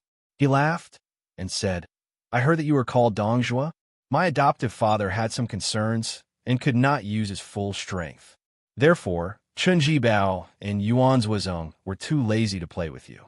I, Chu Lushan, had nothing to do and came to fight with you. Otherwise, with your little ability and your lousy troops." Dongzhuo did not speak for a long time. The fifth fox curiously asked, "What happened next?"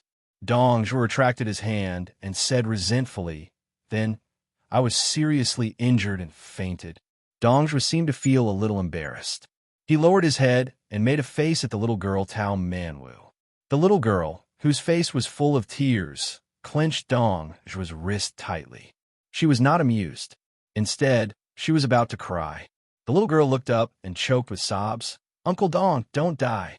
In the mind of this child with a rough life, she was like a jinx who always killed the people closest to her, from her father Tao Qianji to Yelu Chukai. Who will be next? So she was very scared. Dongzhuo squatted down and stretched out his big hand that was full of calluses and used to wiping the tears of the little girl. "Little Manwu, don't cry. Bad people like Uncle Dong have the longest life. Even the king of hell is not willing to accept them." Hearing this, the little girl's tears flowed down even more, because in her mind, Uncle Dong had always been the second best person in the world after her father. And the guy who was once regarded as the best person in the world could only be quietly lowered to the second. Dongzhuo did not know how to persuade her, so he let her sit on his shoulder. After standing up, they looked to the south together. Dongzhuo said softly, "Don't worry, Uncle Dong will take you to see him for the last time."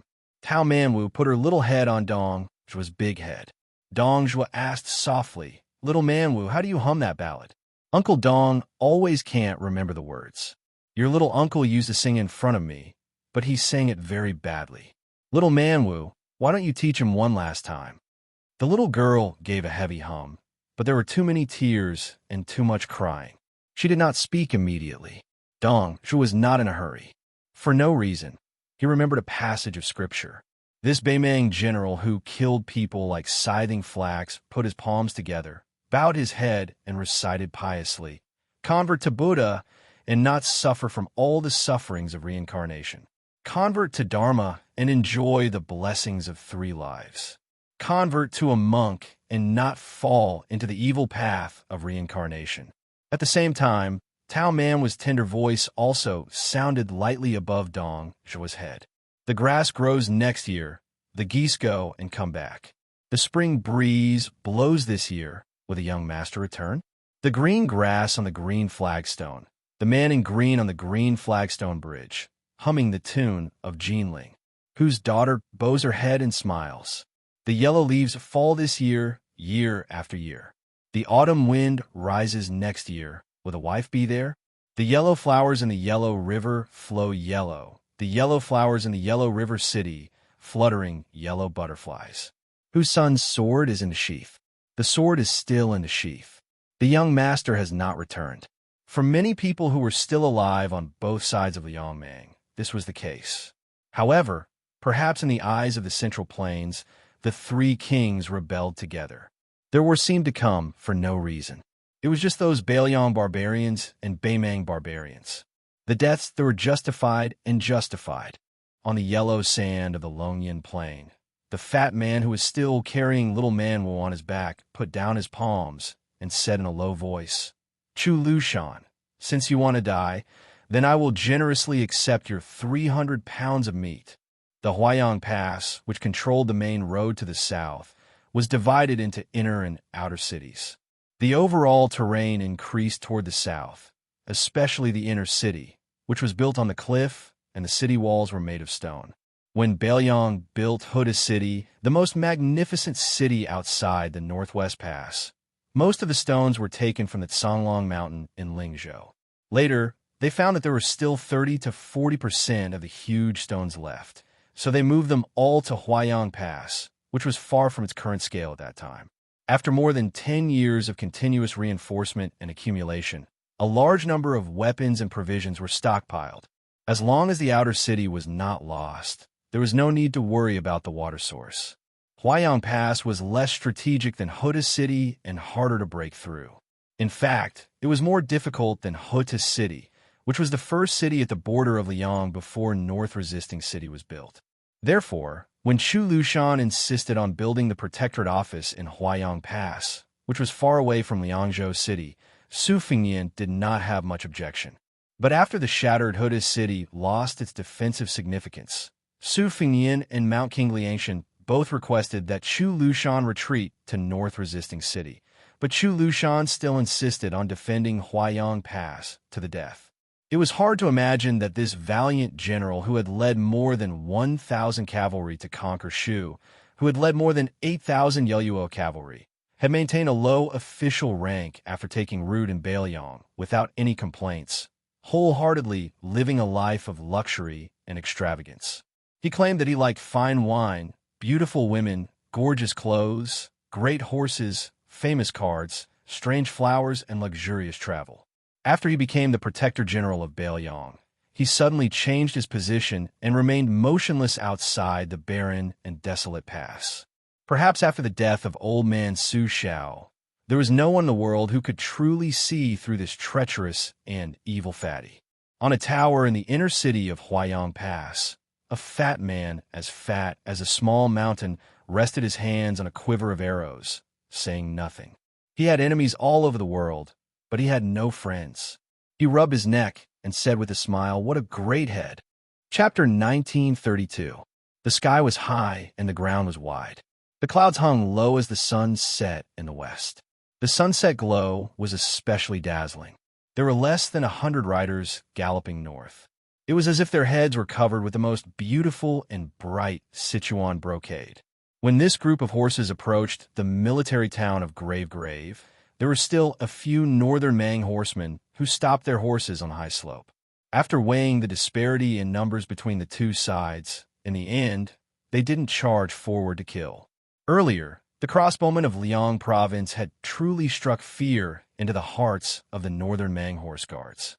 Not only were the 3 elite scouts almost completely wiped out, even the commander of the Ruren cavalry, Hong Jingyan, and that relative of the imperial family, Yelu Chukai, had fallen on the battlefield. Although the Southern Dynasty had already received news that all the crossbowmen had been transferred to the battlefield of Liuzhou, once bitten, twice shy, they did not dare to let down their guard. One of the main generals of Baimang's southern expedition, the head of the Orange Province, Murong Baoding, had strictly ordered his riders to retreat when they encountered the enemy. He did not care about the crime of retreating without fighting. Those who dared to engage in battle without permission would suffer 1 casualty per troop. Afterwards, the leader of each troop would be beheaded. If 3 or more people died per troop, the leader of each troop would be beheaded. The 100 or so cavalry that did not wear the armor of the Northern Liang Border Army also did not pay any attention to the groups of scouts from Orange Province who had retreated after smelling the scent of blood. They continued north without stopping, and did not have any intention of entering the military town of Gravetomb. They continued north along the perimeter of the military town. In this strange cavalry formation of 2 riders side by side in a long snake formation, there were about 80 riders. All of them carried swords and urged their horses forward. Clearly, they were not the Baelyong frontier army who would not take out their sabers without permission. One rider spurred his horse forward and came to the side of the only rider with a cold saber at his waist. He said with some annoyance, "Surnamed Su, even a mosquito leg is meat. We've encountered 8 or 9 groups of Baymang riders along the way. If you allowed us to act, we would have killed at least 40 to 50 of them. What's wrong? Is your Mount Qing Liang really so poor that you can't even afford to pay the reward of this little bit of military merit? Even if we take a step back, and let's say we owe them the money first, killing 40 to 50 Baymang scouts will probably save some of your Liangzhou cavalry. How did you become the king of Baelyong?" Su Fengnian continued to look to the north without slowing down his horse. He explained patiently, "Dongzhuo's army is about to attack Huaiyang Pass. If we delay here for a moment, Baelyong might." Wu Luding, the current sword crown of Wu family sword tomb, interrupted the young vassal king and said, "Even if you arrived at Huaiyang Pass earlier, could you move the entire pass to North Reject City? Huaiyang Pass and the Protectorate General don't have legs. They can't run away. After all, after you became a great grandmaster, you became arrogant and looked down on those weak people. You only have eyes for people like Tuoba and Hong Jingyan. Otherwise, you wouldn't be willing to fight, right?" Not far behind them, a Wu family swordsman said in a strange tone, "A great grandmaster should have the demeanor of a great grandmaster. His Highness is arrogant and has his own confidence. What's wrong with that? A land immortal can stomp hundreds or thousands of ants to death. Wouldn't he be afraid of dirtying the soles of his shoes?" Wu Luding rolled his eyes. He didn't want to argue with the Xiong Ho behind him. He couldn't help it. Even in the Wu family sword tomb, where the family sword art was the world's sword art, only the old ancestor could slightly suppress Demon Zhu. No matter how conceited Wu Luding was, he still had to admit that there was still a gap between him and Zhu Huang in terms of cultivation and attainment. The Wu family's ancestors had long established a family rule. The length of the sword qi determined the size of the principal. Although Wu Liuding's skin was not thin, he didn't go to the extent of arguing with Zhu Huang. However, if Cui Hua, who carried the ancient sword Su of Gojoseon, was willing to join forces, Wu Luding was confident that he could beat Demon Zhu into a pig's head. Unfortunately, Cui Hua was a sword attendant. According to the Wu family's unshakable rules, she couldn't participate in the competition between Sword Crown and other Jianghu people. To put it bluntly, a sword attendant was someone who specialized in collecting Sword Crown's corpse. Su Fengnian smiled and shook his head. He didn't continue to explain. Some Baelyong's family matters couldn't be explained to these Wu family swordsmen, who had left behind the teachings of their ancestors.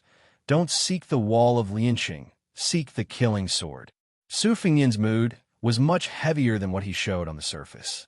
Chu Lushan refused to leave Huaiyang Pass. He only gave one sentence to North Resisting City. "Whether I, Chu Lushan, am at Huaiyang Pass or not, the situation on the battlefield outside Liangzhou Pass will be completely different." Su Fengnian understood the meaning behind these words, but he still hoped to fight for one last time, to fight for it in person. Not as the master of the 300,000 Baelyong cavalry, not as the vassal king, not as the Baelyong protector general, but as the eldest son of the first wife of Su Xiao, to meet Lu Qiuo, who had killed his foster son. The reason why he was so nonstop was because Su Fengnian knew very well that once Dongzhuo personally appeared outside Huaiyang Pass, Chu Lushan would definitely not leave. Su Fengnian couldn't just knock Chu Lushan unconscious and tie him up back to North Resisting City. It was meaningless. As for why he didn't abandon the 80 Wu family sword tomb cavalry and rush to Huaiyang Pass alone, this was somewhat complicated. There were thousands of things in the world, but peace of mind was the most difficult to find. The closer they got to the rugged southern entrance of Huaiyang Pass, not only the bored Wu Luding, who was beside the young vassal king, and the beauty Nalan Huayu, who was secretly looking at the back of the young vassal king from time to time. Even Tua, who had a pure heart of sword that had reached the spiritual perception realm, noticed Su Fengyan's strange mood. Huayan Pass was known as the most dangerous pass outside Liangzhou Pass. The narrow and winding mountain road at the southern entrance played an important role, which made this pass have no worries. Perhaps realizing that there was a problem with his mental state, Su Fengyan suddenly turned his head to look at Wu Luding and asked with a smile, "I heard that in the past 20 years, your Wu family's old ancestor has commented on the swordsman of the Sword Catacomb.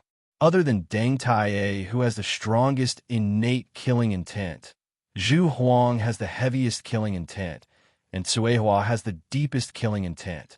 Then you, Wu Luding, has the sword crown?" Wu Luding said with a shameless face, "Me? Obviously, I have the best bone structure and the highest talent." Zhu Huang, who was sitting on the back of the horse with his arms crossed, snorted disdainfully and sneered. Su Fengyan said with a smile, "Wu Luding, don't bully me because I haven't seen the world. Not to mention other things, I have seen a few natural sword embryos. The charcoal girl of the Guanyin sect and Chun Tianyuan of the Taibai sword sect. Their bone structures are better than yours." Chapter 1933. Wu Luding nodded and said indifferently, "I have the highest talent. What is there to be afraid of? When I was very young, the old ancestor told me that I am a sword Dao genius that only appears once in 100 years. My sword Dao can't be improved by normal methods." Su Fengyan chuckled. Wu Luding stared at the young king and said seriously, "Su, think about it. When you and I first met on the river, what realm was I at? I was only at the fake Xian finger level, but at that time, I was already roaming the pugilistic world as the sword crown. What do you think I relied on?" Su Fengyan smiled and said, "Your face." Wu Luding paused for a moment, then he smiled brightly and rubbed his face. "That's right." Sword maid Cui Hua, who had her eyes closed, sighed slightly. The first time was when Lu Ding entered the Sword Mountain for the first time when he was young.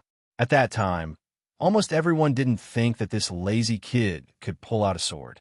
Unexpectedly, he attracted all 12 swords to recognize him as their master. It could be said that it was one of the rare occurrences in the long history of the Wu family.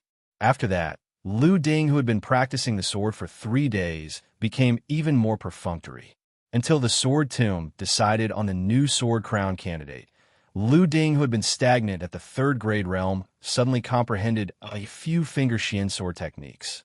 Wu Luding laughed and said, "This is a genius. If I really practiced the sword diligently, wouldn't that be amazing?" Su Fengyan agreed for the first time, but the next sentence made Wu Luding completely deflated. "If I didn't calculate wrongly, Sword Crown Wu still has one more chance.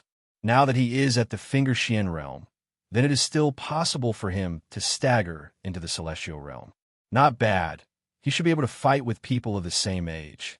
That Xianyuan Qingfeng of the Hui Mountain, who is said to have comprehended immortality after watching snow for a night. Of course, the premise is that she only uses one hand." Wu Luding was furious. "Even if I can only break into the Celestial realm, even if I can't reach the Great Celestial realm, I will definitely be able to use 1 or 2 moves of the Earth Sword Immortal." Su Fengyan replied with an "oh" and added fuel to the fire. 1 or 2 moves. That's pretty impressive. Like me, I only have a few dozen moves." Wu Luding looked pitiful and turned to look at Nalan Huayu. "Aunt Nalan, this guy is too much of a bully." She smiled sweetly and added insult to injury. "Aunt is not your mother. It is useless to complain to me." Su Fengyan smiled and said, "Yes, Sister Nalan, don't pay attention to him." Nalan Huayu raised her eyebrows, and her smile became wider. The charm between her eyebrows was like smoke curling in spirals. Wu Luding instantly came back to life and was in high spirits. He turned his head and whispered to the sword attendant, "Sua, listen to this fellow's tone. He is indeed an old hand who has been through thick and thin. Cui Hua, right?" Unexpectedly, Cui Hua's words were not shocking, and she said with an indifferent expression, "No." The young Sword Crown Wu, who seemed to have suffered a fatal blow from the Earth Sword Immortal, suddenly felt like his heart was dead, and he only felt that life was meaningless. Su Fingyin took a deep breath. They arrived at the south gate of Huayang Pass. If this time Beimang Pass was attacked by Murong Baoding's troops, Su Fingyin would not have to come here at all. But the world was unpredictable. Dongzhou came. Not only that, the number of Dong family's private army that was originally known in Liangmang had doubled. In the first battle of Liangmang, although Dongzhou's private army did not suffer serious damage, it was not light. Moreover, the matter of Dongzhou's private army had always been a joke in the Beimang Southern Imperial Court. It was rumored that after the old woman met the little fatty who liked to call her sister emperor, she smiled and told him personally, "Fatty Dong, you can have a private army in the Southern Imperial Court, but don't mess around with 100,000 people. If you cross this line, it doesn't matter. I will promote you and let you go to Norland to be a general." No one knew if the rumor was true or false, but after that, Dongzhou's cavalry and infantry armies were maintained at around 60,000 people and did not exceed 80,000 people at their peak. This time, when Dongzhou submitted a letter to the Beimang Empress requesting to attack Huayang Pass, it was as if overnight, 80,000 grassland cavalrymen had poured into the camp of the Dong family's private army, in addition to the 10,000 Ruren cavalrymen that the old woman gave him. The scale of Dongzhou's private army had far exceeded that of all the generals, including Tuoba, Huang Songpu, and Lu Gui, and it was superior to Beimang. Now, the two imperial courts of Shijing and Norland must be shocked and confused at the same time. Was this fatty Dong, who secretly possessed such a terrifying amount of wealth, going to rebel or not? At this moment, in the vision of the Wu family swordsmen outside Huayang Pass, a fatty with a flattering face stood at the gate, like a small mountain standing in front of the gate. In the 20 years of war at the border of Bailiang, there was a different kind of person who was best at flattering. Li Gongda liked to flatter Su Xiao, and his skill had reached the point of perfection. There was a fatty who won the title of Chu Basha in poetry, and he liked to flatter his royal highness, and did whatever he could to disgust him. Su Fingyin dismounted from his horse, and Chu Lushan naturally helped to lead the horse, his movements skillful. In the dusk, the two entered the city first. Su Fingyin did not speak. After a moment of silence, Lu Qiu'er said slowly, "I am very at ease, and I ask that your highness be at ease." Su Fingyin looked ahead and said softly, "It's very difficult." Chu Lushan stopped and said to himself, "To be honest, this world has always made me, Chu Lushan, very unhappy." Inside the city gate, the vision was dim. Chu Lushan stopped, turned his head and smiled. "Because this world made my most respected adoptive father and adoptive mother, their son, unhappy." The young king also stopped and remained silent. Chu Lushan couldn't see his face clearly, and he didn't want to see it clearly, so he turned his head again. Just like that, the two of them stood still in the dark. Chu Lushan suddenly said in a deep voice, "Don't send me off. Chu Lushan has fought countless battles in this life. Every time I bring someone to die, I don't need anyone to send me off, and I don't want anyone to collect my corpse." Chu Lushan strode forward, walked out of the city gate, and looked up at the sky. He had flattered the young man many times in his life, and said countless words of flattery. This fatty at this time was thinking of many years ago when he let the child ride on his neck, and he rode on the Su family's warhorse at that time. Two brothers with different surnames, riding together in the west wind. The fatty, who had his back to the young man, whispered in his heart, "Xiaoyan, I am Chu Lushan's younger brother. You and I don't need to see each other again." Chapter 1934. Since ancient times, there had been a poem about the Northwest being filled with energy. Today, the west of the Northwest was even more so. The Deputy General of Liuzhou, Xie Shi, personally led 10,000 monk soldiers out of the city. He did his best to slow down the Beimang infantry and the 2,000 Nanshao border cavalry as they retreated to the north. He did not go all out to kill. Once the Beimang army turned around and got into a charging formation, the monk soldiers also got into formation and did not move. They were like a rich man entertaining his guests. They prepared enough wine and waited for the guests to arrive. The infantry, who had suffered heavy losses in the attack on the Phoenix military town, quickly realized that the situation was not good. After all, there were still 6,000 soldiers in the infantry who could fight. Along with the 2,000 cavalry who came and went like the wind from the side, they had more initiative to fight or retreat. The commander of the infantry was born in the biting Shui way.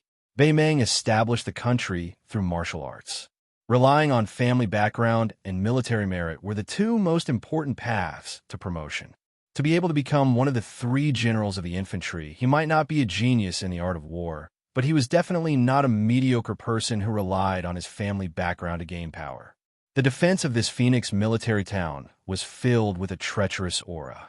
Clearly, from the very beginning, the defense could have been even more impregnable, but that commanding general was clearly whetting their appetites on purpose. Like a brothel girl who wanted to say something but didn't say anything, he clearly wanted to sell his art and not his body, but he gave people a false impression that he wanted to refuse but was still willing to accept. This caused the infantry soldiers who were slow to realize the situation to leave 4,000 corpses for nothing. Then, the 10,000 monk soldiers were biting their tail. It was not hard to guess the reason. It was definitely a cavalry from the Bailiang border army that was about to arrive. As for who it was, the infantry generals could not figure it out. Logically speaking, the cavalry of Liuzhou should not have the time to stop them. In this sneak attack on the 2 towns of Fengxiang and Linyao, the Nanchao border army had sent out 20,000 infantry and 5,000 elite cavalry to escort them. Even if they split into 2 groups, it was not something that the few thousand Bailiang cavalry could defeat. Furthermore, the cavalry of Liuzhou was already at a disadvantage. How could they send out a large group of cavalry to leave the main battlefield north of Qingsong City? Could it be the 2 Bailiang light cavalry units that bypassed many military towns and forts and drove straight into the hinterland of Gusai Prefecture? But the problem was, how could they get back to the border in time? Could it be that these 2 weak military towns were bait from the beginning? But this was even more unreasonable. Even he, a foot soldier generals, didn't know where to go after receiving Huang Songpu's order to leave the encampment at top speed. He only went all the way south. It wasn't until he crossed the Liangmang border that he learned he was going to launch a surprise attack on Fengxiang Linyao. During this period of time, the confidential spying report in his hands said with certainty that the 20,000 monk soldiers of Mount Lantau should have passed through Fengxiang Linyao and headed straight for Qingsong. Or was there really an immortal who could predict the future in Mount Qingliang and the Protectorate General's office in Bailiang? Faced with the relentless attacks of the 10,000 monk soldiers of Mount Lantau, the foot soldier generals felt extremely sullen. If they really didn't care about anything and fought to the death, they had no chance of winning. They were just waiting for death, waiting for Bailiang's cavalry to arrive and cut off their heads. But if they didn't fight, those bald monks who were shockingly strong and didn't fear death were really unscrupulous. Every once in a while, there would be 200 to 300 monk soldiers who didn't care about the exhaustion of their physical strength. They would take up the role of daredevils and viciously bite their butts. The most annoying thing was that before the monks of Mount Lantau left the city, they had probably emptied the armory of Fengxiang Linyao and brought no less than 2,000 light crossbows with them. From the number of arrows in the monk soldiers' quivers, there were no less than 40,000 to 50,000 arrows. In terms of accuracy, it was considered sparse and ordinary. It couldn't even compare to the bows of the grassland men riding on the bumpy backs of their horses. However, the strength of the infantry formation was always in the word density. In addition, the monk soldiers were all strong and sturdy. Each of them pulled their bows like a full moon. What accuracy did they need? The most terrifying thing was the fighting style of the young Liuzhou general. He was able to leisurely pull out the 40,000 to 50,000 arrows from the corpses or pick them up from the ground and put them back into the quivers one by one. This made the 2,000 elite cavalry of Mount Lantau, who were unwilling to wait for death and had launched 3 rounds of charges, unable to fully utilize the innate advantage of cavalry in field warfare. As for slowly nibbling away at the monk soldiers, that was even more impossible. The range of a horse bow was inferior to that of a foot bow to begin with. Furthermore, this southern border cavalry was fully equipped with light armor and light bows. In the end, the main general of the foot troops helplessly discovered that although there were still a considerable number of 1,600 cavalry left on a side of 2,000, the monk soldiers of Mount Lantois had actually gathered more than 200 war horses. After they mounted their horses, it was as if they had suddenly gained more than 200 riders. This battle almost made Bubazou general spit out blood.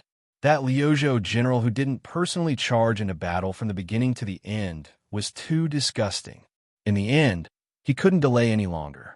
Bubazou generals could only go find the cavalry general from Gusai Zhou's Rock Cliff military town.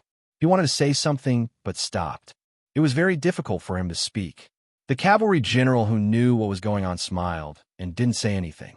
Although they were just acquaintances before, this cavalry general took off a heavily worn white jade python belt from his waist and begged Bubazou to give it to his young eldest son when they returned to the southern court. He only said that it was given to his father by the previous emperor. Although it wasn't worth much now, it was a family heirloom of their small family. The 1,600 cavalry finished organizing. The horses' heads faced south, the war blades pointed south. The cavalry general turned his head and watched as Bubazou quickly left the battlefield.